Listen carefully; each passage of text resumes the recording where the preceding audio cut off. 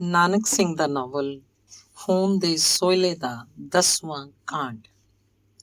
ਰੂਪ ਰਸਤੇ ਸੁਗੰਧੀ ਦੀਆਂ ਫੁਹਾਰਾਂ ਛੱਡਦਾ ਹੋਇਆ ਫੱਗਣ ਦਾ ਰੰਗੀਨਾ ਮਹੀਨਾ ਜਦ ਚੜ੍ਹਦਾ ਹੈ ਤਾਂ ਸਾਡੇ ਦੇਸ਼ ਦੀ ਬਨਸਪਤੀ ਜਿਹੜੀ ਪਤਝੜ ਦੀਆਂ ਮਾਰਾਂ ਖਾ ਕੇ ਮੋਈ ਮੁੱਕੀ ਹੁੰਦੀ ਹੈ, ਨਵ ਜੀਵਨ ਦੇ ਸੀਤਲ ਰੁਮਕਿਆਂ ਨਾਲ ਨਾ ਕੇਵਲ ਜੀ ਉੱਠਦੀ ਹੈ ਬਲਕਿ ਉਸ ਵਿੱਚ ਨਵੀਂ ਜਵਾਨੀ ਆ ਜਾਂਦੀ ਹੈ। ਸੁੱਕੀਆਂ ਟਹਿਣੀਆਂ ਰੰਗ ਬਰੰਗੇ ਸ਼ਗੂਫਿਆਂ ਨਾਲ ਲੱਦ ਘੱਤਦੀਆਂ, ਜਿਨ੍ਹਾਂ ਵਿੱਚੋਂ ਉੱਠਦੀ ਹੋਈ ਭਿੰਨੀ ਭਿੰਨੀ ਖੁਸ਼ਬੂ ਨਾਲ ਸਾਰਾ ਵਾਤਾਵਰਨ ਮਹਿਕ ਉੱਠਦਾ ਹੈ। ਬਨਸਪਤੀ ਦੇ ਰੂਪ ਜੋਬਨ ਪਾਸੋਂ ਨਵੀਂ ਪ੍ਰੇਰਨਾ ਤੇ ਉਤਸ਼ਾਹ ਲੈ ਕੇ ਸਾਡੇ ਦੇਸ਼ ਦੇ ਜਵਾਨ ਕੁੜੀਆਂ ਮੁੰਡਿਆਂ 'ਚ ਨਵੀਆਂ ਉਮੰਗਾਂ ਤੇ ਨਵੇਂ ਚਾਅ ਮਚਲਣ ਲੱਗ ਪੈਂਦੇ ਹਨ। ਸਰੋਂ ਦੇ ਬਸੰਤੀ ਖੇਤਾਂ ਦੇ ਬਾਗਾਂ ਦੇ ਰੰਗ ਬਰੰਗੇ ਫੁੱਲਾਂ ਨੂੰ ਵੇਖ ਕੇ ਇਹਨਾਂ ਅੰਦਰ ਵੀ ਰੰਗਾਂ ਦੀ ਸੂਹ ਜਾ ਮਟਕਦੀ ਹੈ। ਜਿੱਧਰ ਵੇਖੋ ਚੀਰਿਆਂ ਤੇ ਚੁੰਨੀਆਂ ਨੂੰ ਡੋਬੇ ਦਿੱਤੇ ਜਾ ਰਹੇ ਹੁੰਦੇ ਨੇ। ਬਨਸਪਤੀ ਤੇ ਮਨੁੱਖਤਾ ਦੀ ਸਾਂਝੀ ਰੂਪ ਮਾਧੁਰੀ ਇਉਂ ਜਾਪਦਾ ਜਿਕਣ ਆਪੋ ਵਿੱਚ ਮੋਢਾ ਜੋੜ ਕੇ ਤੁਰਦਿਆਂ ਇਹ ਮਹੀਨਾ ਬਤਾਉਂਦੀ ਹੈ। ਉਧਰੋਂ ਫੱਗਣ ਦੇ ਛੇਕੜਲੇ ਪੱਖ ਤੇ ਪਹੁੰਚ ਕੇ ਜਦ ਕੁਦਰਤ ਮਸਤੀ ਚ ਆ ਕੇ ਝੱਖੜ ਹਨੇਰੀ ਦੀ ਹੋਲੀ ਖੇਡਣੀ ਸ਼ੁਰੂ ਕਰਦੀ ਹੈ ਤਾਂ ਇੱਧਰ ਮਨੁੱਖ ਸ਼੍ਰੇਣੀ ਜਿਹੜੀ ਮੁੱਢ ਤੋਂ ਹੀ ਕੁਦਰਤ ਦੀਆਂ ਪੈੜਾਂ ਤੇ ਚੱਲਦੀ ਆਈ ਹੈ ਵੀ ਇਸ ਇੱਕ ਹਫ਼ਤੇ ਦੇ ਸਮੇਂ ਨੂੰ ਹੋਲੀ ਦਾ ਨਾਮ ਦੇ ਕੇ ਆਪਣੀਆਂ ਖੁਸ਼ੀਆਂ ਤੇ ਚਾਵਾਂ ਦਾ ਪ੍ਰਗਟਾਅ ਸ਼ੁਰੂ ਕਰ ਦਿੰਦੀ ਹੈ। ਕੁਦਰਤ ਦੀਆਂ ਰੰਗੀਨੀਆਂ ਵਾਂਗ ਕੀ ਨੱਡੀਆਂ ਤੋਂ ਲੈ ਕੇ ਬੁੱਢਿਆਂ ਤੱਕ ਦੇ ਹੱਥਾਂ ਵਿੱਚ ਰੰਗ ਗੁਲਾਲ ਤੇ ਕੇਸਰ ਆਦੀਆਂ ਬੋਤਲਾਂ ਤੇ ਝੋਲੀਆਂ ਹੁੰਦੀਆਂ ਹਨ ਤੇ ਹਰ ਸਾਥੀ ਸਾਥਣ ਨੂੰ ਸਿਰ ਤੋਂ ਪੈਰਾਂ ਤੀਕ ਰੰਗਣ ਦਿੱਤਾ ਜਾਂਦਾ ਹੈ।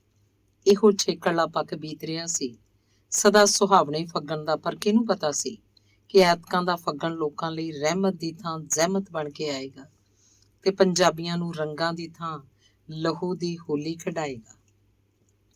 ਇਸੇ ਬਦਸ਼ਗਨੇ ਫੱਗਣ ਦਾ ਦੂਜਾ ਪੱਖ ਬੀਤ ਰਿਹਾ ਸੀ ਜਦੋਂ ਸ਼ਹਿਰਾਂ ਤੋਂ ਉੱਠ ਕੇ ਫਸਾਦੀ ਘਟਾਵਾਂ ਪਿੰਡਾਂ ਦੇ ਸਾਧ ਮੁਰਾਦੇ ਤੇ ਸੋਹਣਿਆਂ ਦਿਲਾਂ ਵਾਲੇ ਸਾਊਆਂ ਉੱਤੇ ਵੀ ਪਸਰਨੀਆਂ ਸ਼ੁਰੂ ਹੋ ਗਈਆਂ। ਵੱਡੇ ਵੱਡੇ ਪਿੰਡਾਂ 'ਚ ਇਸ ਮਨੁੱਖ ਮਾਰੂ ਵਬਾ ਦਾ ਅਸਰ ਪਹਿਲਾਂ ਹੋਇਆ ਤੇ ਫਿਰ ਹੌਲੀ ਹੌਲੀ ਛੋਟੇ ਪਿੰਡਾਂ ਨੇ ਵੀ ਇਹਦੀ ਲਪੇਟ 'ਚ ਆਉਣਾ ਸ਼ੁਰੂ ਕਰ ਦਿੱਤਾ। ਚੱਕਰੀ ਪਿੰਡ ਭਾਵੇਂ ਬਹੁਤ ਛੋਟਾ ਨਹੀਂ ਸੀ, ਪਰ ਇਹਨੂੰ ਵੱਡੇ ਪਿੰਡਾਂ ਵਿੱਚ ਵੀ ਨਹੀਂ ਗਿਣਿਆ ਜਾ ਸਕਦਾ। ਇਹੋ ਸਬੱਬ ਹੈ ਕਿ ਇਸ ਉੱਤੇ ਅਸਰ ਕੁਝ ਪਛੇਤਾ ਹੀ ਆ ਪਿਆ। ਪੀੜ੍ਹੀ ਦਰ ਪੀੜ੍ਹੀ ਇਸ ਪਿੰਡ 'ਚ ਜਿਹੜੀ ਆਪਣਤ ਦੀ ਸਾਂਝ ਚੱਲੀ ਆਉਂਦੀ ਸੀ, ਇਹ ਨਿਰੀ ਇਸ ਪਿੰਡ ਦੇ ਹਿੱਸੇ ਨਹੀਂ ਸੀ ਆਈ। ਸਗੋਂ ਪੋਠੋਹਾਰੀ ਪਿੰਡਾਂ ਦਾ ਵਸੇਬਾ ਹੀ ਕੁਝ ਇਸ ਤਰ੍ਹਾਂ ਦਾ ਹੈ ਕਿ ਉੱਥੇ ਕਿਸੇ ਦਾ ਵੀ ਕਿਸੇ ਤੋਂ ਬਿਨਾਂ ਗੁਜ਼ਾਰਾ ਨਹੀਂ। ਹਰ ਇੱਕ ਆਦਮੀ ਦੇ ਸਵਾਰਥ ਇੱਕ ਦੂਜੇ ਨਾਲ ਸਾਂਝੇ ਹੁੰਦੇ ਹਨ।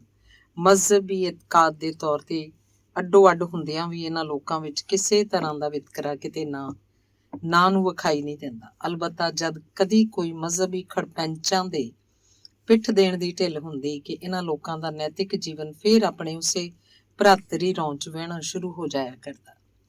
ਫਸਾਦਾਂ ਦੀਆਂ ਖਬਰਾਂ ਜਿੰਨਾ ਚਿਰ ਤਾਂ ਇਸ ਪਿੰਡ 'ਚ ਕੇਵਲ ਖਬਰਾਂ ਦੇ ਤੌਰ ਤੇ ਆਉਂਦੀਆਂ ਰਹੀਆਂ, ਕਿਸੇ ਦੇ ਅੰਦਰ ਵੀ ਮਜ਼ਹਬੀ ਤਵੱਸਬ ਦਾ ਅੰਸ਼ ਨਹੀਂ ਨਜ਼ਰੀ ਪਿਆ।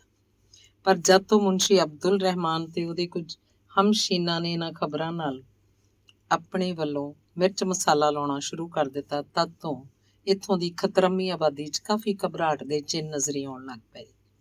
ਪਿੰਡ ਦੇ ਗਭਰੀਟ ਮੁਨਸ਼ੀ ਦੇ ਹਮ ਖਿਆਲ ਬਣ ਗਏ, ਪਰ ਮਾਪਿਆਂ ਤੋਂ ਚੋਰੀ ਚੋਰੀ।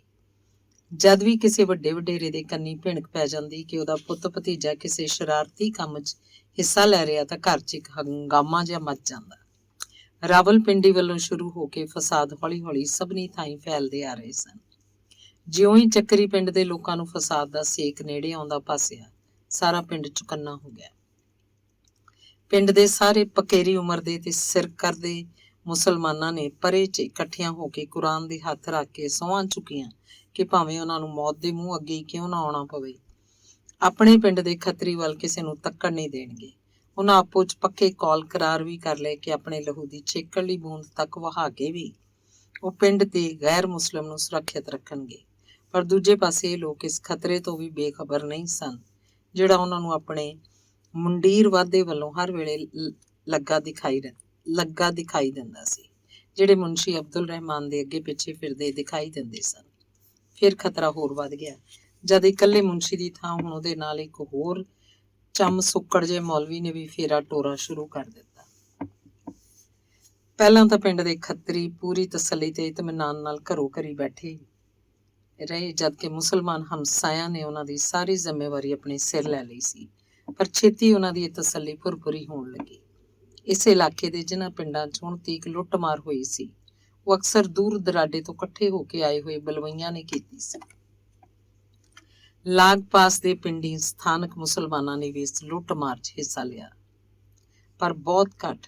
ਸ਼ੁਰੂ 'ਚ ਉਹਨਾਂ ਨੇ ਪੂਰੀ ਦਿਆਨਤਦਾਰੀ ਨਾਲ ਆਪਣੇ ਗੁਆਂਢੀ ਖੱਤਰੀਆਂ ਦੇ ਜਾਨ ਮਾਲ ਦੀ ਹਿਫਾਜ਼ਤ ਦੀਆਂ ਜ਼ਿੰਮੇਵਾਰੀਆਂ ਚੁੱਕੀਆਂ, ਪਰ ਜਦ ਬਾਹਰਲੇ ਹਮਲਾਵਰਾਂ ਅੱਗੇ ਉਹਨਾਂ ਦੀ ਕੋਈ ਪੇਸ਼ ਨਾ ਗਈ ਤਾਂ ਬਹੁਤਿਆਂ ਨੇ ਮਦਦ ਇਮਦਾਦ ਵੱਲੋਂ ਮੂੰਹ ਮੋੜ ਲਿਆ। ਕਈਆਂ ਨੇ ਤਾਂ ਲਾਲਚ ਵਿੱਚ ਆ ਕੇ ਲੁਟੇਰਿਆਂ ਨਾਲੋਂ ਵੀ ਜਲਦੀ ਖੱਤਰੀਆਂ ਦੇ ਘਰਾਂ 'ਚੋਂ ਮਾਲ ਮੱਤਾ ਲੁੱਟਣਾ ਸ਼ੁਰੂ ਕਰ ਦਿੱਤਾ। ਕਦਾਚਿਤ ਉਹਨਾਂ ਦੀ ਇਸ ਕਿਰਿਆ 'ਚ ਦੁਸ਼ਮਣੀ ਦੇ ਭਾਵ ਬਹੁਤੇ ਨਾ ਹੋਣ। ਜਦੋਂ ਉਹਨਾਂ ਵੇਖਿਆ ਕਿ ਬਾਹਰੋਂ ਆਏ ਲੋਕੀ ਉਹਨਾਂ ਦੇ ਗੁਆਂਢੋਂ ਹਜ਼ਾਰਾਂ ਲੱਖਾਂ ਦੀ ਪੂੰਜੀ ਲੈ ਜਾ ਰਹੇ ਹਨ, ਤੇ ਉਹਨਾਂ ਦੇ ਦਿਲਾਂ 'ਚ ਲਾਲਚ ਆ ਜਾਣਾ ਸੁਭਾਵਿਕ ਹੀ ਸੀ। ਇਹੋ ਜਿਹੇ ਸਾਰੇ ਹਾਲਾਤ ਚੱਕਰੀ ਦੇ ਖੱਤਰੀਆਂ ਨੇ ਸੁਣੇ, ਜਿਸ ਕਰਕੇ ਉਹਨਾਂ ਦਾ ਤੌਖਲਾ ਬਰਾਬਰ ਵੱਧਦਾ ਹੀ ਗਿਆ।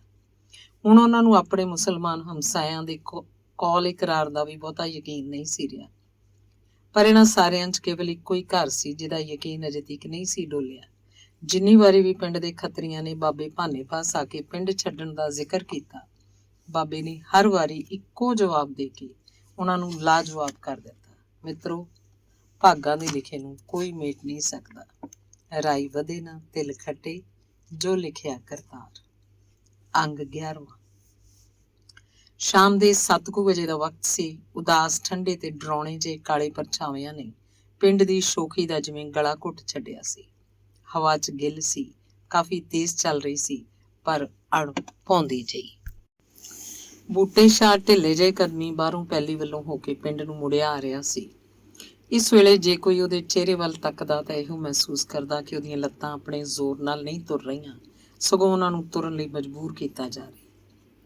ਪਿੰਡ ਦੀਆਂ ਗਲੀਆਂ ਸੁੰਨੀਆਂ ਸਨ, ਕਿਤੋਂ ਵੀ ਕੋਈ ਮਨੁੱਖੀ ਆਵਾਜ਼ ਸੁਣਾਈ ਨਹੀਂ ਸੀ ਦਿੰਦੀ। ਵੱਡੇ ਪਿੱਪਲ ਦੇ ਟਾਹਣਾਂ ਵਿਚਾਲਿਓਂ ਕਿਸੇ ਵੇਲੇ ਚਮਗਾਦੜਾਂ ਦੇ ਬੋਲਣ ਦੀ ਡਰਾਉਣੀ ਜਿਹੀ ਆਵਾਜ਼ ਆਉਂਦੀ ਸੀ, ਤੇ ਜਾਂ ਆਕਾਸ਼ ਵਿੱਚੋਂ ਗਿੱਧਾਂ ਦੇ ਭਾਰੇ ਖੰਭ ਮਾਰ ਕੇ ਉੱਡਣ ਦੀ ਬੇਸੁਆਦ ਜਿਹੀ ਫੜਫੜਾਹਟ। ਅਣਦਾਂ ਦੀ ਹਵੇਲੀ ਕੋਲ ਜਾ ਕੇ ਬੂਟੇ ਸ਼ਾਹ ਦੇ ਕਦਮ ਹੋਰ ਵੀ ਸੁਸਤ ਹੋ ਗਏ। ਨਾਨਕਸ਼ਾਹੀ ਇੱਟਾਂ ਦੀ ਟੁੱਟੀ ਹੋਈ ਕੰਧ ਉੱਤੋਂ ਉਹਨੇ ਅੰਦਰਲੇ ਹਿੱਸੇ ਨੂੰ ਇੱਕ ਫਿਰਤੂ ਜਿਹੀ ਝਾਤੀ ਨਾਲ ਤੱਕਿਆ, ਤੇ ਫਿਰ ਠੰਡਾ ਸਾਹ ਭਰ ਕੇ ਨਜ਼ਰ ਮੋੜ ਲਈ। ਉਹਨੂੰ ਯਾਦ ਆਇਆ, ਪਿਛਲੇ ਸਾਲ ਅੱਜ ਦੇ ਦਿਨ ਹੀ ਜਦ ਪਹਿਲੀ ਹੋਲੀ ਉਤਰੀ ਸੀ, ਸ਼ਾਮ ਤੋਂ ਲੈ ਕੇ ਸੋਤੇ ਪਏ ਤੀ ਕਿ ਇੱਥੇ ਕਿੰਨੀ ਗਹਿਮਾ ਗਹਿਮ ਰਹੀ ਸੀ। ਪਿੰਡ ਦੇ ਖੱਤਰੀ ਤੇ ਮੁਸਲਮਾਨ ਗੱਭਰੂਆਂ ਨੇ ਹੋਲੀਆਂ ਦੀਆਂ ਝਾਕੀਆਂ ਤੇ ਸਾਂਗ ਕੱਢਣ ਲਈ 100 ਤੋਂ ਉੱਪਰ ਰੁਪਏ ਇੱਥੇ ਬੈਠਿਆਂ ਇਕੱਠੇ ਕਰ ਲਏ ਸਨ, ਤੇ ਫਿਰ ਉਹਨੂੰ ਚੌਧਰੀ ਫਜ਼ਲ ਕਰੀਮ ਵੱਲੋਂ ਰੱਖੇ ਹੋਏ 10 ਰੁਪਇਆਂ ਦੇ ਇਨਾਮ ਦੀ ਗੱਲ ਚੇਤੇ ਆਈ, ਜਿਹਨੇ ਰਕਮ ਉਸ ਮੁੰਡੇ ਨੂੰ ਦੇਣ ਦਾ ਐਲਾਨ ਕੀਤਾ ਸੀ ਜਿਹੜਾ ਸਾਂਗ ਬਣਨ ਤੋਂ ਲੈ ਕੇ ਅਖੀਰ ਤੱਕ ਪਛਾਤਾ ਨਾ ਜਾ ਸਕੇ। ਤੇ ਇਸ ਇਨਾਮ ਨੂੰ ਜਿੱਤਣ ਲਈ ਭਾਵੇਂ ਬਥੇਰਿਆਂ ਨੇ ਟਿੱਲ ਲਾਇਆ ਹੋਇਆ ਸੀ, ਪਰ ਨਸੀਮ ਦੇ ਭਰਾ ਅਜੀਜ਼ ਨੂੰ ਇਹ ਮਾਣ ਪ੍ਰਾਪਤ ਹੋਇਆ ਸੀ, ਜਿਹਨੇ ਆਪਣੇ ਆਪ ਨੂੰ ਇੱਕ ਸੰਨਿਆਸੀ ਸਾਧੂ ਦੇ ਸੁਆਂਗ 'ਚ ਪੇਸ਼ ਕੀਤਾ ਸੀ। ਪਿਛਲੇ ਸਾਲ ਦੀ ਚਹਿਲ ਪਹਿਲ ਦਾ ਟਾਕਰਾ ਜਦ ਬੂਟੇ ਸ਼ਾਹ ਨੇ ਅੱਜ ਦੇ ਦਿਨ ਨਾਲ ਕੀਤਾ ਤਾਂ ਉਹਦੇ ਦਿਲ ਨੂੰ ਟੀਸ ਜਿਹੀ ਵੱਜੀ। ਅੱਜ ਪਹਿਲੀ ਹੋਲੀ ਸੀ, ਪਰ ਪਿੰਡ 'ਚ ਕਿਸੇ ਨੂੰ ਖਬਰ ਤੱਕ ਨਹੀਂ ਸੀ। ਹਰ ਛੋਟੇ ਵੱਡੇ ਦੀ ਜ਼ਬਾਨ ਉੱਤੇ ਫਸਾਦਾਂ ਦਾ ਹੀ ਕਿੱਸਾ ਸੀ। ਬਾਕੀ ਸਭ ਕੁਝ ਜਿਵੇਂ ਸਦਾ ਲਈ ਖਤਮ ਹੀ ਹੋ ਚੁੱਕਾ ਸੀ। ਅਣਦਾਂ ਦੀ ਹਵੇਲੀ ਤੋਂ ਟੁਰ ਕੇ ਘਰ ਪਹੁੰਚਦਿਆਂ ਤੀਕ ਜਿਹੜੀ ਤਸਵੀਰ ਬੂਟੇ ਸ਼ਾਹ ਦੀਆਂ ਅੱਖਾਂ ਅੱਗੇ ਮੌਜੂਦ ਰਹੀ, ਉਹਦੀ ਚਿੰਤਾ ਨੇ ਤਾਂ ਜਿਵੇਂ ਉਹਦੇ ਸਵਾਸਾਂ 'ਚ ਕੋਈ ਬੋਝਲ ਜਿਹੀ ਚੀਜ਼ ਹੀ ਰਲਾ ਦਿੱਤੀ ਹੋਵੇ। ਇਹ ਤਸਵੀਰ ਉਹਦੀ ਧਰਮ ਭੈਣ ਨਸੀਮ ਦੀ ਸੀ, ਜਿਹਦੇ ਚਿਹਰੇ ਵੱਲ ਉਹ ਨਹੀਂ ਦੇਣੀ ਜਿੰਨੀ ਵਾਰੀ ਤੱਕਦਾ ਦਿਲ ਉਹਦਾ ਘਟਣਾ ਸ਼ੁਰੂ ਹੋ ਜਾਂਦਾ।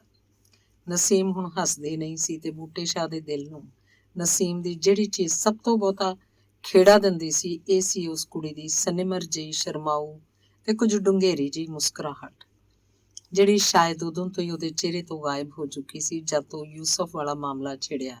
ਪਰ ਜਿਸ ਦਿਨ ਤੋਂ ਇਹ ਫਸਾਦਾਂ ਦੀਆਂ ਨਾਮੁਰਾਦ ਖਬਰਾਂ ਫੈਲਣੀਆਂ ਸ਼ੁਰੂ ਹੋਈਆਂ, ਉਦੋਂ ਤੋਂ ਤਾਂ ਨਸੀਮ ਦਾ ਚਿਹਰਾ ਵੇਖ ਕੇ ਉਹਨੂੰ ਇਉਂ ਮਾਲੂਮ ਹੁੰਦਾ ਜਿਕਣ ਇਸ ਗੋਰੀ ਟੁਕੜੀ ਵਿੱਚੋਂ ਲਾਲੀ ਦਾ ਅੰਸ਼ ਦਿਨੋਂ ਦਿਨ ਖਤਮ ਹੁੰਦਾ ਜਾ ਰਿਹਾ ਹੈ, ਤੇ ਉਹਦੀ ਥਾਂ ਪਿਲਕਤਣ ਫੈਲਦੀ ਜਾ ਰਹੀ ਹੈ। ਨਸੀਮ ਦੀਆਂ ਮੋਟੀਆਂ ਤੇ ਪ੍ਰਭਾਵਸ਼ਾਲੀ ਅੱਖਾਂ ਵਿੱਚੋਂ ਇਨੀ ਦਿਨੀ ਬੂਟੇ ਸ਼ਾਹ ਨੂੰ ਕਿਸੇ ਸਦੀਵੀ ਨਿਰਾਸ਼ਾ ਦੇ ਝੋਲੇ ਪੈਂਦੇ ਸਨ। ਜਿੰਨੀ ਵਾਰ ਉਹ ਨਜ਼ਰ ਭਰ ਕੇ ਉਸ ਵੱਲ ਤੱਕਦਾ, ਉਹਨੂੰ ਇਉਂ ਜਾਪਦਾ ਜਿਵੇਂ ਨਸੀਮ ਦਿਲ ਦੇ ਕਿਸੇ ਅਸਹਿ ਭਾਰ ਥੱਲੇ ਪੈਰੋਂ ਪੈਰ ਗਰਕਦੀ ਜਾ ਰਹੀ ਹੈ। ਪਤਾ ਨਹੀਂ ਕਿਹੜੇ ਵੇਲੇ ਉਹਦਾ ਦਿਲ ਇਸ ਬੋਝ ਹੇਠ ਪਾਟ ਕੇ ਟੁਕੜੇ ਹੋ ਜਾਵੇ। ਕਈਆਂ ਦਿਨਾਂ ਤੋਂ ਬਰਾਬਰ ਸੋਚ ਰਿਹਾ ਸੀ ਕਿ ਇੱਕ ਅੱਧ ਵਾਰੀ ਨਸੀਮ ਨੂੰ ਇਕਾਂਤ 'ਚ ਮਿਲ ਕੇ ਉਹਦੇ ਦਿਲੀ ਭੇਦਾਂ ਨੂੰ ਥੋੜਾ ਜਿਹਾ ਖਰੋਚਿਆ ਜਾਵੇ ਤੇ ਲੱਗਦੀ ਵਾਹ ਕੁਝ ਧਰਵਾਸ ਦੇ ਕੇ ਉਹਦੀ ਮਾਨਸਿਕ ਪੀੜ ਨੂੰ ਘਟਾਉਣ ਦੀ ਕੋਸ਼ਿਸ਼ ਕੀਤੀ ਜਾਏ, ਪਰ ਅਜਿਹਾ ਉਹ ਨਹੀਂ ਕਰ ਸਕਿਆ। ਅੱਜ ਜਦੋਂ ਘਰ ਪਹੁੰਚਿਆ ਤਾਂ ਉਹਦੇ ਦਿਲ 'ਚ ਇੱਕ ਹੋਰ ਖਿਆਲ ਆਇਆ, ਕਿਉਂ ਨਾ ਇਹ ਕੰਮ ਰੁਕਮਣ ਦੇ ਜਿੰਮੇ ਲਾਇਆ ਜਾਵੇ। ਤੇ ਇਸੇ ਖਿਆਲ ਨੂੰ ਲੈ ਕੇ ਘਰ ਵੜਦੇ ਹੀ ਸਭ ਤੋਂ ਪਹਿਲਾਂ ਉਹ ਰੁਕਮਣ ਪਾਸ ਪਹੁੰਚਿਆ। ਹੱਛੇ ਭਾਰੇ ਕੱਦ ਪਰ ਸੋਹਣੇ ਨਕਸ਼ਾਂ ਵਾਲੀ ਇੱਕ ਸ਼ਾਂਤ ਜਿਹੀ ਮੂਰਤ ਹੈ ਇਹ ਰੁਕਮਣ, ਜਿਹਦੇ ਚੌੜੇ ਚਮਕੀਲੇ ਮੱਥੇ ਨੂੰ ਵੇਖ ਕੇ ਉਹਦੇ ਮਨ ਦੀ ਚੁੜੱਤਣ ਦਾ ਅੰਦਾਜ਼ਾ ਸਹਿਜੇ ਹੀ ਲੱਗ ਸਕਦਾ ਹੈ। ਉਹਦੀ ਉਮਰ ਭਾਵੇਂ 25-26 ਵਰ੍ਹਿਆਂ ਦੀ ਹੈ ਤੇ ਵਿਆਹ ਉਹਦੇ ਨੂੰ 10-12 ਸਾਲ ਹੋ ਗਏ ਨੇ, ਪਰ ਹਾਲੇ ਤੱਕ ਉਹਦੇ ਚਿਹਨਾਂ ਚੱਕਰਾਂ ਤੇ ਕੁਆਰਪੁਣੇ ਦੀ ਝਲਕ ਨਹੀਂ ਗਈ। ਸ਼ਾਇਦ ਨਿਰਸੰਤਾਨ ਹੋਣ ਕਰਕੇ। ਦੂਜੇ ਪਾਸੇ ਇਸੇ ਨਿਰਸੰਤਾਨਪੁਣੇ ਦੇ ਅਸਰ ਨੇ ਉਹਦੇ ਸੁਹੱਪਣ ਵਿੱਚੋਂ ਡਲਕ ਨੂੰ ਜਿਵੇਂ ਚੁਰਾ ਲਿਆ ਤੇ ਇਹਦੀ ਥਾਂ ਇੱਕ ਸਦੀ ਵੀ ਉਦਾਸੀ ਜਿਹੀ ਦੀ ਬਲਦੀ ਹਰ ਵੇਲੇ ਉਹਦੇ ਨਕਸ਼ਾਂ ਤੇ ਛਾਈ ਰਹਿੰਦੀ ਹੈ। ਫਿਰ ਵੀ ਉਹਦੀ ਬਾਹਰਲੀ ਸੁੰਦਰਤਾ 'ਚ ਕੋਈ ਬਹੁਤਾ ਫਰਕ ਨਹੀਂ ਜਾਪਦਾ। ਆਪ ਤੋਂ ਛੋਟੀਆਂ ਨਾਲ ਵੀ ਤੇ ਵੱਡਿਆਂ ਨਾਲ ਵੀ ਰੁਕਮਣ ਅੰਗ ਸਹੇਲੀਆਂ ਵਾਂਗ ਖੁੱਲ੍ਹ ਕੇ ਹੱਸਦੀ ਖੇਡਦੀ ਹੈ ਤੇ ਸਭ ਕੁਝ ਸ਼ਾਇਦ ਉਸੇ ਉਦਾਸੀ ਦੀ ਬਲਦੀ ਪਾਸੋਂ ਬਚਣ ਲਈ ਕਰਦੀ ਹੈ। ਹਮੇਸ਼ਾ ਤੇ ਹਰ ਹੀਲੇ ਉਹ ਆਪਣੇ ਆਪ ਨੂੰ ਭੁਲਾਈ ਰੱਖਣ ਦੀ ਕੋਸ਼ਿਸ਼ ਕਰ ਰਹਿੰਦੀ ਹੈ। ਚੌਂਕੇ 'ਚ ਜਾ ਕੇ ਬੂਟੇ ਸ਼ਾਹ ਨੇ ਰੋਟੀ ਖਾਧੀ, ਪਰ ਨਾ ਮਾਤਰ। ਜਦ ਚੁਲੀ ਕਰਨ ਤੋਂ ਬਾਅਦ ਉਹ ਪਰਨੇ ਨਾਲ ਹੱਥ ਪੂੰਝ ਰਿਹਾ ਸੀ ਤਾਂ ਰੁਕਮਣ ਨੇ ਪੁੱਛਿਆ, ਕੀ ਗੱਲ ਹੈ, ਅੱਜ ਰੋਟੀ ਵਿੱਚੇ ਛੱਡ ਦਿੱਤੀ ਜੀ? ਐਵੇਂ ਅੱਜ ਭੁੱਖ ਹੀ ਕੁਝ ਘੱਟ ਸੀ। ਨਹੀਂ, ਤੁਸੀਂ ਝੂਠ ਬੋਲਦੇ, ਅੱਜ ਤੁਹਾਡਾ ਮੂੰਹ ਵੀ ਉਦਾਸ ਉਦਾਸ ਜਾਪਦਾ ਹੈ। ਇਹਦੇ ਜਵਾਬ 'ਚ ਬੂਟੇ ਸ਼ਾਹ ਨੇ ਉਹਨੂੰ ਥੋੜੇ ਲਫ਼ਜ਼ਾਂ 'ਚ ਦੱਸ ਦਿੱਤਾ ਕਿ ਉਦਾਸੀ ਦਾ ਕਾਰਨ ਉਹੀ ਹੈ ਜੋ ਅੱਜ ਕੱਲ੍ਹ ਹਰ ਇੱਕ ਦੀ ਉਦਾਸੀ ਦਾ ਕਾਰਨ ਬਣਿਆ ਹੋਇਆ ਹੈ, ਫਸਾਦਾਂ ਦਾ ਖਤਰਾ। ਤੇ ਜਦ ਰੁਕਮਣ ਵੱਲੋਂ ਇਹਦੇ ਜਵਾਬ 'ਚ ਉਹੀ ਬਾਬੇ ਭਾਨੇ ਵਾਲੀਆਂ ਦਲੀਲਾਂ ਨਾਲ ਈਸ਼ਵਰ ਦਾ ਭਾਣਾ ਕਹਿ ਕੇ ਹਮੇਸ਼ਾ ਚੜ੍ਹਦੀਆਂ ਕਲਾਂ 'ਚ ਰਹਿਣ ਦੀ ਵਿਆਖਿਆ ਕੀਤੀ ਗਈ ਤਾਂ ਬੂਟੇ ਸ਼ਾਹ ਨੇ ਇਸ ਮਜ਼ਮੂਨ ਨੂੰ ਛੱਡ ਕੇ ਦੂਜਾ ਸ਼ੁਰੂ ਕਰਤਾ। ਉਹ ਬੋਲਿਆ, ਤੇ ਤੇਰਾ ਕਹਿਣਾ ਠੀਕ ਹੈ, ਜੋ ਕੁਝ ਵੀ ਹੁੰਦਾ ਉਹਦੇ ਭਾਣੇ 'ਚ ਹੀ ਹੁੰਦਾ ਹੈ। ਸਾਨੂੰ ਉਸੇ ਤੇ ਭਰੋਸਾ ਰੱਖਣਾ ਚਾਹੀਦਾ, ਪਰ ਇੱਕ ਗੱਲ ਹੋਰ ਦੀ ਵੀ ਚਿੰਤਾ ਮੇਰੀ ਗੱਲ ਨੂੰ ਹਰ ਵੇਲੇ ਖਾਂਦੀ ਰਹਿੰਦੀ ਹੈ। ਕਿਹੜੀ ਗੱਲ ਦੀ? ਰੁਕਮਣ ਨੇ ਕੁਝ ਬੇਚੈਨ ਹੋ ਕੇ ਪੁੱਛਿਆ। ਸੀਮਾ ਦਾ ਰੰਗ ਢੰਗ ਤੂੰ ਵੇਖਣੀ ਹੈ? ਵੇਖ ਕਿਉਂ ਨਹੀਂ ਰਹੀ? ਖਬਰੇ ਕੀ ਹੋ ਗਿਆ ਕੁੜੀ ਨੂੰ? ਦਿਨਾਂ 'ਚ ਪੀਤੀ ਗਈ ਏ ਜੀਕਣ। ਅੱਗੇ ਜਦੋਂ ਆਉਂਦੀ ਸੀ ਤਾਂ ਹੱਸਦੀ, ਗੁਟਕਦੀ, ਖੱਪ ਪਾਉਂਦੀ, ਕਿਤੇ ਵਾਰਾ ਨਹੀਂ ਸੀ ਲੈਣ ਦਿੰਦੀ, ਪਰ ਹੁਣ ਤੇ ਜੀਕਣ ਮੂੰਹ 'ਚ ਜ਼ਬਾਨ ਹੀ ਨਹੀਂ ਸੁ ਰਹੀ। ਫਿਰ ਸੁਦੈਣੇ ਤੈਨੂੰ ਕਦੀ ਪੁੱਛਣਾ ਤੇ ਚਾਹੀਦਾ ਸੀ ਨਾ ਉਹਨੂੰ ਵੀ ਕੀ ਤਕਲੀਫ ਹੈ ਉਹਨੂੰ। ਬਥੇਰਾ ਪੁੱਛ ਥੱਕੀ ਆ, ਪਰ ਉਹ ਪੈਰਾਂ ਤੇ ਪਾਣੀ ਵੀ ਪੈਣ ਦੇਵੇ। ਜਦੋਂ ਵੀ ਪੁੱਛਣੀ ਆ ਬਸ ਇਹ ਉਹ ਆ ਕੇ ਟਾਲ ਛੱਡਦੀ ਹੈ ਕਿ ਭਾਬੀ ਤੈਨੂੰ ਤੇ ਐਵੇਂ ਵਹਿਮ ਪੈ ਗਿਆ। ਪਰ ਮੇਰਾ ਖਿਆਲ ਇਹ ਜ਼ਰੂਰ ਕੁਝ ਗੱਲ ਉਹਦੇ ਮੂੰਹ 'ਚ ਹੀ ਸੀ ਕਿ ਬਾਹਰੋਂ ਕਿਸੇ ਆਵਾਜ਼ ਮਾਰੀ, ਜਿਸ ਕਰਕੇ ਗੱਲ ਅਧੂਰੀ ਛੱਡ ਕੇ ਉਹ ਬਾਹਰ ਨਿਕਲ ਗਿਆ।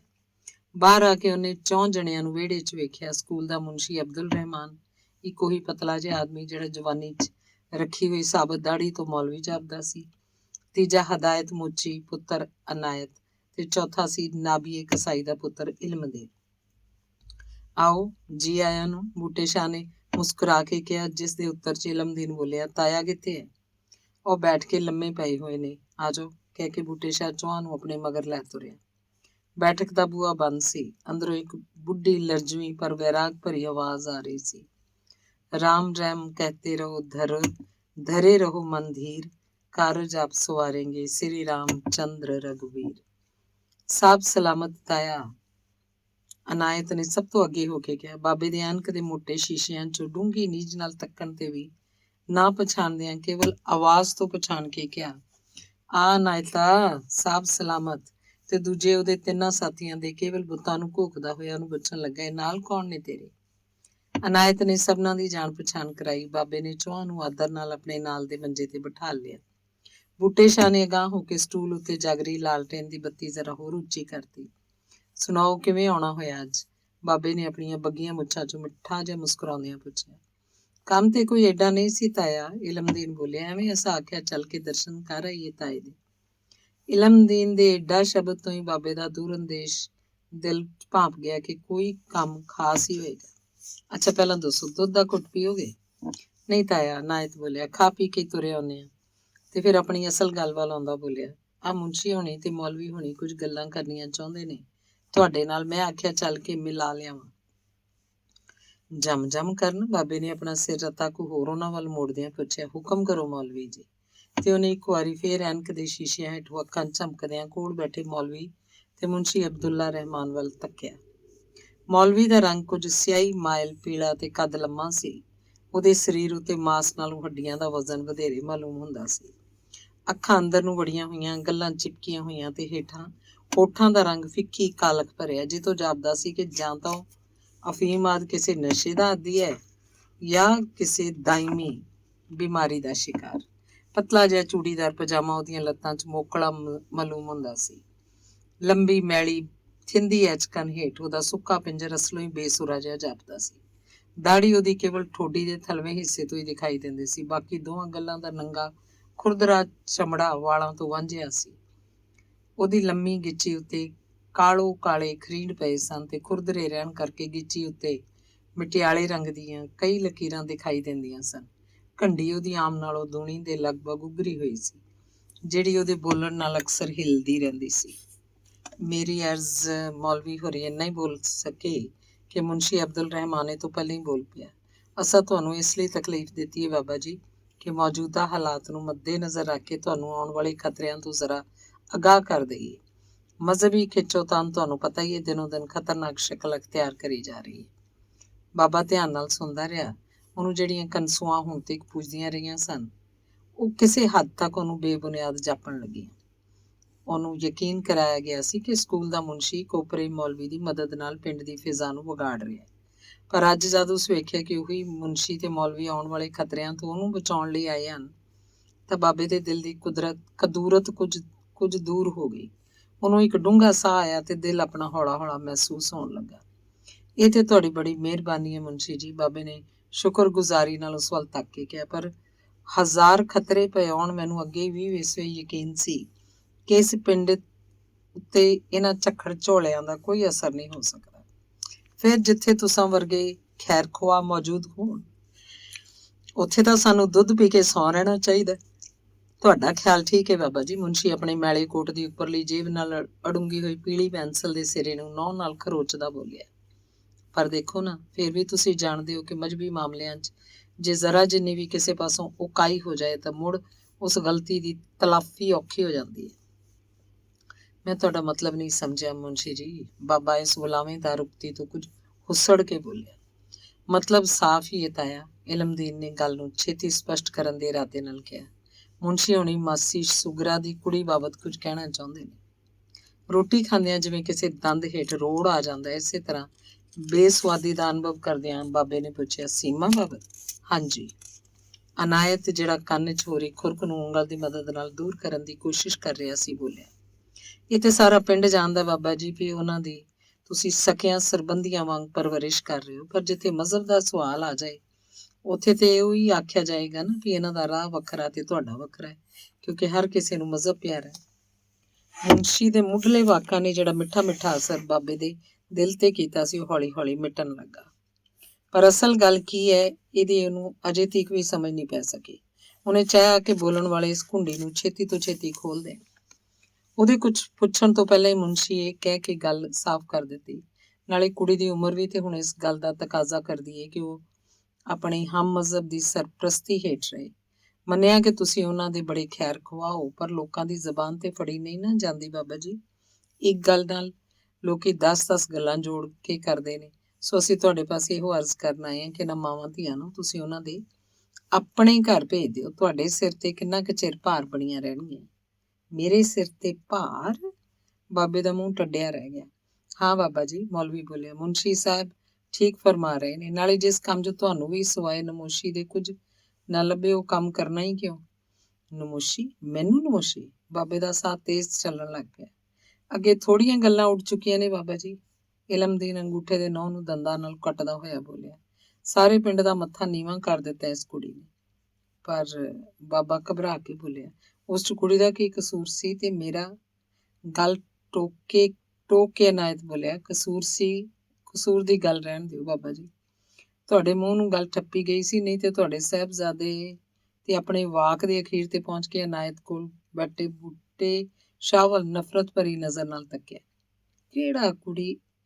ਗਾਲ ਦਾ ਅੱਧਾ ਹਿੱਸਾ ਬੂਟੇ ਸ਼ਾਹ ਦੇ ਮੂੰਹ 'ਚ ਹੀ ਸੀ ਕਿ ਬਾਬਾ ਕੜਕਿਆ, ਚੁੱਪ ਏ ਮੁੰਡਿਆ, ਤੇਰਾ ਕੋਈ ਕੰਮ ਨਹੀਂ ਬੋਲਣ ਦਾ, ਜਾ ਕੰਮ ਕਰ ਜਾ ਕੇ। ਫਟਕਾਰ ਦੇ ਪੈਂਦਿਆਂ ਬੂਟੇ ਸ਼ਾਹ ਜ਼ਹਿਰ ਦਾ ਪਿਆਲਾ ਸਮਝ ਕੇ ਆਪਣੇ ਦਿਲ ਦੇ ਗੁੱਸੇ ਨੂੰ ਪੀ ਗਿਆ ਤੇ ਝਟਪਟ ਉੱਥੋਂ ਉੱਠ ਕੇ ਬਾਹਰ ਨਿਕਲ ਗਿਆ।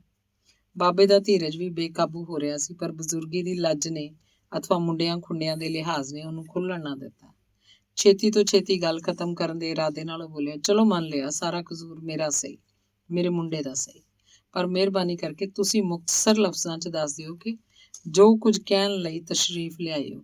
ਤੇ ਬੋਲਦਿਆਂ ਬੋਲਦਿਆਂ ਬਾਬੇ ਦੀਆਂ ਅੱਖਾਂ 'ਚ ਲਾਲੀ ਉਤਰ ਆਈ। ਉਹਨੂੰ ਖਤਰਾ ਪੈਦਾ ਹੋ ਗਿਆ ਕਿ ਮਤੇ ਉਹਦੇ ਮੂੰਹੋਂ ਕੁਝ ਅਯੋਗ ਨਿਕਲ ਜਾਏ। ਅਸੀਂ ਬਸ ਦੋ ਗੱਲਾਂ ਚਾਹੁੰਦੇ ਹਾਂ ਤਾਇਆ, ਇਲਮਦੀਨ ਬੋਲਿਆ। ਇੱਕ ਤਾਂ ਜਿੰਨੀ ਛੇਤੀ ਹੋ ਸਕੇ ਉਹਨਾਂ ਦੋਹਾਂ ਨੂੰ ਕਹੋ ਕਿ ਉਹ ਤੁਹਾਡਾ ਮਕਾਨ ਛੱਡ ਕੇ ਆਪਣੇ ਘਰ ਜਾ ਰਹਿਣ, ਤੇ ਦੂਜਾ ਨਸੀਬ ਨੂੰ ਨਿਕਾਹ ਲਈ ਰਜ਼ਾਮੰਦ ਕਰੋ। ਪਹਿਲੀ ਗੱਲ ਹੀ ਬਾਬੇ ਦੇ ਸਬਰ ਕਰਾਰ ਖੋਣ ਲਈ ਕੁਝ ਘੱਟ ਨਹੀਂ ਸੀ, ਉਤੋਂ ਇੱਕ ਹੋਰ ਗੱਲ ਨਿਕਾਹ ਲਈ ਰਜ਼ਾਮੰਦ ਕਰੋ। ਗੁੱਸੇ ਤੇ ਨਫ਼ਰਤ ਦਾ ਭਰਿਆ ਹੋਇਆ ਸਾਹ ਛਾਤੀ 'ਚੋਂ ਛੱਡਦਾ ਹੋਇਆ ਬਾਬਾ ਬੋਲਿਆ, ਚੰਗਾ ਬੀਬਾ, ਜੇ ਤੁਸੀਂ ਇਸੇ 'ਚ ਰਾਜੀ ਹੋ ਤਾਂ ਮੈਂ ਅੱਜ ਹੀ ਉਹਨਾਂ ਨੂੰ ਆਪਣੇ ਘਰ ਚਲੇ ਜਾਣ ਲਈ ਆਖ ਦਿਆਂਗਾ, ਪਰ ਦੂਜੀ ਜਿਹੜੀ ਗੱਲ ਤੁਸੀਂ ਨਿਕਾਹ ਵਾਲੀ ਕਹੀ ਹੈ, ਇਸ ਨਾਲ ਮੇਰਾ ਕੀ ਵਾਸਤਾ, ਜਦਕਿ ਮੈਂ ਉਹਨਾਂ ਦਾ ਲੱਗਦਾ ਹੀ ਕੁਝ ਨਹੀਂ। ਨਿਕਾਹ ਜਾਣੇ ਤੇ ਤੁਸੀਂ ਜਾਣੋ। ਇਹ ਗੱਲ ਨਹੀਂ ਤਾਇਆ, ਨਾਇਤ ਬੋਲਿਆ, ਤੂੰ ਭਾਵੇਂ ਇਹਨਾਂ ਦਾ ਕੁਝ ਲੱਗਣਾ ਹੈ ਭਾਵੇਂ ਨਹੀਂ, ਪਰ ਇਹ ਕੰਮ ਤੇਰੀ ਰਜ਼ਾਮੰਦੀ ਬਗੈਰ ਨਹੀਂ ਹੋ ਸਕਣਾ। ਇਹਦਾ ਕੀ ਮਤਲਬ?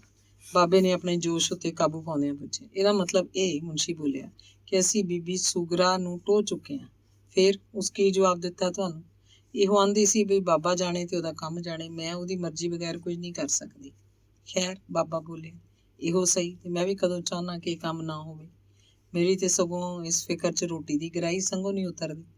ਆਨਾ ਵਾਂ ਕਿਹੜਾ ਵੇਲਾ ਹੋਵੇ ਜੋ ਇਸ ਫਰਜ਼ ਤੋਂ ਸੁਬਕ ਦੋਸ਼ ਹੋਵਾਂ। ਮੁੰਡਾ ਕੋਈ ਚੱਜ ਦਾ ਲੱਭ ਜਾਏ ਤਾਂ ਮੈਂ ਕਹਿਣਾ ਰਾਤੋਂ ਰਾਤ ਪਹਿਲਾਂ ਹੀ ਕੰਮ ਹੋ ਜਾਏ। ਪਰ ਗੱਲ ਟੋਕ ਕੇ ਇਲਮਦੀਨ ਬੋਲਿਆ, ਮੁੰਡੇ ਦਾ ਅਸੀਂ ਇੰਤਜ਼ਾਮ ਕਰ ਲਿਆ ਹੈ ਤਾਇਆ, ਹੁਣ ਸਿਰਫ ਤੇਰੀ ਹਾਂ ਕਰਨ ਦੀ ਲੋੜ ਹੈ।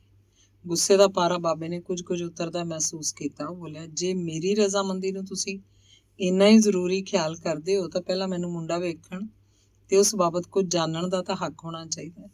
ਜਮ ਵੇਖੋ। ਖੁਸ਼ ਹੋ ਕੇ ਮੁਨਸ਼ੀ ਬੋਲਿਆ, ਮੁੰਡਾ ਅਸੀਂ ਤੁਹਾਨੂੰ ਹੁਣੇ ਦਿਖਾ ਸਕਦੇ ਹਾਂ ਬਾਬਾ ਜੀ, ਆਹ ਵੇਖੋ। ਤੇ ਉਹਨੇ ਕੋਲ ਬੈਠੇ ਮੌਲਵੀ ਵੱਲ ਤਕਾਇਆ, ਜਿਹੜਾ ਲੁਕਵੇਂ ਢੰਗ ਨਾਲ ਗਿੱਚੀ ਦੇ ਖਰਿੰਡਿਆਂ ਨੂੰ ਖੁਰ ਕੇ ਉਹਨਾਂ ਉੱਤੇ ਖਿੱਚੀਆਂ ਹੋਈਆਂ ਮਟਿਆਲੀਆਂ ਲੀਕਾਂ ਵਿੱਚ ਹੋਰ ਵਾਧਾ ਕਰ ਰਿਹਾ ਸੀ।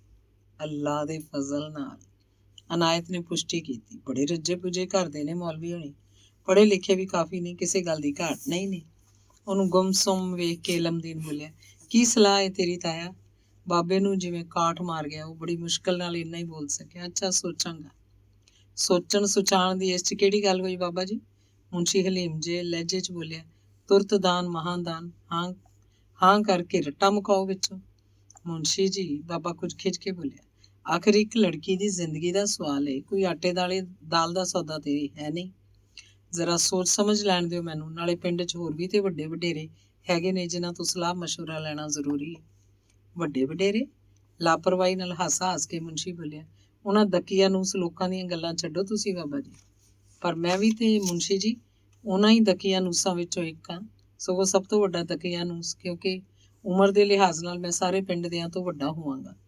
ਤਾਂ ਫਿਰ ਇਹਦਾ ਇਹ ਮਤਲਬ ਹੋਇਆ ਨਾ, ਨਾਇਤ ਤੈਸ਼ ਚਾ ਕੇ ਬੋਲਿਆ, ਕਿ ਤੁਸੀਂ ਇਨਕਾਰ ਕਰ ਰਹੇ ਹੋ ਇਸ ਕੰਮ ਤੋਂ। ਐਤਕੀ ਬਾਬਾ ਆਪਣੇ ਗੁੱਸੇ ਨੂੰ ਕਾਬੂ 'ਚ ਨਾ ਰੱਖ ਸਕਿਆ। ਬਾਹਰਲਿਆਂ ਦਾ ਮਾਣ ਰੱਖਣਾ ਤਾਂ ਉਸ ਲਈ ਜ਼ਰੂਰੀ ਸੀ, ਜਿਸ ਕਰਕੇ ਉਹ ਮੌਲਵੀ ਤੇ ਮੁਨਸ਼ੀ ਨੂੰ ਕੁਝ ਨਾ ਕਹਿ ਸਕਿਆ। ਪਰ ਇਹ ਦੂਜੇ ਦੋਵੇਂ ਤਾਂ ਉਹਦੇ ਆਪਣੇ ਪਿੰਡ ਦੇ ਮੁੰਡੇ ਸੀ, ਉਹੀ ਮੁੰਡੇ ਜਿਹੜੇ ਕਈ ਵਾਰ ਬਾਬੇ ਦੀਆਂ ਚਪੇੜਾਂ ਆਪਣੀਆਂ ਗੱਲਾਂ ਤੇ ਖਾ ਚੁੱਕੇ ਸੀ। ਇਹ ਵੀ ਅੱਜ ਇੰਨੇ ਗੁਸਤਾਖ ਹੋ ਗਏ ਨੇ ਕਿ ਅਦਬ ਲਿਹਾਜ਼ ਨੂੰ ਛਿੱਕੇ ਤੇ ਟੰਗ ਬੈਠੇ ਨੇ। ਅੱਖਾਂ ਚੜਾ ਕੇ ਬਾਬਾ ਨਾਇਤ ਉੱਤੇ ਵਰਿਆ, ਸੋਹਣਾ ਛੋਕਰਿਆ, ਤੈਨੂੰ ਪਤਾ ਹੈ ਕਿਹਦੇ ਸਾਹਮਣੇ ਤੂੰ ਇਹ ਚਪੜ ਕਰ ਰਿਹਾ? ਮਾਰ ਕੇ ਚਪੇੜ ਮੂੰਹ ਦੂਜੇ ਪਾਸੇ ਲਾ ਦਊਂਗਾ ਹੀ ਜੇ ਜ਼ੁਬਾਨ ਚਲਾਈ ਬਹੁਤੀ। ਤੂੰ ਹੀ ਦੱਸ ਖਾ ਪਹਿਲਾਂ, ਤੇਰਾ ਵਿਆਹ ਸਿਰਫ ਤੇਰੀ ਮਰਜ਼ੀ ਨਾਲ ਹੋਇਆ ਸੀ? ਤੇਰੀ ਭੈਣ ਫੱਜਾਂ ਜੋ ਪਿਛਲੇ ਸਾਲ ਵਿਆਹੀ ਸੀ, ਉਹਦਾ ਨਿਕਾਹ ਟੱਬਰ ਦੀ ਰਜ਼ਾਮੰਦੀ ਬਗੈਰ ਹੀ ਪੜਿਆ ਗਿਆ ਸੀ? ਜਾ, ਮੈਂ ਇਨਕਾਰ ਕਰਨਾ ਹੀ, ਜਿਹੜਾ ਲੱਗਦਾ ਹੀ ਜ਼ੋਰ ਲਾ ਲੈ ਜਾ ਕੇ ਭਲਕੇ ਪਿੰਡ ਦੀ ਪੰਚਾਇਤ ਸਦਕੇ ਸਾਰਾ ਮਾਮਲਾ ਉਹਨਾਂ ਦੇ ਸਾਹਮਣੇ ਰੱਖ ਦਿਆਂਗਾ, ਤੇ ਵੇਖੀ ਫਿਰ ਖੜਕਦੇ ਨੇ ਸੋ ਲਈਏ ਕਿ ਨਹੀਂ ਤੈਨੂੰ। ਹੱਥਾਂ 'ਚ ਜੰਮ ਕੇ ਤੂੰ ਮੇਰੇ ਉੱਤੇ ਹੀ ਆਇਆ ਹੁਕਮ ਚਲਾਉਣ, ਵਗ ਜਾ ਇੱਥੋਂ। ਨਹੀਂ ਤੇ ਬੋਲਦਿਆਂ ਬਾਬੇ ਨੂੰ ਇੰਨਾ ਜ਼ੋਰ ਦਾ ਹੁੱਥੂ ਆ ਗਿਆ ਕਿ ਕਿੰਨੇ ਚਿਰ ਉਹਦੇ ਮੂੰਹੋਂ ਗੱਲ ਨਾ ਨਿਕਲ ਸਕੀ। ਮੌਲਵੀ ਤੇ ਮੁਨਸ਼ੀ ਦਾ ਖਿਆਲ ਸੀ ਬਾਬੇ ਦੀ ਫਟਕਾਰ ਦੇ ਉੱਤਰ ਵਿੱਚ ਦੋਵੇਂ ਗੱਭਰੂ ਉਹਨੂੰ ਆੜੇ ਹੱਥੀ ਲੈਣਗੇ, ਪਰ ਉਹ ਟਸ ਤੋਂ ਮਸ ਨਾ ਹੋਏ। ਭਾਵੇਂ ਉੱਪਰੋਂ ਬਾਬੇ ਨੇ ਫਟਕਾਰ ਅਨਾਇਤ ਨੂੰ ਪਾਈ ਸੀ, ਪਰ ਮੌਲਵੀ ਮੁਨਸ਼ੀ ਅਣਜਾਣ ਨਹੀਂ ਸੀ ਕਿ ਅਸਲ 'ਚ ਇਹ ਵਰੀਆਂ ਉਹਨਾਂ ਦੋਹਾਂ ਉੱਤੇ ਹੀ ਹਨ। ਅਪਮਾਨ ਦੀ ਅੱਗ ਨਾਲ ਦੋਹਾਂ ਦੇ ਦਿਲ ਭੜਥਾ ਹੋ ਗਏ। ਚਲੋ ਇਲਮਦੀਨ ਜੀ, ਆਓ ਅਨਾਇਤ ਖਾਨ, ਚਲੀਏ। ਮੌਲਵੀ ਹੋਰਾਂ ਇਹ ਕਹਿੰਦਿਆਂ ਹੋਇਆ ਆਪਣੇ ਪੱਖੇ ਵਾਂਗ ਝੂਲ ਰਿਹਾ ਸਰੀਰ ਲੱਤਾਂ ਤੇ ਖਲਿਆਰਿਆ, ਤੇ ਉਹਦੇ ਮਗਰ ਹੀ ਬਾਕੀ ਤਿੰਨੇ ਬਾਹਰ ਨਿਕਲ ਗਏ। ਬਾਬੇ ਦੀਆਂ ਅੱਖਾਂ ਸਾਹਮਣੇ ਤਾਂ ਅਨਾਇਤ ਨੂੰ ਬੋਲਣ ਦੀ ਜੁਰਤ ਨਾ ਪੈ ਸਕੀ, ਪਰ ਉਹਦੇ ਮੂੰਹੋਂ ਨਿਕਲ ਗਿਆ, ਅੱਛਾ ਵੇਖੀ ਜਾਏਗੀ ਆਪੇ। ਬਾਬਾ ਫਿਰ ਕੁਝ ਨਹੀਂ ਬੋਲਿਆ। ਕਾਂਡ 12ਵਾਂ। ਭੱਠੀ 'ਚ ਅੱਗ ਬਲਦੀ ਹੈ ਤੇ ਆਪਣੇ ਸੇਕ ਨਾਲ ਉਹਦੀ ਕੱਚੀ ਮਿੱਟੀ ਨੂੰ ਮਜ਼ਬੂਤ ਬਣਾ ਦਿੰਦੀ ਹੈ, ਪਰ ਮਨੁੱਖੀ ਮਨ ਦੀ ਭੱਠੀ 'ਚ ਜਦੋਂ ਇਹ ਭੜਕ ਉੱਠੇ ਤਾਂ ਉਹਦੀਆਂ ਮਜ਼ਬੂਤ ਤੋਂ ਮਜ਼ਬੂਤ ਕੰਧਾਂ ਨੂੰ ਵੀ ਕਮਜ਼ੋਰ ਤੇ ਭੁਰਭੁਰੀਆਂ ਕਰ ਦਿੰਦੀ ਹੈ। ਫਿਰ ਜਿਸ ਮਨ ਦੀ ਭੱਠੀ ਵਿੱਚ ਇੱਕ ਨਹੀਂ ਕਈ ਤਰ੍ਹਾਂ ਦੀ ਅੱਗ ਧੁਖ ਰਹੀ ਹੋਵੇ, ਉਹਦਾ ਕੀ ਹਾਲ ਹੁੰਦਾ ਹੋਵੇਗਾ, ਇਹਦਾ ਅੰਦਾਜ਼ਾ ਨਸੀਮ ਦੇ ਦਿਲ ਨੂੰ ਵੇਖ ਕੇ ਲਾਇਆ ਜਾ ਸਕਦਾ। ਨਸੀਮ ਦੀ ਨਾਜ਼ੁਕ ਜਿਹੀ ਤੱਤੀ ਫੂਕ ਨਾ ਸਹਾਰ ਸਕਣ ਵਾਲੀ ਹਿੱਕੜੀ 'ਚ ਇਸ ਵੇਲੇ ਜਿੰਨੀ ਕਿਸਮ ਦੀ ਅੱਗ ਬਲ ਰਹੀ ਸੀ, ਉਹਦੇ ਹੁੰਦਿਆਂ ਤਾਂ ਉਹਦਾ ਜਿਉਂਦੇ ਰਹਿਣਾ ਹੀ ਬਹਾਦਰੀ ਸੀ। ਕਿਸੇ ਨਾਲ ਬਚਪਨ ਦੀਆਂ ਅਨਭੋਲ ਖੇਡਾਂ ਖੇਡਦਿਆਂ ਕਿਸ ਤਰ੍ਹਾਂ ਸਮਾਂ ਪਾ ਕੇ ਦੋਹਾਂ ਦੁਆਲੇ ਪ੍ਰੇਮ ਦੀਆਂ ਤੰਦਾਂ ਵਲੀਆਂ ਜਾਂਦੀਆਂ, ਫਿਰ ਇਹੋ ਤੰਦਾਂ ਕਦੀ ਸਮਾਂ ਪਾ ਕੇ ਮਜ਼ਬੂਤ ਤੇ ਟੁੱਟ ਰੱਸਿਆਂ ਦੀ ਸ਼ਕਲ 'ਚ ਬਦਲ ਜਾਇਆ ਕਰਦੀਆਂ ਨੇ। ਨਸੀਮ ਦੀ ਜ਼ਿੰਦਗੀ 'ਚ ਪਹਿਲਾ ਤਜਰਬਾ ਸੀ। ਉਹ ਨਹੀਂ ਸੀ ਜਾਣਦੀ ਕਿ ਇੱਕ ਖਰੂਦੀ ਤੇ ਅਮੋੜ ਜਿਹਾ ਬਾਲਕ, ਜਿਸ 'ਚ ਛੁੱਟ ਔਗਣਾ ਤੋਂ ਉਹਨੂੰ ਕਦੀ ਵੀ ਕੋਈ ਗੁਣ ਨਹੀਂ ਸੀ ਦਿਖਾਈ ਦਿੱਤਾ, ਇਸ ਤਰ੍ਹਾਂ ਉਹਦੇ ਜੀਵਨ 'ਚ ਘੁਲ ਮਿਲ ਜਾਏਗਾ। ਮਿੱਟੀ ਦੇ ਰੇਤ ਦੀਆਂ ਬਾਜ਼ੀਆਂ ਪਾਉਂਦਿਆਂ ਛਪਨ ਛੋਤ ਖੇਡਦਿਆਂ ਜਿਹਦੀ ਮੋਹ ਕਰੀੜਾ ਉਹਦੇ ਹਿਰਦੇ ਨੂੰ ਆਪਣਾ ਮੈਦਾਨ ਹੀ ਬਣਾ ਲਏਗੀ। ਕਈ ਵਾਰ ਬੈਠੀ ਸੋਚਦੀ, ਇਹ ਯੂਸਫ ਕਿਉਂ ਦਿਨੋਂ ਦਿਨ ਮੇਰੀ ਯਾਦ ਮਾਲਾ ਦਾ ਮਲਕਾ ਬਣਦਾ ਜਾ ਰਿਹਾ। ਆਖਿਰ ਕੀ ਖੂਬੀ ਡਿੱਠੀ ਸੀ ਮੈਂ ਉਸ ਵਿੱਚ, ਕਿ ਉਹੋ ਹੀ ਮੈਨੂੰ ਖੁਸ਼ ਰੱਖਣ ਲਈ ਉਹ ਚੋਰੀਆਂ ਕਰਦਾ ਤੇ ਮੇਰੇ ਤੋਂ ਚਿੜ ਕੇ ਦੂਜੇ ਮੁੰਡਿਆਂ ਕੁੜੀਆਂ ਨੂੰ ਮਾਰ ਕੇ ਲਹੂ ਲੁਹਾਨ ਕਰ ਦਿੰਦਾ ਸੀ, ਜਾਂ ਅਕਸਰ ਮੈਨੂੰ ਵੀ ਬਿਨਾਂ ਕਸੂਰ ਤੋਂ ਮਾਰਨ ਕੁੱਟਣ ਲੱਗ ਪੈਂਦਾ ਸੀ। ਸੋਚਦਿਆਂ ਛੇਕੜ ਜੇ ਉਹਨੂੰ ਯੂਸਫ ਵਿੱਚ ਕਿਸੇ ਮਾੜੇ ਮੋਟੇ ਗੁਣ ਦੀ ਝਲਕ ਦਿਖਾਈ ਦਿੰਦੀ ਤਾਂ ਬਸ ਇਹੋ ਕਿ ਨਸੀਮ ਜੋ ਕੁਝ ਉਹਨੂੰ ਕਹਿੰਦੀ ਉਹ ਬਿਨਾਂ ਹੀਲ ਹੁਜਤ, ਬਿਨਾਂ ਕਿਸੇ ਵਿਰੋਧ ਤੋਂ ਸਿਰ ਸੁੱਟ ਕੇ ਮੰਨ ਲੈਂਦਾ ਸੀ। ਜਿਸ ਰਾਹ ਉਹਨੂੰ ਤੁਰਨ ਲਈ ਪ੍ਰੇਰਦੀ, ਉਹ ਚੁੱਪ ਕਰਕੇ ਉਸੇ ਰਾਹ ਤੁਰ ਪੈਂਦਾ। ਜੇ ਉਹ ਕਹਿੰਦੀ ਫਲਾਣਾ ਕੰਮ ਨਹੀਂ ਕਰਨਾ ਤਾਂ ਯੂਸਫ ਕੰਨਾਂ ਤੇ ਹੱਥ ਧਰ ਕੇ ਤੋਬਾ ਪੁਕਾਰ ਉੱਠਦਾ, ਪਰ ਕਿੰਨੇ ਕੁ ਚਿਰ ਲਈ। ਨਮ ਦਾ ਬੁੱਧ ਯੂਸਫ ਨੂੰ ਜਿੰਨਾ ਚਿਰ ਨਸੀਮ ਦੀ ਸਿੱਖਿਆ ਦੀ ਸੂਈ ਚੁਭੀ ਰਹਿੰਦੀ, ਉਹਦੇ ਦਿਲ 'ਚ ਸਮਝ ਦਾ ਛੇਕ ਦਿਖਾਈ ਦਿੰਦਾ, ਪਰ ਜਿਉਂ ਹੀ 2 ਘੰਟੇ ਬੀਤ ਜਾਂਦੇ, ਫਿਰ ਉਹੀ ਯੂਸਫ, ਉਹੀ ਉਹਦੀਆਂ ਆਖੜ ਖਾਂਦੀਆਂ। ਨਿੱਕੇ ਹੁੰਦਿਆਂ ਕਈ ਵਾਰ ਜਦ ਉਸ ਮਛੰਦਰ ਮੁੰਡੇ ਦੇ ਕਾਰਿਆਂ ਤੋਂ ਤੰਗ ਆ ਕੇ ਨਸੀਮ ਉਹਦੇ ਸਾਹਮਣੇ ਰੋਣ ਕਲਪਣ ਲੱਗ ਪੈਂਦੀ ਸੀ ਤੇ ਯੂਸਫ ਜ਼ਮੀਨ ਉੱਤੇ ਨੱਕ ਰਗੜਨੋਂ ਵੀ ਦਰੇਗ ਨਾ ਕਰਦਾ, ਪਰ ਇਹ ਸਭ ਹੁੰਦਾ ਝੱਟ ਪਲ ਲਈ। ਯੂਸਫ ਭੈੜਾ ਹੈ, ਯੂਸਫ ਚੋਰ ਹੈ, ਯੂਸਫ ਲੁੱਚਾ ਹੈ। ਪਿੰਡ ਤੇ ਵੱਡਿਆਂ ਤੋਂ ਲੈ ਕੇ ਛੋਟਿਆਂ ਤੱਕ ਦੇ ਮੂੰਹੋਂ ਜਦ ਨਸੀਮ ਇਹੋ ਕੁਝ ਸੁਣਦੀ ਤਾਂ ਉਹ ਦਿਲ ਮਹਿਸੂਸ ਕੇ ਰਹਿ ਜਾਂਦੀ। ਕਦੀ ਉਹਦਾ ਦਿਲ ਕਰਦਾ ਕਿ ਯੂਸਫ ਦੇ ਸਾਹਮਣੇ ਪੱਥਰ ਚੁੱਕ ਕੇ ਆਪਣੇ ਸਿਰ 'ਚ ਮਾਰ ਲਏ, ਜਾਂ ਕਿਸੇ ਕੰਧ ਨਾਲ ਸਿਰ ਪਟਕ ਕੇ ਫੱਟੜ ਹੋ ਜਾਏ। ਮਤਾ ਏਦਾਂ ਕਰਨ ਨਾਲ ਯੂਸਫ ਦੀਆਂ ਵਾਦੜੀਆਂ ਸਜਾਦੜੀਆਂ ਬਦਲ ਸਕਣ। ਬਚਪਨ ਗਿਆ, ਜਵਾਨੀ ਆਈ ਤੇ ਇਹਦੇ ਨਾਲ ਹੀ ਨਸੀਮ ਦਾ ਹਿਰਦਾ, ਜਿਹੜਾ ਯੂਸਫ ਦੀ ਯਾਦ 'ਚ ਹਰ ਵੇਲੇ ਖੁੱਭਿਆ ਰਹਿੰਦਾ ਸੀ, ਪਿਆਰ ਦੀ ਮਿੱਠੀ ਅਨੁਭਵਤਾ 'ਚ ਉਮਲਣ ਲੱਗਾ। ਹੁਣ ਯੂਸਫ ਦੀ ਕੀਮਤ ਅੱਗੇ ਨਾਲੋਂ ਵੀ ਉਹਦੀਆਂ ਨਜ਼ਰਾਂ 'ਚ ਜ਼ਿਆਦਾ ਹੋ ਗਈ। ਉਹ ਅੱਗੇ ਜੇ ਯੂਸਫ ਨੂੰ ਸ਼ੈਤਾਨ ਤੋਂ ਮਨੁੱਖ ਵੇਖਣ ਦੀ ਰੀਝ ਰੱਖਦੀ ਸੀ, ਤਾਂ ਹੁਣ ਫਰਿਸ਼ਤਾ ਵੇਖਣ ਦੀ ਰੀਝ ਰੱਖਦੀ ਸੀ, ਤੇ ਹੁਣ ਫਰਿਸ਼ਤਾ ਵੇਖਣ ਦੀਆਂ ਖ਼ਾਬਾਂ ਲੈਣ ਲੱਗ ਪਈ ਸੀ। ਪਰ ਯੂਸਫ ਉਹ ਨਹੀਂ ਬਦਲਿਆ। ਉਹਦੀ ਹਾਲਤ ਜਮੀ ਜੁੰਬਦ ਗੁਲ ਮੁਹੰਮਦ ਵਾਲੀ ਅਖੀਰ ਤੱਕ ਟਿਕੀ ਰਹੀ। ਯੂਸਫ ਨੇ ਜਿਸ ਤਰ੍ਹਾਂ ਉਹਦਾ ਨਿਰਾਦਰ ਕੀਤਾ, ਉਹਨੂੰ ਝੰਬੋੜਿਆ, ਉਹਦੀਆਂ ਵੰਗਾਂ ਤੋੜ ਸੁੱਟੀਆਂ, ਅਪਮਾਨਿਤ ਕਰਕੇ ਚਲਾ ਗਿਆ। ਇਸ ਨਾਲ ਨਸੀਮ ਨੂੰ ਨਿਸ਼ਚਾ ਹੋ ਗਿਆ ਸੀ ਕਿ ਬਹੁਤ ਛੇਤੀ ਉਹਦੇ ਦਿਲ ਦੀ ਤਖਤੀ ਤੋਂ ਯੂਸਫ ਦਾ ਨਾਮ ਮਿਟ ਜਾਏਗਾ, ਤੇ ਲਗਭਗ ਹੋਇਆ ਵੀ ਏਦਾਂ ਹੀ। ਜਿਉਂ ਦਿਨ ਬੀਤਦੇ ਗਏ, ਨਸੀਮ ਦੇ ਦਿਲ 'ਚ ਯੂਸਫ ਹੁਣ ਹਮੇਸ਼ਾ ਲਈ ਉਹਦੀ ਜ਼ਿੰਦਗੀ ਤੋਂ ਨਿਕਲ ਚੁੱਕਾ ਸੀ। ਪਰ ਉਹ ਚਿੱਠੀ, ਕਾਗਜ਼ ਤੇ ਉਹਨਾਂ 3 ਪੁਰਜ਼ਿਆਂ ਨੇ ਸਭ ਕੁਝ ਉਲਟ ਪੁਲਟ ਕੇ ਰੱਖ ਦਿੱਤਾ। ਨਾ ਕੇਵਲ ਯੂਸਫ ਦਾ ਪਿਆਰ ਹੀ ਨਸੀਮ ਦੇ ਹਿਰਦੇ 'ਚ ਨਵੇਂ ਸਿਰੇ ਜਾਗ ਉੱਠਿਆ, ਸਗੋਂ ਇਸ ਪਿਆਰ ਦੇ ਨਾਲ ਇੱਕ ਸੰਤਾਪ, ਇੱਕ ਲਹੂ ਪੀਣ ਵਾਲੀ ਤੇ ਡਰਾਉਣੀ ਚਿੰਤਾ ਨੇ ਵੀ ਉਹਦਾ ਅੰਦਰ ਬਾਹਰ ਮੱਲ ਲਿਆ। ਹਰ ਵੇਲੇ ਅੰਦਰੋਂ ਗੋਲੇ ਵਰਗੀਆਂ ਆਵਾਜ਼ਾਂ ਉੱਠ ਕੇ ਉਹਦੇ ਕੰਨਾਂ 'ਚ ਪਰਦਿਆਂ ਨਾਲ ਟਕਰਾਉਂਦੀਆਂ ਰਹਿੰਦੀਆਂ। ਮਤੇ ਵਿਚਾਰਾ ਕਿਤੇ ਕੁਝ ਖਾ ਡੁੱਬ ਮੋਇਆ ਹੋਵੇ, ਤੇ ਮਤੇ ਇਸ ਨਮੋਸ਼ੀ ਤੋਂ ਡਰਦਾ ਕਿਤੇ ਦੇਸ ਪਰਦੇਸ ਨਿਕਲ ਗਿਆ ਹੋਵੇ। ਮਤੇ ਰਾਤੀ ਸੁਪਨਿਆਂ 'ਚ ਨਸੀਮ ਇਹੋ ਕੁਝ ਵੇਖਦੀ, ਯੂਸਫ ਦੀ ਲਾਸ਼ ਨਹਿਰ 'ਚ ਰੁੜਦੀ ਜਾ ਰਹੀ, ਯੂਸਫ ਰੇਲ ਦੇ ਪਹੀਏ ਹੇਠ ਆ ਕੇ ਸਿਰ ਕਟਾ ਰਿਹਾ, ਯੂਸਫ ਜੇਲ੍ਹ ਦੀ ਕੋਠੜੀ 'ਚ ਡੱਕਿਆ ਹੋਇਆ। ਚਿੱਠੀ ਆਉਣ ਤੋਂ ਬਾਅਦ ਜਿਉਂ ਦਿਨ ਬੀਤਦੇ ਗਏ, ਨਸੀਮ ਦੇ ਦਿਲ ਦਾ ਅਮਨ ਚੈਨ ਗਾਇਬ ਹੁੰਦਾ ਗਿਆ। ਕਿਸ ਤਰ੍ਹਾਂ ਯੂਸਫ ਦਾ ਕੁਝ ਪਤਾ ਥਹੁ ਮਿਲੇ, ਇਸ ਬਾਰੇ ਉਹ ਜਿੰਨਾ ਹੀ ਸੋਚਦੀ, ਸਗੋਂ ਵਧੇਰੇ ਉਲਝਣਾਂ 'ਚ ਫਸਦੀ ਜਾਂਦੀ। ਮਜਬੂਰੀਆਂ ਦੀ ਇੱਕ ਅਟੁੱਟ ਦੀਵਾਰ ਉਹਦੇ ਸਾਹਮਣੇ ਉਸਰੀ ਖੜੀ ਸੀ, ਜਿਹਨੂੰ ਨਾ ਤਾਂ ਲੰਘਣ ਦਾ ਉਸ ਪਾਸ ਕੋਈ ਚਾਰਾ ਸੀ, ਨਾ ਤੋੜਨ ਦਾ। ਜਿੰਨੀ ਵਾਰੀ ਉਹ ਯੂਸਫ ਵੱਲੋਂ ਆਈ ਹੋਈ ਤੇ ਆਪਣੇ ਵੱਲੋਂ ਲਿਖੀ ਹੋਈ ਚਿੱਠੀ ਨੂੰ ਟਰੰਕ ਚੋਂ ਕੱਢ ਕੇ ਪੜ੍ਹਦੀ, ਉਹਦੇ ਸੀਨੇ 'ਚ ਸਾਂਗਾਂ ਵੱਜ-ਵੱਜ ਉੱਠਦੀਆਂ। ਕਦੀ-ਕਦੀ ਬਾਬੇ ਵੱਲੋਂ ਲਾਈ ਹੋਈ ਪਾਬੰਦੀ ਉੱਤੇ ਨਸੀਮ ਸਖਤ ਝੁੰਝਲਾ ਉੱਠਦੀ, ਪਰ ਇਹ ਝੁੰਝਲਾਹਟ ਛੇਤੀ ਸ਼ਰਧਾ ਦੇ ਭਾਵਾਂ ਹੇਠ ਦੱਬੀ ਜਾਂਦੀ ਤੇ ਉਹਦਾ ਦਿਲ ਸਹਿਜ ਸੁਭਾਅ ਪੁਕਾਰ ਉੱਠਦਾ, ਨਹੀਂ, ਇਹ ਮੇਰੀ ਭੁੱਲ ਹੈ। ਬਾਪੂ ਜੀ ਦਾ ਚੁੱਕਿਆ ਹੋਇਆ ਕਦਮ ਕਦੀ ਵੀ ਗਲਤ ਨਹੀਂ ਹੋ ਸਕਦਾ। ਪਿਆਰ ਬਿਰਹੋਂ ਤੋਂ ਚਿੰਤਾ ਦੀ ਇਹ ਤੀਹਰੀ ਅੱਗ ਕੁਝ ਘੱਟ ਸੀ ਨਸੀਮ ਦੇ ਦਿਲ ਦੀ ਭੱਠੀ ਨੂੰ ਤਪਾਉਣ ਤੇ ਉਹਦੇ ਕੰਢਿਆਂ ਨੂੰ ਭੋਰਨ ਲਈ, ਪਰ ਹੁਣ ਜੋ ਨਾ ਕਰਾਏ ਸੋ ਥੋੜਾ। ਉਸ ਉੱਤੇ ਇੱਕ ਹੋਰ ਇਦੋਂ ਵੀ ਕਿਤੇ ਵੱਡਾ ਗਮ, ਜਿਹੜਾ ਇੱਧਰ ਕਈ ਦਿਨਾਂ ਤੋਂ ਨਸੀਮ ਦੇ ਦਿਲ ਨੂੰ ਖਾਣ ਲੱਗ ਪਿਆ, ਇਹ ਸੀ ਆਪਣੇ ਧਰਮ ਪਿਤਾ ਤੇ ਉਹਦੇ ਪਰਿਵਾਰ ਦੀ ਚਿੰਤਾ।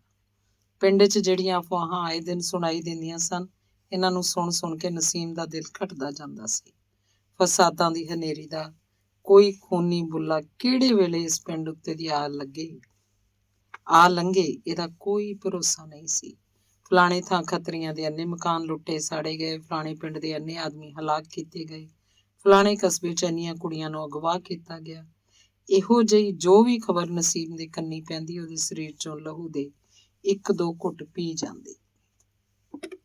ਜਿਸ ਦਿਨ ਤੋਂ ਨਸੀਮ ਨੇ ਪਿੰਡ ਇੱਕ ਨਵੀਂ ਹਸਤੀ, ਉਸ ਮੌਲਵੀ ਦਾ ਪ੍ਰਵੇਸ਼ ਡਿੱਠਾ, ਜਿਹਨੇ ਪਿੰਡ ਦੀ ਏਕਤਾ ਦੇ ਖਲਵਾੜੇ 'ਚ ਰੋਜ਼ ਕੋਈ ਨਾ ਕੋਈ ਨਵੀਂ ਚੰਗਿਆੜੀ ਸੁੱਟਣੀ ਸ਼ੁਰੂ ਕਰਤੀ, ਉਸ ਦਿਨ ਤੋਂ ਤਾਂ ਨਸੀਮ ਨੂੰ ਇਹ ਮਹਿਸੂਸ ਹੋਣ ਲੱਗਾ ਕਿ ਹੁਣ ਇਸ ਪਿੰਡ ਦੇ ਖੱਤਰੀਆਂ ਦੇ ਖੈਰ ਨਹੀਂ।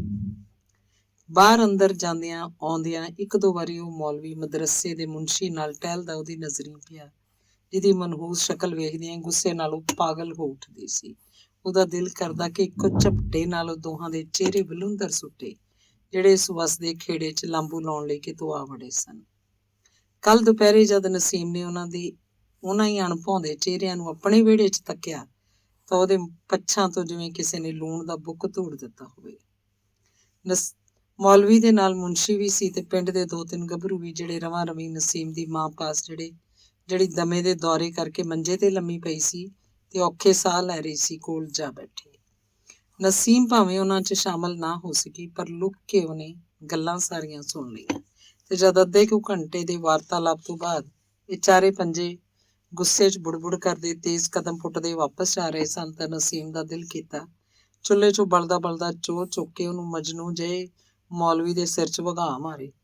ਉਹਦਾ ਦਿਲ ਅੱਗੇ ਘੱਟ ਦੁਖੀ ਨਹੀਂ ਸੀ ਕਿ ਉੱਤੋਂ ਇੱਕ ਹੋਰ ਨਵੀਂ ਮੁਸੀਬਤ ਸਿਰ ਤੇ ਮੰਡਲਾਉਂਦੀ ਉਹਨੂੰ ਅਨੁਭਵ ਹੋਣ ਲੱਗੀ। ਉਹਦੀ ਮਾਂ ਨੇ ਜਿਸ ਤਰ੍ਹਾਂ ਇਹਨਾਂ ਆਇਆਂ ਦੇ ਤੋੜ ਕੇ ਜਵਾਬ ਦਿੱਤਾ, ਜਿਸ ਤਰ੍ਹਾਂ ਭਰੇ ਪੀਤੇ ਅੰਦਰੋਂ ਨਿਕਲ ਕੇ ਗਏ, ਨਸੀਮ ਦਾ ਦਿਲ ਕਹਿ ਰਿਹਾ ਸੀ, ਇਹਨਾਂ ਨੇ ਹੁਣ ਖੈਰ ਨਹੀਂ ਗੁਜ਼ਾਰਨੀ, ਖਬਰੇ ਕੀ ਨਵੀਂ ਮੁਸੀਬਤ ਖੜੀ ਕਰ ਦੇਣ।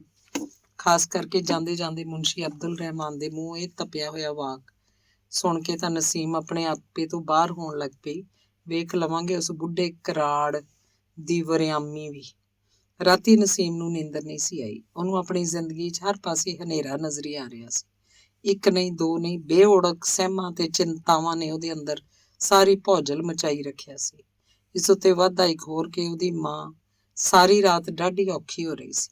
ਉਹਨੇ ਕਈ ਵਾਰ ਕਾੜਾ ਬਣਾ ਬਣਾ ਕੇ ਮਾਂ ਨੂੰ ਪਿਆਇਆ ਸੀ। ਚੁੱਲ੍ਹੇ 'ਚੋਂ ਅੱਗ ਸਾਰੀ ਰਾਤ ਨਹੀਂ ਸੀ ਬੁਝੀ। ਰੁਕਮਣ ਚੌਖੀ ਰਾਤ ਤੱਕ ਰੋਗਣ ਦੀ ਸਰਹੰਦੀ ਬੈਠੀ ਰਹੀ ਤੇ ਘਰ ਜਾਣ ਤੋਂ ਪਹਿਲਾਂ ਰੁਕਮਣ ਨੇ ਬਥੇਰੀ ਕੋਸ਼ਿਸ਼ ਕੀਤੀ ਉਹ ਰਾਤੀ ਇੱਥੇ ਹੀ ਰਹੇ, ਪਰ ਨਸੀਮ ਨੇ ਉਹਨੂੰ ਰਹਿਣ ਨਹੀਂ ਸੀ ਦਿੱਤਾ। ਉਹ ਜਾਣਦੀ ਸੀ ਬਾਬੇ ਦੀ ਟਹਿਲ ਸੇਵਾ ਦਾ ਸਾਰਾ ਭਾਰਾ ਰੁਕਮਣ ਦੇ ਮੋਢਿਆਂ ਤੇ ਹੈ। ਮਾੜੀ ਮੋਟੀ ਮਾਨਸਿਕ ਤਕਲੀਫ ਤੋਂ ਨਸੀਮ ਹੁਣ ਘਾਬਰੀ ਨਹੀਂ ਸੀ। ਉਹਦਾ ਦਿਲ ਆਪਣੇ ਹਾਣ ਦੀਆਂ ਕੁੜੀਆਂ ਨਾਲੋਂ ਕਾਫੀ ਮਜ਼ਬੂਤ ਹੋ ਗਿਆ ਸੀ, ਪਰ ਅੱਜ ਉਹਨੂੰ ਜਿਹਨਾਂ ਮਾਨਸਿਕ ਕਸ਼ਟਾਂ ਨਾਲ ਘੋਲ ਕਰਨਾ ਪਿਆ, ਇਹਨਾਂ ਦੇ ਟਾਕਰੇ 'ਚ ਨਸੀਮ ਆਪਣੇ ਪੈਰਾਂ ਤੇ ਖੜੀ ਨਾ ਰਹਿ ਸਕੀ। ਉਹ ਨਿਰਾਸਤਾ ਦੀ ਡੂੰਘੀ ਖੱਡ 'ਚ ਢਹਿ ਕੇ ਇਸ ਰਾਤ ਇੰਨਾ ਰੋਈ, ਇੰਨਾ ਕਲਪੀ ਕਿ ਸਾਰੀ ਉਮਰ 'ਚ ਉਹਨੇ ਇੰਨੇ ਅਥਰੂ ਨਹੀਂ ਵਹਾਏ ਹੋਣੇ। ਇਹਨਾਂ ਅਥਰੂਆਂ ਦਾ ਵਹਾਅ ਹੋਰ ਵੀ ਤੇਜ਼ ਹੋ ਉੱਠਦਾ ਜਦ ਉਹਨੂੰ ਅਜ਼ੀਜ਼ ਭਰਾ ਦੀ ਕਠੋਰਤਾ ਦਾ ਖਿਆਲ ਆਉਂਦਾ। ਉਹਨੂੰ ਕਿੰਨੀਆਂ ਹੀ ਚਿੱਠੀਆਂ ਪਾ ਚੁੱਕਾ ਸੀ, ਪਰ ਹਰ ਵਾਰੀ ਜਵਾਬ ਆਉਂਦਾ 2-4 ਦਿਨਾਂ ਤੀਕ ਆ ਰਿਹਾ। ਤੇ ਅੱਜ ਰਾਤੀ ਜਦ ਸੌਣ ਤੋਂ ਪਹਿਲਾਂ ਮਾਂ ਨੇ ਨਸੀਮ ਨੂੰ ਭਰੇ ਦਿਲ ਨਾਲ ਕਿਹਾ ਸੀ, ਸੀਮਾ ਅਜੀਜ਼ ਨੂੰ ਭਲਕੇ ਮੇਰੀ ਸਲਾਹ ਤੇ ਤਾਰ ਦੇ ਦੇਈਏ, ਤੇ ਨਸੀਮ ਦਾ ਦਿਲ ਹੋਰ ਵੀ ਡੂੰਘੀ ਚਿੰਤਾ 'ਚ ਡੁੱਬ ਗਿਆ। ਸੋਚਣ ਲੱਗੀ ਭਾਵੇਂ ਮਾਂ ਨੂੰ ਹੁਣ ਆਪਣੇ ਬਚਨ ਦੀ ਉਮੀਦ ਨਹੀਂ ਰਹੀ। ਇਸ ਤੋਂ ਛੁੱਟ ਨਸੀਮ ਨੂੰ ਇੱਕ ਹੋਰ ਕੰਮ ਲਈ ਵੀ ਇਸ ਵੇਲੇ ਭਰਾ ਦੀ ਸਖਤ ਲੋੜ ਸੀ, ਜਿਸ ਕਰਕੇ ਉਹ ਉਹਨੂੰ ਖੱਤਾਂ ਦੇ ਖੱਤ ਪਾ ਰਹੀ ਸੀ। ਬਾਬੇ ਦੇ ਪਰਿਵਾਰ ਲਈ ਖਤਰੇ ਦਾ ਸਮਾਂ ਸੀ ਤੇ ਉਹ ਚਾਹੁੰਦੀ ਸੀ ਅਜੀਜ਼ ਦੀ ਮਦਦ ਨਾਲ ਕਿਸੇ ਨਾ ਕਿਸੇ ਤਰ੍ਹਾਂ ਇਸ ਪਰਿਵਾਰ ਨੂੰ ਸੁਰੱਖਿਅਤ ਕੀਤਾ ਜਾਏ।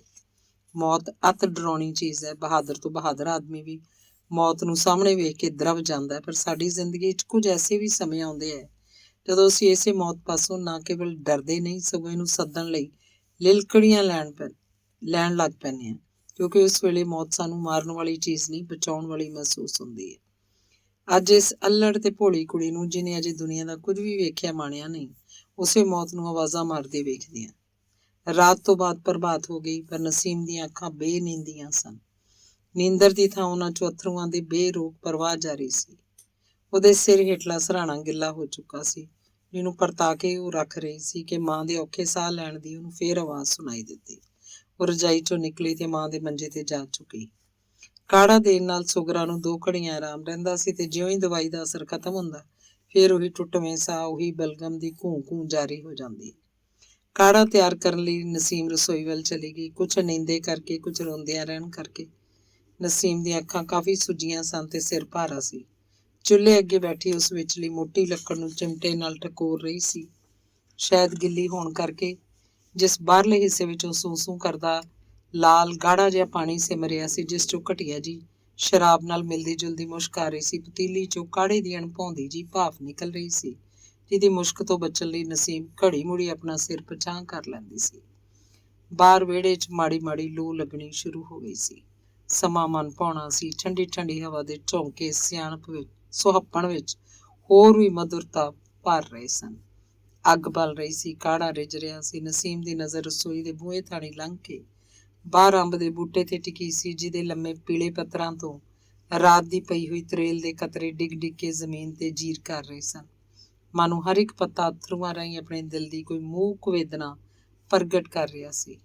ਨਸੀਮ ਨੇ ਜਦ ਆਪਣੀ ਟਿਕੀ ਹੋਈ ਨਜ਼ਰ ਇਹਨਾਂ ਪੱਤਰਾਂ ਤੋਂ ਹਟਾਈ, ਤਾਂ ਉਹਨੇ ਆਪਣੀਆਂ ਅੱਖਾਂ ਵਿੱਚੋਂ ਵੀ ਉਹੋ ਜਿਹੀਆਂ ਬੂੰਦਾਂ ਟਪਕਦੀਆਂ ਵੇਖੀਆਂ, ਜਿਨ੍ਹਾਂ ਨੂੰ ਦੁਪੱਟੇ ਦੇ ਲੜ ਨਾਲ ਪੂੰਝ ਕੇ ਉਹਨੇ ਪਤੀਲੀ 'ਚ ਕੜਛੀ ਫੇਰੀ, ਤੇ ਫੇਰਦਿਆਂ ਇੱਕ ਵਾਰੀ ਇੱਕ ਭਿਆਨਕ ਪਰ ਤਸੱਲੀ ਭਰਿਆ ਫੈਸਲਾ ਉਹਦੇ ਦਿਲ 'ਚੋਂ ਲੰਘ ਗਿਆ। ਮੌਤ ਕਿਹੜਾ ਇਹੋ ਜਿਹਾ ਤਰੀਕਾ ਹੈ ਜਿਹਦੇ ਮਦਦ ਨਾਲ ਸੌਖੇ ਬਿਨਾਂ ਕਿਸੇ ਕਸ਼ਟ ਸਹਾਰਨ ਤੋਂ ਪ੍ਰਾਣ ਨਿਕਲ ਸਕਣ। ਬਲਦੀ ਲੱਕੜੀ ਦੇ ਉਸ ਹਿੱਸੇ ਵਿੱਚੋਂ ਜਿੱਥੋਂ ਤੇਲ ਨੁਮਾ ਪਾਣੀ ਜਿਹਾ ਸਿਮਦਾ ਰਿਹਾ ਸੀ, ਹੁਣ ਉਹ ਫਰ ਕਰਕੇ ਵਲ ਰਿਹਾ ਸੀ। ਕਾੜਾ ਤਿਆਰ ਹੋਣ ਵਿੱਚ ਅਜੇ ਕੁਝ ਦੇਰ ਸੀ। ਨਸੀਮ ਰਸੋਈ 'ਚ ਉੱਠ ਕੇ ਬਾਹਰ ਵਿਹੜੇ 'ਚ ਅੰਬ ਦੇ ਬੂਟੇ ਕੋਲ ਆ ਖੜੋਤੀ, ਤੇ ਜਿਉਂ ਹੀ ਪੱਤਰਾਂ ਤੋਂ ਕਿਰਦੀਆਂ ਬੂੰਦਾਂ ਨੂੰ ਉਹਨੇ ਗੌਰ ਨਾਲ ਤੱਕਿਆ ਕਿ ਇਸ ਅੰਬ ਦਾ ਇਤਿਹਾਸ ਉਹਦੀਆਂ ਅੱਖਾਂ ਅੱਗੇ ਫਿਰਨ ਲੱਗ ਪਿਆ। ਮਾਂ ਨੂੰ ਕਿਸੇ ਦੀ ਦਿੱਤੀ ਹੋਈ ਇੱਕ ਪਤਲੀ ਜਿਹੀ ਗਿਟਕ ਹੁਣ ਵੀ ਉਹਦੇ ਹੱਥ 'ਚ ਫੜੀ ਹੋਈ ਹੈ। ਛੇਕੜ ਹੌਕਾ ਭਰ ਕੇ ਹੱਥ ਦੀ ਪਹਿਲੀ ਉਂਗਲ ਨਾਲ ਅੱਖਾਂ 'ਚੋਂ ਅਥਰੂ ਨਿਚੋੜ ਕੇ ਜਦੋਂ ਰਸੋਈ ਵੱਲ ਜਾਣ ਲੱਗੀ, ਤਾਂ ਉਹਦੇ ਕੰਨਾਂ 'ਚ ਕੁਝ ਸੁਣਾਈ ਦਿੱਤਾ। ਆਸਾ ਰਾਗ 'ਚ ਗਾਇਆ ਜਾ ਰਿਹਾ ਸੀ, ਮਿੱਠਾ ਤੇ ਮਨ ਨੂੰ ਮੁਗਧ ਕਰ ਦੇਣ ਵਾਲਾ ਕੋਈ ਗੀਤ ਸੀ।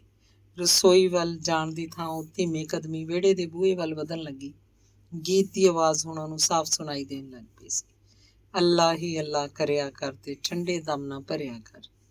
ਤੇ ਜਦ ਉਹਨੇ ਬਾਹਰਲਾ ਬੂਹਾ ਖੋਲ੍ਹਿਆ, ਮਹਿਸੂਸ ਕੀਤਾ ਜਿਵੇਂ ਗਾਉਣ ਵਾਲਾ ਇਸੇ ਪਾਸੇ ਤੁਰਿਆ ਆ ਰਿਹਾ, ਕਿਉਂਕਿ ਆਵਾਜ਼ ਪੈਰੋਂ ਪੈਰ ਸਪਸ਼ਟ ਹੁੰਦੀ ਜਾਂਦੀ ਸੀ। ਅੰਦਰ ਤੇਰਾ ਕਾਦਰ ਵਸਦਾ, ਉਹਨੂੰ ਸਿਜਦਾ ਕਰਿਆ ਕਰ। ਬੂਹਾ ਖੋਲ੍ਹਣ ਤੋਂ ਬਾਅਦ ਨਸੀਮ ਨੇ ਸਿਰ ਬਾਹਰ ਕੱਢ ਕੇ ਤੱਕਿਆ। ਇੱਕ ਰੋਡਾ ਜਿਹਾ ਬਿਰਧ ਫਕੀਰ, ਜਿਹਨੇ ਕਾਲੇ ਕੰਬਲ ਦੀ ਕਫਨੀ ਪਾਈ ਸੀ, ਮਸਤੀ 'ਚ ਝੂਮਦਾ ਹੋਇਆ ਗਾਈ ਚਲਾ ਆ ਰਿਹਾ ਸੀ।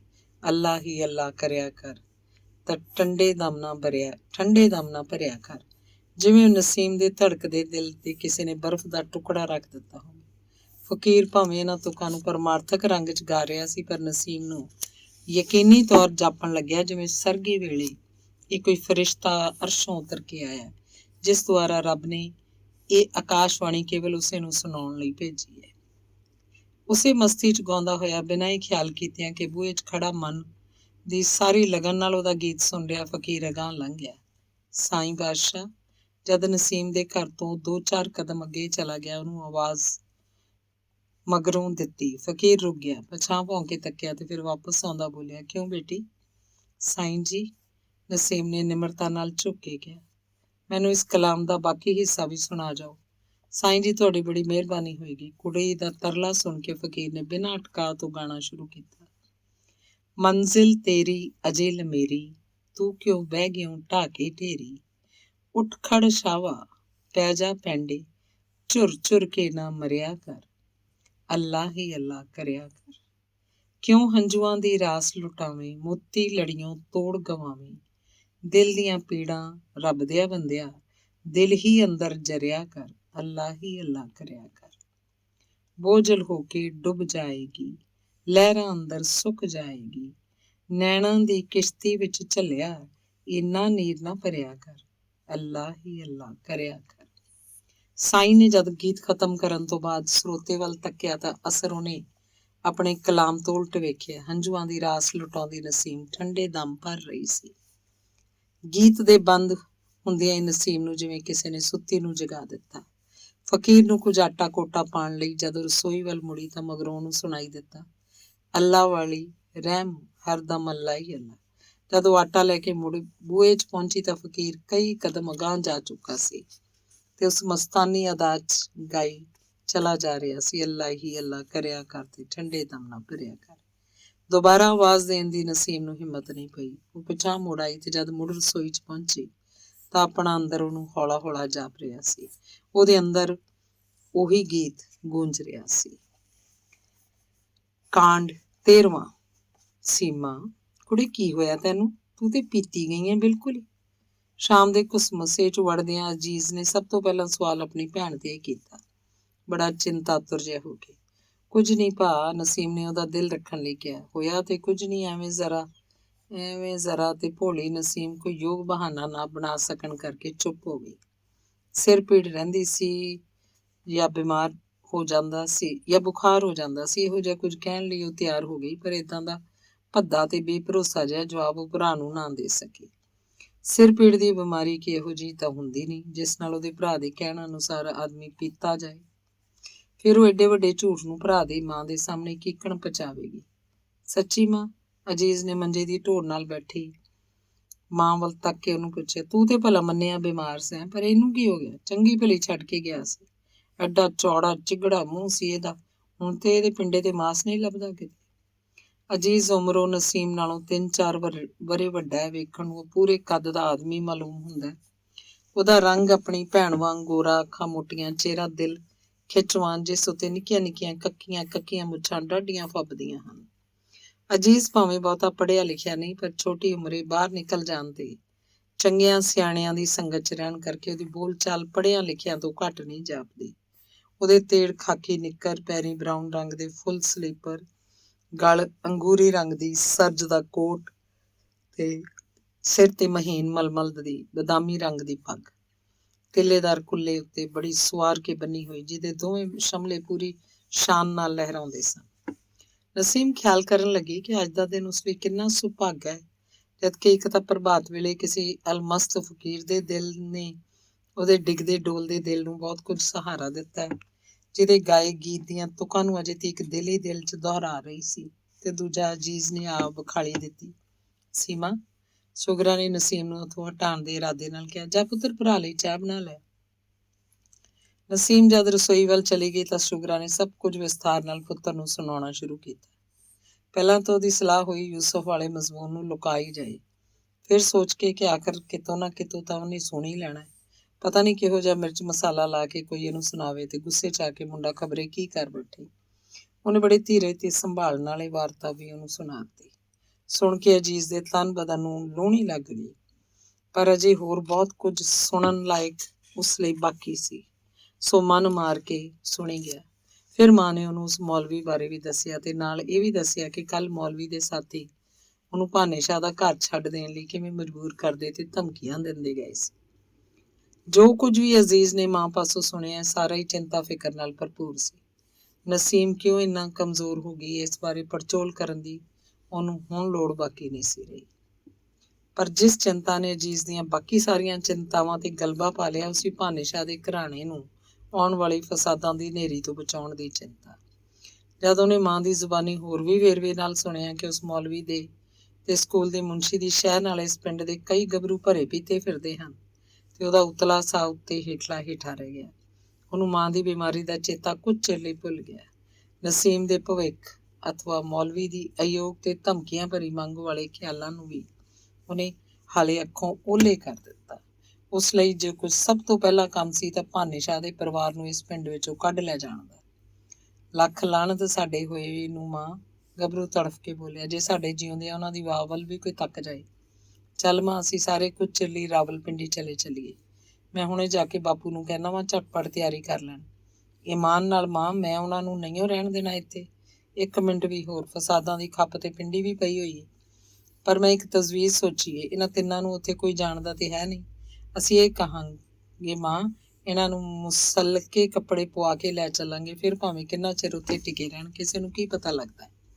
ਜੀ ਸਦਕੇ ਪੁੱਤਰ, ਮਾਂ ਗਦਗਦ ਹੋ ਕੇ ਬੋਲੀ, ਜੇ ਤੂੰ ਇੰਨੀ ਵਾਲ ਚੁੱਕ ਸਕੇ ਤਾਂ ਹੋਰ ਲੋੜੀਂਦਾ ਕੀ ਏ। ਤਾਂ ਮੈਂ ਜਾਣਾ ਵਾ ਹੁਣੇ ਹਵੇਲੀ, ਕਹਿੰਦਾ ਹੋਇਆ ਮੰਜੇ ਤੋਂ ਉੱਠ ਕੇ ਖੜਾ ਹੋ ਗਿਆ। ਚਾਹ ਦਾ ਘੁੱਟ ਤੇ ਪੀ ਲਿਆ। ਮਾਂ ਨੇ ਉਹਨੂੰ ਰੋਕਦਿਆਂ ਕਿਹਾ, ਥੱਕਾ ਹੋਇਆ ਆਇਆ।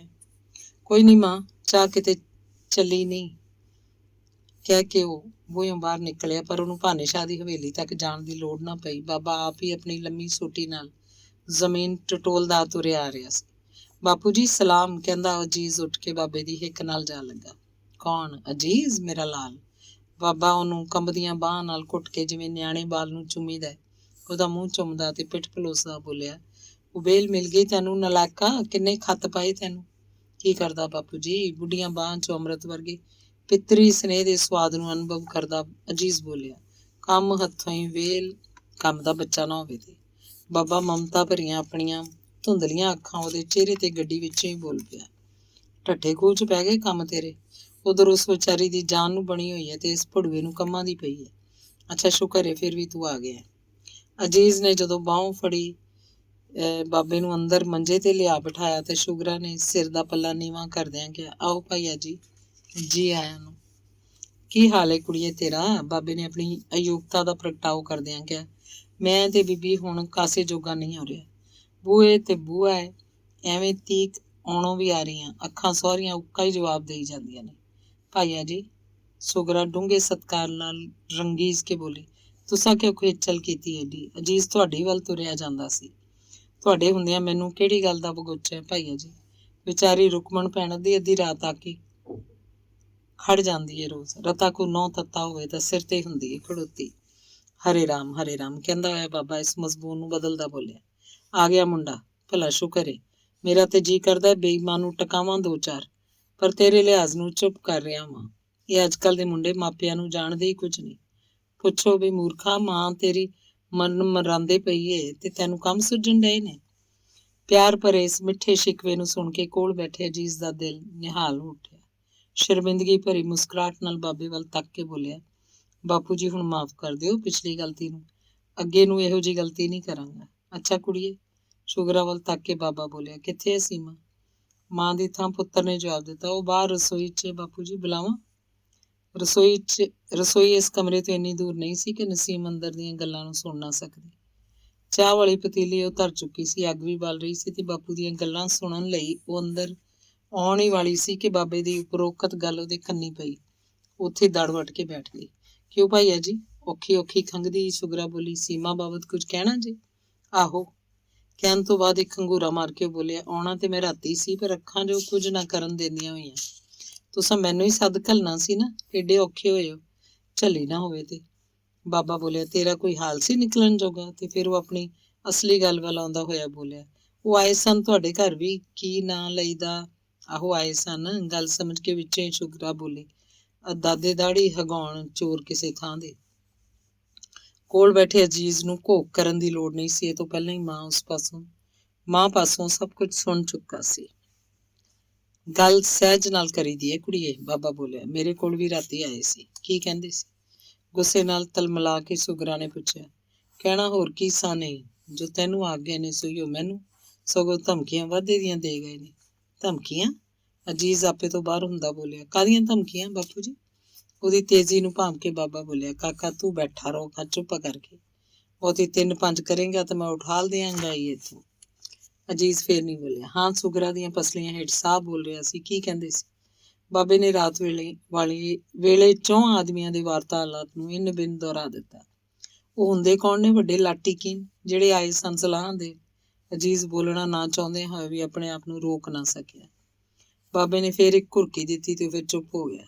ਤੂੰ ਕੌਣ? ਆਖੇ ਮੈਂ ਖਾਮਖਾ। ਸ਼ੁਗਰਾ ਔਖੇ ਸਾਹ ਲੈਂਦੀ ਬੋਲੀ, ਵੱਡੇ ਆ ਗਏ ਜੇ ਹਮਦਰਦ ਸਾਡੇ, ਅੱਗੇ ਤੇ ਅੱਜ ਤੋੜੀ ਕੋਈ ਮੂਲ ਨਾ ਬੋੜਿਆ ਕਦੀ, ਤੇ ਹੁਣ ਕੁੜੀ ਜਵਾਨ ਵੇਖੀ ਤੇ ਹੇਜ ਕੁੱਦ ਪਿਆ ਇਹਨਾਂ ਨੂੰ। ਭਲਾ ਪੁੱਛੇ ਕੋਈ ਕੁੜੀ ਦੇ ਮਾਪੇ ਨਹੀਂ ਬੈਠੇ ਹੋਏ ਸਿਰ ਤੇ ਇਹ ਵੀ ਬਾਜ਼ਾਰ ਦਾ ਸੌਦਾ ਜਿਹੜਾ ਕੋਈ ਚੁੱਕ ਕੇ ਉਹਨਾਂ ਦੇ ਹੱਥ ਫੜਾ ਲਏਗਾ। ਫਿਰ ਵੇਖੋ ਨਾ, ਜਿਹੜਾ ਮੁੰਡਾ ਲੱਭ ਕੇ ਲਿਆਂਦਾ ਨੇ, ਭਾਰਾ ਸੂਰਤ ਲੁੱਟ, ਮੂੰਹ ਨਾ ਮੱਥਾ ਜਿੰਨ ਭਾੜੋਂ ਲੱਥਾ। ਦਿਲ ਤੇ ਭਾਈਆ ਜੀ ਉਸ ਵੇਲੇ ਮੇਰਾ ਇਹੋ ਕਰੇ ਵੀ ਚੰਗੀ ਤਰ੍ਹਾਂ ਬੰਨ ਪੱਲੇ ਟੋਰਾਂ। ਫਿਰ ਸੋਚਿਆ ਵੀ ਅੱਛਾ, ਅੰਨਾ ਕੁੱਤਾ ਵਾਹ ਨੂੰ ਭੌਂਕੀ ਜਾਣ ਦਿਓ, ਸਾਡਾ ਕੀ ਲੈਣਾ। ਮੈਂ ਆਨੀ ਆ ਉਹ ਤੇ ਭਾਈਆ ਜੀ ਇਉਂ ਆਏ ਜਿੱਕਣ ਕਿਸੇ ਨਵਾਬ ਦਾ ਪਰਵਾਨਾ ਹੱਥ 'ਚ ਫੜਿਆ ਹੁੰਦਾ। ਆਖੇ ਨਾ ਮੰਨੇਗੀ ਤਾਂ ਅਸੀਂ ਇਹ ਕਰਾਂਗੇ ਉਹ ਕਰਾਂਗੇ। ਪੁੱਛੇ ਕੋਈ ਕੀ ਕਰਨਗੇ। ਅਜੀਜ਼ ਦੇ ਜੋਸ਼ ਦੀ ਸਮੇਟੀ ਹੋਈ ਗੰਢੜੀ ਫੇਰ ਖੁੱਲਣ ਵਾਲੀ ਹੋ ਗਈ, ਪਰ ਬਾਬੇ ਦੀ ਐਤਕਾਂ ਦੀ ਇੱਕ ਤੱਕਣੀ ਨਹੀਂ ਉਹਨੂੰ ਫੇਰ ਠੰਡਿਆਂ ਕਰ ਦਿੱਤਾ। ਅੱਛਾ, ਇਹ ਤਾਂ ਹੋਈ ਭਲਾ ਉਹਨਾਂ ਦੀ ਐਵੇਂ ਬੱਕ-ਬੱਕ। ਬਾਬਾ ਗੰਭੀਰ ਹੋ ਕੇ ਬੋਲਿਆ, ਜਿਹੜੀ ਉਹਨਾਂ ਦੂਜੀ ਗੱਲ ਆਖੀ ਏ ਘਰ ਛੱਡਣ ਬਾਰੇ, ਮੈਨੂੰ ਤੇ ਉਹਨੇ 75 ਲਾ ਦਿੱਤੀ ਏ। ਖਬਰੇ ਕੀ ਉਹਨਾਂ ਮੇਰੇ 'ਚ ਕਸਰ ਵੇਖੀ ਏ ਜੋ ਇਹੋ ਜਿਹੀਆਂ ਭੂਤ ਭੀਤੀਆਂ ਲੱਗ ਪਏ ਨੇ ਉਡਾਣ।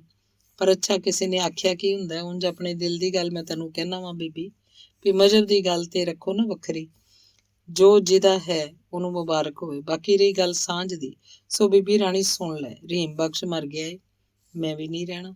ਪਰ ਮਾਰਨ ਵੇਲੇ ਉਹ ਜੋ ਕੁਝ ਮੈਨੂੰ ਆਖ ਗਿਆ ਸੀ ਨਾ, ਉਹਦੇ ਬੋਲ ਮੈਨੂੰ ਜਿਉਂਦਿਆਂ ਭੁੱਲ ਨਹੀਂ ਸਕਦੇ। ਬੂਟਾ ਜੇ ਆਪਣਾ ਪਿਓ ਦਾ ਪੁੱਤਰ ਹੋਇਆ, ਉਹ ਵੀ ਮੈਥੋਂ ਬਾਅਦ ਮੇਰਾ ਦਿਲ ਕਹਿੰਦਾ ਆਪਣੇ ਪਿਓ ਦੇ ਕੌਲਾਂ ਨੂੰ ਪਾਲੇਗਾ।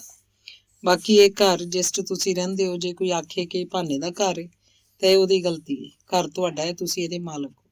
ਨਹੀਂ ਹੋਏ ਤਾਂ ਬਾਹਰ ਤਾਂ ਇਹ ਵੇਖ ਲੈ। ਕਹਿੰਦਿਆਂ ਬਾਬੇ ਨੇ ਆਪਣੀ ਫਤੂਈ ਦੀ ਲੰਮੀ ਜੇਬ 'ਚੋਂ ਇੱਕ ਲਪੇਟਿਆ ਹੋਇਆ ਪੁਰਾਣਾ ਕਾਗਜ਼ ਕੱਢ ਕੇ ਸ਼ੁਗਰਾ ਦੇ ਹੱਥ ਫੜਾ ਦਿੱਤਾ। ਇਹ ਕੀ ਹੈ ਭਾਈਆ ਜੀ? ਸ਼ੁਗਰਾ ਨੇ ਕਾਗਜ਼ ਨੂੰ ਬਿਨਾਂ ਖੋਲ੍ਹਿਆਂ ਸਰਸਰੀ ਨਜ਼ਰ ਨਾਲ ਤੱਕ ਕੇ ਪੁੱਛਿਆ।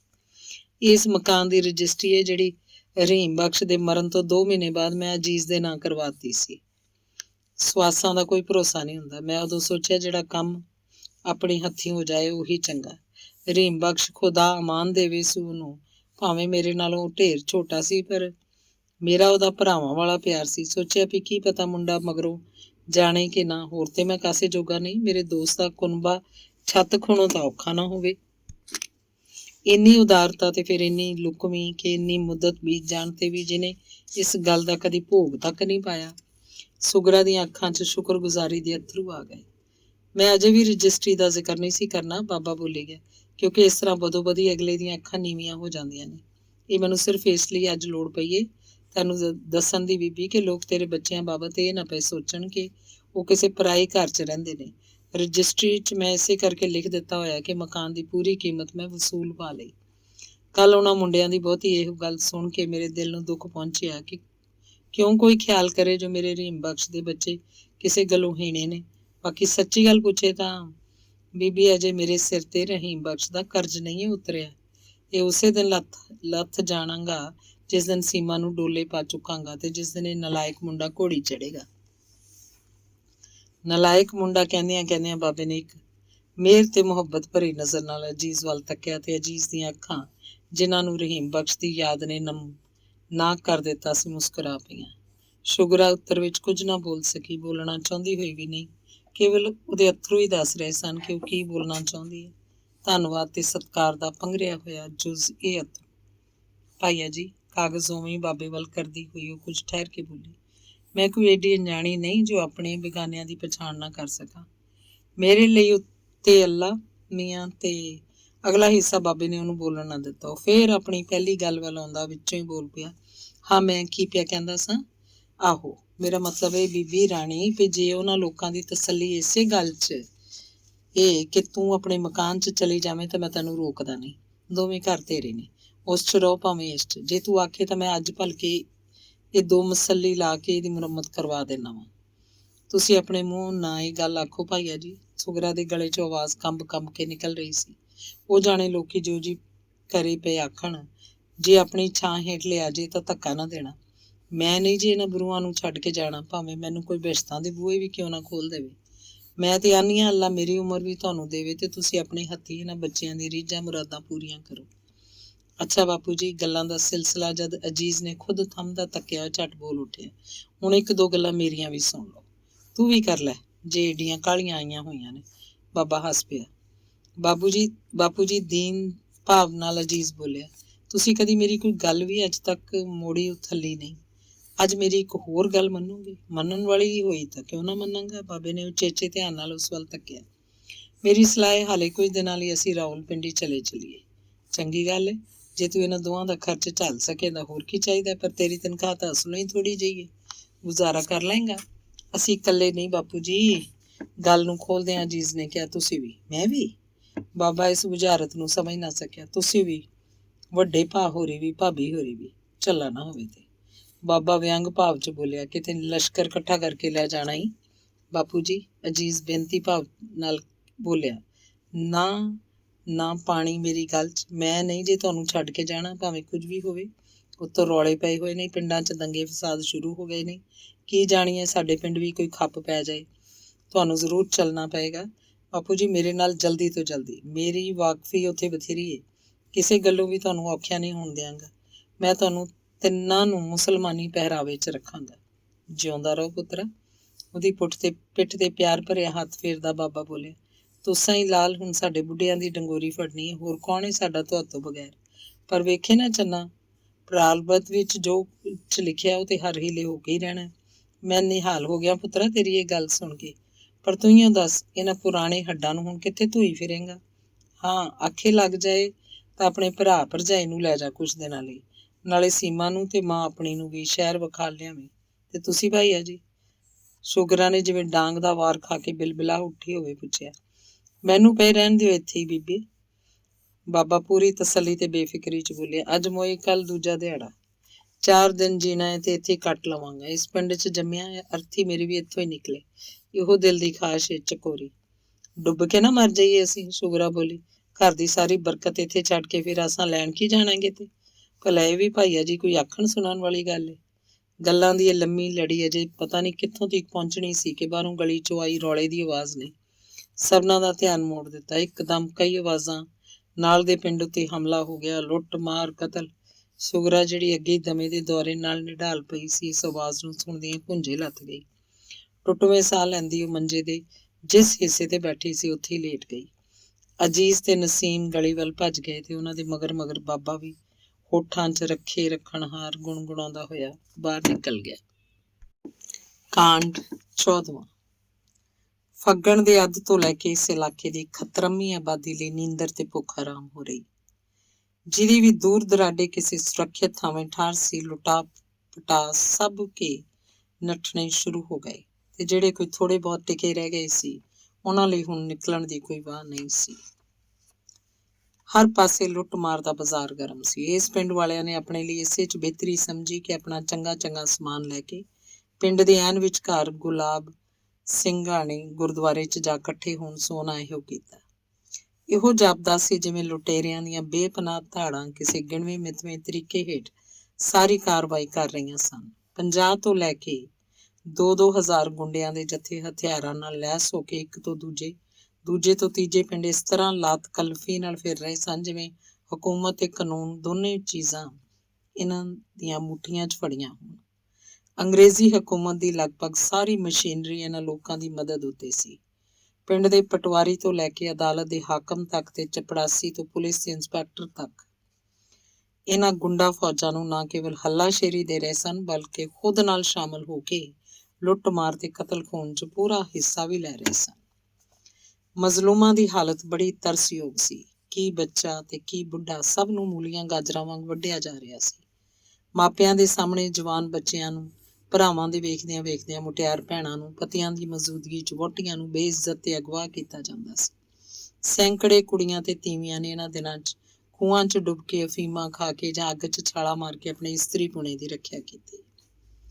ਪੋਠੋਹਾਰ ਦੇ ਇਲਾਕੇ 'ਚ ਹੈਵਾਨੀਅਤ ਭਰੇ ਜ਼ੁਲਮਾਂ ਦਾ ਦੌਰਾ ਮਾਰਚ ਦੇ ਪਹਿਲੇ ਹਫ਼ਤੇ ਸ਼ੁਰੂ ਹੋਇਆ ਤੇ ਜਿਸ ਤੋਂ ਬਾਅਦ ਕਈ ਵਾਰੀ ਇਹਦੀ ਰਵਾਨੀ ਠੱਲੀ, ਕਈ ਵਾਰੀ ਤੇਜ਼ ਹੋਈ। ਆਪਣੇ ਗਿਣੇ ਮਿੱਥੇ ਤਰੀਕਿਆਂ ਅਨੁਸਾਰ ਮੁਸਲਮਾਨ ਗੁੰਡਿਆਂ ਦਾ ਕੋਈ ਜਥਾ ਜਦ ਕਿਸੇ ਪਿੰਡ ਤੇ ਹਮਲਾਵਰ ਹੁੰਦਾ ਤਾਂ ਅਮੂਮਨ ਉਹ 2 ਹਿੱਸਿਆਂ 'ਚ ਵੰਡਿਆ ਜਾਂਦਾ। ਇੱਕ ਹਿੱਸੇ ਦੇ ਆਦਮੀ ਲੁੱਟਣ ਤੇ ਢੋਹ-ਢੁਆਈ ਕਰਨ 'ਚ ਜੁੜ ਜਾਂਦੇ। ਦੂਜਿਆਂ ਦਾ ਕੰਮ ਹੁੰਦਾ ਸੀ ਕਿ ਜੋ ਵੀ ਹਿੰਦੂ ਸਿੱਖ ਹੱਥ ਆਵੇ ਉਹਨੂੰ ਇਕੱਠਿਆਂ ਕਰਕੇ ਇੱਕ ਥਾਂ ਡੱਕੀ ਜਾਣਾ। ਬਹੁਤ ਸਾਰੇ ਥਾਵੇਂ ਐਸਾ ਵੀ ਹੋਇਆ ਕਿ ਲੁੱਟ ਦੀ ਮੁਸੀਬਤ ਤੋਂ ਖਲਾਸੀ ਕਰਾਉਣ ਲਈ ਹਿੰਦੂ ਸਿੱਖ ਮਜ਼ਲੂਮਾਂ ਨੇ ਲੁਟੇਰਿਆਂ ਨੂੰ ਮੂੰਹ ਮੰਗੀ ਰਕਮ ਦੇ ਕੇ, ਜੋ 1000 ਤੋਂ ਲੈ ਕੇ 1.5 ਲੱਖ ਤੱਕ ਦਿੱਤੀਆਂ ਗਈਆਂ, ਖਹਿੜਾ ਛੁਡਾਉਣ ਦੀ ਕੋਸ਼ਿਸ਼ ਕੀਤੀ। ਪਰ ਇਹਦਾ ਵੀ ਨਤੀਜਾ ਉਹੀ ਹੋਇਆ ਜੋ ਦੂਜਿਆਂ ਲਈ। ਲੁਟੇਰਿਆਂ ਦਾ ਰਵੱਈਆ ਇਹੋ ਜਾਰੀ ਰਿਹਾ ਕਿ ਪਹਿਲਾਂ ਤਾਂ ਇਸ ਤਰ੍ਹਾਂ ਦੇ ਸੁਲ੍ਹਾ ਸਮਝੌਤੇ ਦੇ ਦੌਰਾਨ 'ਚ ਵੱਡੀਆਂ ਰਕਮਾਂ ਮੁੱਚ ਲੈਣੀਆਂ, ਮਗਰੋਂ ਲੁੱਟ ਖਸੁੱਟ ਵੀ ਕਰ ਦੇਣੀ। ਮਜ਼ਲੂਮਾਂ ਲਈ ਮੌਤ ਤੋਂ ਬਚਣ ਦੀ ਇੱਕ ਸ਼ਰਤ ਵੀ ਹੁੰਦੀ ਸੀ, ਮਜ਼ਹਬ ਤਬਦੀਲ ਕਰਨ ਦੀ। ਪਰ ਇਸ ਸ਼ਰਤ ਦੇ ਕਈ ਅੰਗ ਐਸੇ ਨਾਮੁਰਾਦ ਸਨ ਕਿ ਬਹੁਤਿਆਂ ਨੂੰ ਇਹੋ ਜਿਹੇ ਜਲੀਲ ਜਿਉਣ ਉੱਤੇ ਮੌਤ ਨੂੰ ਹੀ ਤਰਜੀਹ ਦੇਣੀ ਪੈਂਦੀ। ਮੁਸਲਮਾਨ ਹੋਣ ਦੇ ਨਾਲ ਉਹ ਸਹਿਜ ਸ਼ਰਤਾਂ ਲਗਭਗ ਇਹ ਹੁੰਦੀਆਂ। ਪਹਿਲਾ, ਜਿਹੜਾ ਪਤੀ ਮੁਸਲਮਾਨ ਹੋ ਜਾਏ ਉਹਦਾ ਆਪਣੀ ਵਹੁਟੀ ਉੱਤੇ ਅਧਿਕਾਰ ਨਹੀਂ ਰਹੇਗਾ, ਉਹਨੂੰ ਸ਼ਰਨ ਤਲਾਕ ਦੇਣਾ ਪਏਗਾ ਤੇ ਉਹ ਤੀਵੀਂ ਕਿਸੇ ਮੁਸਲਮਾਨ ਦੇ ਘਰ ਵਸਾਏ ਜਾਣ ਲਈ ਮਜਬੂਰ ਕੀਤੀ ਜਾਏਗੀ। ਦੂਸਰਾ, ਮੁਸਲਮਾਨ ਬਣ ਚੁੱਕੇ ਆਦਮੀ ਲਈ ਲਾਜ਼ਮੀ ਹੋਏਗਾ ਕਿ ਉਹਦੇ ਘਰ 'ਚ ਜਿੰਨੀਆਂ ਵੀ ਕੁਆਰੀਆਂ ਲੜਕੀਆਂ ਹੋਣ, ਛੋਟੀਆਂ ਭਾਵੇਂ ਵੱਡੀਆਂ, ਸਭ ਦਾ ਨਿਕਾਹ ਮੁਸਲਮਾਨਾਂ ਨਾਲ ਕਰਾ ਦਿੱਤਾ ਜਾਏਗਾ। ਤੀਸਰਾ, ਮੁਸਲਮਾਨ ਹੋਣ ਵਾਲੇ ਦੀ ਨਿੱਜੀ ਜਾਇਦਾਦ ਉੱਤੇ ਜਦ ਤੱਕ ਮੁਸਲਮਾਨਾਂ ਦਾ ਹੀ ਕਬਜ਼ਾ ਰਹੇਗਾ, ਜਦ ਤੱਕ ਉਹਦੇ ਅਮਲਾਂ ਤੋਂ ਇਹ ਸਾਬਤ ਨਾ ਹੋ ਜਾਏ ਕਿ ਹੁਣ ਉਹਦੇ ਬੇਦੀਨ ਜਾਂ ਗੱਦਾਰ ਹੋਣ ਦਾ ਕੋਈ ਖਤਰਾ ਨਹੀਂ। ਚੌਥਾ, ਜਦੋਂ ਵੀ ਨਵ ਮੁਸਲਮ ਉੱਤੇ ਉੱਪਰਲੀਆਂ ਸ਼ਰਤਾਂ 'ਚੋਂ ਕਿਸੇ ਇੱਕ ਨੂੰ ਵੀ ਤੋੜਨ ਦਾ ਸ਼ੱਕ ਗੁਜ਼ਰੇ, ਉਹਨੂੰ ਮੌਤ ਦੇ ਘਾਟ ਉਤਾਰਤਾ ਜਾਏਗਾ ਤੇ ਉਹਦੀ ਸਾਰੀ ਮਨਕੂਲਾ ਤੇ ਗੈਰ ਮਨਕੂਲਾ ਜਾਇਦਾਦ ਲੁੱਟ ਲਈ ਜਾਏਗੀ। ਸ਼ਰਤਾਂ ਜਿੰਨੀਆਂ ਸਖਤ ਸਨ, ਉਹਨੂੰ ਨਿਭਾਉਣ ਦੀ ਸ਼ਰਤ ਉਦੋਂ ਵੀ ਸਖਤ। ਸੋ ਇਸ ਹਾਲਤ ਵਿੱਚ ਜਦ ਕਿ ਜਿੱਲਤ ਦੇ ਟੋਏ 'ਚ ਡਿੱਗ ਪੈਣ ਤੇ ਵੀ ਮੌਤ ਦੀ ਤਲਵਾਰ ਹਰ ਵੇਲੇ ਉਹਨਾਂ ਲੋਕਾਂ ਦੇ ਸਿਰਾਂ ਤੇ ਲਟਕਦੀ ਰਹਿਣੀ ਸੀ, ਕੌਣ ਇਹੋ ਜਿਹੀ ਜ਼ਿੰਦਗੀ ਨੂੰ ਕਬੂਲਦਾ? ਇੱਕ ਤਰੀਕਾ ਐਸਾ ਵੀ ਉਹਨਾਂ ਨੂੰ ਸੁੱਝ ਪਿਆ ਜਿਹਦੀ ਮਦਦ ਨਾਲ ਬਹੁਤ ਸਾਰਿਆਂ ਦੇ ਪ੍ਰਾਣ ਵੀ ਬਚ ਗਏ ਤੇ ਕਈਆਂ ਦੇ ਧਰਮ ਸੀ। ਤਰੀਕਾ ਇਹ ਸੀ ਕਿ ਇਸ ਵੇਲੇ ਜਦ ਕਿ ਬਚਣ ਦਾ ਉਹਨਾਂ ਲਈ ਹੋਰ ਕੋਈ ਰਾਹ ਬਾਕੀ ਨਹੀਂ ਸੀ, ਧਰਮ ਤਬਦੀਲ ਕਰਕੇ ਜਾਨਾਂ ਬਚਾ ਲਈਆਂ ਜਾਣ। ਮਗਰੋਂ ਜਦ ਕਦੀ ਕੋਈ ਮਦਦ ਨੂੰ ਬੋੜੇਗਾ, ਉਹ ਆਪਣੇ ਅਸਲੀ ਮਜ਼ਹਬ 'ਚ ਪ੍ਰਵੇਸ਼ ਕਰ ਲੈਣਗੇ। ਇਹੋ ਜਿਹੀਆਂ ਹਾਲਤਾਂ ਵਿੱਚ ਵੀ ਵਿਚਾਰੇ ਮਜ਼ਲੂਮ ਆਪਣੇ ਬੁਰੇ ਦਿਨਾਂ ਨੂੰ ਝਾਕਦੇ ਹੋਏ ਬਰਬਾਦੀ ਤੇ ਤਬਾਹੀ ਦਾ ਸ਼ਿਕਾਰ ਹੁੰਦੇ ਚਲੇ ਗਏ। ਮਜ਼ਹਬ ਤਬਦੀਲ ਕਰਕੇ ਸ਼ੁਰੂ 'ਚ ਬਹੁਤ ਸਾਰੇ ਲੋਕਾਂ ਨੇ ਜਾਨਾਂ ਬਚਾਈਆਂ, ਪਰ ਮਗਰੋਂ ਗੁੰਡਾ ਪਾਰਟੀ ਨੂੰ ਜਦ ਪਤਾ ਲੱਗਾ ਕਿ ਸਾਰੇ ਜਨ ਮੁਸਲਿਮ ਮਿਲਟਰੀ ਦੀ ਮਦਦ ਨਾਲ ਉਹਨਾਂ ਦੇ ਅਸਰ ਹੇਠੋਂ ਨਿਕਲਦਿਆਂ ਹੀ ਫੇਰ ਪਹਿਲਾਂ ਵਰਗੇ ਹਿੰਦੂ ਜਾਂ ਸਿੱਖ ਬਣ ਜਾਂਦੇ ਹਨ, ਤਾਂ ਉਹਨਾਂ ਨੇ ਬਹੁਤ ਹੱਦ ਤੱਕ ਮੁਸਲਮਾਨ ਬਣ ਕੇ ਬਚਣ ਵਾਲੀ ਸ਼ਰਤ ਨੂੰ ਉਡਾ ਹੀ ਦਿੱਤਾ, ਜਿਹਦਾ ਫਲ ਰੂਪ ਕਤਲੇਆਮ ਦਾ ਦੌਰਾ। ਜਿਹੜਾ ਕੁਝ ਠੱਲਿਆ ਸੀ ਫੇਰ ਗਰਮ ਹੋ ਗਿਆ। ਬੱਚਾ, ਬੁੱਢਾ, ਰੋਗੀ, ਤੰਦਰੁਸਤ, ਜਿਹੜਾ ਵੀ ਅੱਗੇ ਆਇਆ ਤਲਵਾਰ ਦੇ ਘਾਟ ਉਤਾਰ ਦਿੱਤਾ ਗਿਆ। ਜਵਾਨ ਲੜਕੀਆਂ, ਜਿਨ੍ਹਾਂ ਨੂੰ ਇਹ ਲੋਕ ਪਹਿਲਾਂ ਅਗਵਾ ਕਰਕੇ ਘਰੀਂ ਪਾ ਲੈਂਦੇ ਸਨ, ਹੁਣ ਉਹਨਾਂ ਨੂੰ ਵੀ ਮੌਤ ਦੇ ਘਾਟ ਉਤਾਰਿਆ ਜਾਂ ਦੂਰ ਭੇਜਿਆ ਜਾਣ ਲੱਗ ਪਿਆ। ਜ਼ੁਲਮ ਦੀ ਸਕੀਮ ਹੁਣ ਬੇਰੋਕ ਤੇ ਬੇਸ਼ਰਤ ਸੀ, ਜਿਸ ਦੇ ਤਿੰਨੇ ਚਾਰੇ ਅੰਗ ਉੱਪਰੋਂ ਥੱਲੇ ਪੂਰੇ ਕੀਤੇ ਜਾਣ ਲੱਥੇ। ਪਹਿਲਾਂ ਲੁੱਟ ਲਓ, ਫਿਰ ਸਾੜ ਦਿਓ, ਫਿਰ ਕਤਲ ਤੇ ਅਗਵਾ। ਇਸ ਤਰ੍ਹਾਂ ਦੇ ਜ਼ੁਲਮ ਤੇ ਮਜ਼ਲੂਮ ਵਿਚਾਲੇ ਇੱਕ ਲੰਮਾ ਸਿਲਸਿਲਾ ਜਾਰੀ ਸੀ। ਕੁਦਰਤ ਦਾ ਹਰ ਕਾਰਨਾਮਾ, ਲੋਕੀ ਕਹਿੰਦੇ ਨੇ, ਬੜਾ ਸਪਸ਼ਟ ਕਿਸੇ ਸਵਾਲ ਦੇ ਹੱਲ ਵਾਂਗ ਹੁੰਦਾ ਹੈ। ਇਹ ਠੀਕ ਹੈ ਕਿ ਇਹਦੇ ਮੰਨਣ ਤੋਂ ਕਿਸੇ ਨੂੰ ਵੀ ਇਨਕਾਰ ਨਹੀਂ ਹੋ ਸਕਦਾ, ਪਰ ਮਨੁੱਖ ਦੀ ਸਮਝ ਸ਼ਕਤੀ ਕਿੰਨੀ ਵੀ ਚਮਤਕਾਰਪੂਰਨ ਹੋਵੇ, ਕਈ ਵਾਰ ਕੁਦਰਤ ਦਾ ਇੱਕ ਛੋਟਾ ਜਿਹਾ ਸਵਾਲ ਸਮਝਣ ਤੋਂ ਵੀ ਆਰੀ ਹੋ ਜਾਂਦਾ ਹੈ। ਕੁਦਰਤ ਦਾ ਇਹੋ ਜਿਹਾ ਇੱਕ ਕ੍ਰਿਸ਼ਮਾ ਇਨੀ ਦਿਨੀ ਵਰਤਮਾਨ ਸੀ, ਜਿਹਨੂੰ ਸਮਝਣ ਤੋਂ ਸਾਡੀ ਸਮਝ ਸ਼ਕਤੀ ਸੱਚਮੁੱਚ ਹੀ ਅਸਮਰਥ ਹੈ। ਇੱਕ ਪਾਸੇ ਸਾਡੀਆਂ ਅੱਖਾਂ ਦੇ ਸਾਹਮਣੇ ਮੁਸਲਮਾਨਾਂ ਵੱਲੋਂ ਹਿੰਦੂਆਂ ਸਿੱਖਾਂ ਦੇ ਲਹੂ ਨਾਲ ਨਾ ਕੇਵਲ ਹੱਥ ਰੰਗੇ ਜਾ ਰਹੇ, ਸਗੋਂ ਜ਼ਮੀਨ ਦਾ ਵੀ ਬਹੁਤ ਸਾਰਾ ਹਿੱਸਾ ਲਾਲ ਹੋ ਰਿਹਾ ਹੈ। ਬੇਰਹਿਮ ਜਰਵਾਣਿਆਂ ਦੇ ਦਲਾਂ ਦੇ ਦਲ ਆ ਰਹੇ ਹੈ। ਚੀਕਦੀਆਂ ਚਿਲਾਉਂਦੀਆਂ ਮਾਵਾਂ ਦੀਆਂ ਗੋਦੀਆਂ 'ਚੋਂ ਮਾਸੂਮ ਬੱਚਿਆਂ ਨੂੰ ਧੂ ਕੇ ਉਹਨਾਂ ਦੇ ਸਾਹਮਣੇ ਧੋਬੀ ਦੇ ਕੱਪੜੇ ਵਾਂਗ ਕੰਧਾਂ ਨਾਲ ਪਟਕ ਕੇ ਲਹੂ ਦੀ ਮਿੱਝਦੀ ਖੇਡ ਰਹੇ ਹਨ। ਦੂਜੇ ਪਾਸੇ ਇਸੇ ਜ਼ਮੀਨ ਤੇ ਇਸੇ ਅਸਮਾਨ ਥੱਲੇ ਅਸੀਂ ਕੁਦਰਤ ਦਾ ਇੱਕ ਅਨੋਖਾ ਚਮਤਕਾਰ ਵੇਖ ਕੇ ਦੰਗ ਰਹਿ ਜਾਂਦੇ, ਜਦ ਇਹਨਾਂ ਲੁਟੇਰਿਆਂ ਦੀ ਹਮ ਮਜ਼ਹਬ ਆਪਣੇ ਗੈਰ ਮੁਸਲਿਮ ਹਮਸਾਇਆਂ ਨੂੰ ਉਸੇ ਤਰ੍ਹਾਂ ਆਪਣੇ ਮੁਤਬਰਕ ਸਾਏ ਹੇਠ ਲਈ ਬੈਠੇ ਹਨ ਜਿੱਕਣ ਕੁੱਕੜੀ ਚੂਚਿਆਂ ਨੂੰ। ਇਹ ਘਟਨਾ ਕਿਸੇ ਇੱਕਾ ਦੁੱਕਾ ਪਿੰਡ ਦੀ ਨਹੀਂ, ਬਲਕਿ ਕੋਈ ਪਿੰਡ ਐਸਾ ਹੋਏਗਾ ਜਿੱਥੋਂ ਦੇ ਕੁਝ ਮੁਸਲਮਾਨਾਂ ਨੇ ਹਿੰਦੂ ਸਿੱਖਾਂ ਨੂੰ ਪਨਾਹ ਦੇ ਕੇ ਮੌਤ ਤੋਂ ਨਾ ਬਚਾਇਆ ਹੋਵੇ ਅਥਵਾ ਬਚਾਉਣ ਦੀ ਕੋਸ਼ਿਸ਼ ਨਾ ਕੀਤੀ ਹੋਵੇ। ਕਿੰਨਾ ਅਜੀਬ ਕੌਤਕ ਹੈ ਕਿ ਉਸ ਕਰਨਹਾਰ ਦਾ ਕਿ ਇੱਕੋ ਹੀ ਚਸ਼ਮੇ ਦਾ ਪਾਣੀ ਇੱਕੋ ਪਾਸੇ ਜ਼ਾਹਿਰ ਕਾਤਲ ਦਾ ਕੰਮ ਕਰ ਰਿਹਾ, ਦੂਜੇ ਪਾਸੇ ਆਬੇ ਹਯਾਤ ਦਾ। ਕੁਦਰਤ ਦੇ ਇਸ ਗੁੱਝੇ ਭੇਦ ਨੂੰ ਕੀ ਮਨੁੱਖੀ ਬੁੱਧੀ ਸਮਝ ਸਕਦੀ ਹੈ? ਕਾਦਰ ਦੀ ਕੁਦਰਤ ਦਾ ਇਹੋ ਜਿਹਾ ਚਮਤਕਾਰ ਇਸ ਛੋਟੇ ਜਿਹੇ ਪਿੰਡ ਚੱਕਰੀ 'ਚ ਸਾਡੇ ਦ੍ਰਿਸ਼ਟੀਗੋਚਰ ਹੁੰਦਾ, ਜਦ ਅਸੀਂ ਪਿੰਡ ਦੇ 7-8 ਮੁਸਲਮਾਨਾਂ ਸਾਊਆਂ ਨੂੰ ਘਬਰਾਈ ਹੋਈ ਹਾਲਤ 'ਚ ਵਾਹੋਦਾਈ ਬਾਬੇ ਭਾਨੇ ਦੇ ਘਰ ਵੱਲ ਭੱਜੇ ਜਾਂਦੇ ਵੇਖਦੇ ਹਾਂ। ਸਭ ਤੋਂ ਅੱਗੇ ਚੌਧਰੀ ਫਜ਼ਲ ਕਰੀਮ, ਉਹਦੇ ਮਗਰ ਸਨ ਬਾਕੀ 5-6 ਆਦਮੀ, ਜਿਨ੍ਹਾਂ 'ਚੋਂ ਅੱਧੇ ਕੁ ਗਭਰੀਟ ਸਨ, ਬਾਕੀ ਅਧਖੜ ਉਮਰ ਦੇ। ਹਵੇਲੀ ਅੱਗੇ ਪਹੁੰਚ ਕੇ ਉਹਨਾਂ ਨੂੰ ਪਤਾ ਲੱਗਾ ਕਿ ਬਾਬੇ ਹੋਰੀ ਸ਼ੁਗਰਾ ਦੇ ਘਰ ਗਏ ਹੋਏ ਹਨ। ਚੌਧਰੀ ਨੇ ਆਪਣੇ ਸਾਥੀਆਂ 'ਚੋਂ 3 ਆਦਮੀਆਂ ਨੂੰ ਕੁਝ ਸਮਝਾ ਕੇ ਹਵੇਲੀ ਦੇ ਅੰਦਰ ਘੱਲ ਦਿੱਤਾ ਤੇ ਬਾਕੀਆਂ ਨੂੰ ਨਾਲ ਲਈ ਨਸੀਮ ਦੇ ਘਰ ਵੱਲ ਤੁਰ ਪਿਆ। ਘਰ ਲਾਗੇ ਸੀ, ਬੂਹੇ ਤੱਕ ਪਹੁੰਚਦਿਆਂ 2-3 ਆਦਮੀ ਹੋਰ ਉਹਨਾਂ ਨਾਲ ਆ ਰਲੇ, ਜਿਨ੍ਹਾਂ ਨੇ ਉੱਚੀ ਸਾਰੀ ਡਰੀ ਆਵਾਜ਼ 'ਚ ਪੁਕਾਰਿਆ, ਨੀਲੇ ਪਿੰਡ ਦਾ ਸਾਰਾ ਖਤਰਮਾ ਹਿੱਸਾ ਸਾੜ ਕੇ ਸੁਆਹ ਕਰ ਦਿੱਤਾ ਗਿਆ। ਸੁਣ ਕੇ ਚੌਧਰੀ ਫਜ਼ਲ ਕਰੀਮ ਦੀ ਪਾਰਟੀ ਹੋਰ ਘਬਰਾਈ। ਨੀਲਾ ਇੱਥੋਂ ਬਹੁਤੀ ਦੂਰ ਨਹੀਂ, ਫਸਾਦੀ ਜਵਾਲਾਮੁਖੀ ਦੀਆਂ ਲਾਟਾਂ ਜੇ ਉੱਥੇ ਤੀਕ ਕੱਪੜ ਗਈਆਂ ਤਾਂ ਇੱਥੇ ਪਹੁੰਚਦਿਆਂ ਕਿੰਨਾ ਕੁ ਚਿਰ ਲੱਗ ਸਕਦਾ ਹੈ। ਉਹਨਾਂ ਦੇ ਕਦਮਾਂ 'ਚ ਹੋਰ ਤੇਜ਼ੀ ਆ ਗਈ। ਵਿਹੜੇ 'ਚ ਉਹ ਦਾਖਲ ਹੋਏ। ਸਭ ਤੋਂ ਪਹਿਲਾਂ ਸ਼ੁਗਰਾ ਦਾ ਲੜਕਾ ਅਜੀਜ਼ ਉਹਨਾਂ ਨੂੰ ਦਿਖਾਈ ਦਿੱਤਾ। ਉਹ ਤੋਂ ਪਿੱਛੇ ਨਸੀਮ ਤੋਂ 5-6 ਗਜ਼ਾਂ ਦੀ ਵਿੱਥ ਤੇ ਬਾਬਾ ਇੱਧਰੇ ਟੁਰਿਆ ਆ ਰਿਹਾ ਸੀ। ਬਾਬਾ ਜੀ, ਪਹਿਲੀ ਨਜ਼ਰ ਪੈਂਦੀ ਚੌਧਰੀ ਨੇ ਆਵਾਜ਼ ਦਿੱਤੀ। ਤੁਸੀਂ ਇੱਥੇ ਬੈਠੇ ਹੋ ਬੇਪਰਵਾਹ ਹੋ ਕੇ? ਉਧਰ ਨੀਲੇ ਤੱਕ ਫਸਾਦੀ ਆ ਪਹੁੰਚੇ ਨੇ।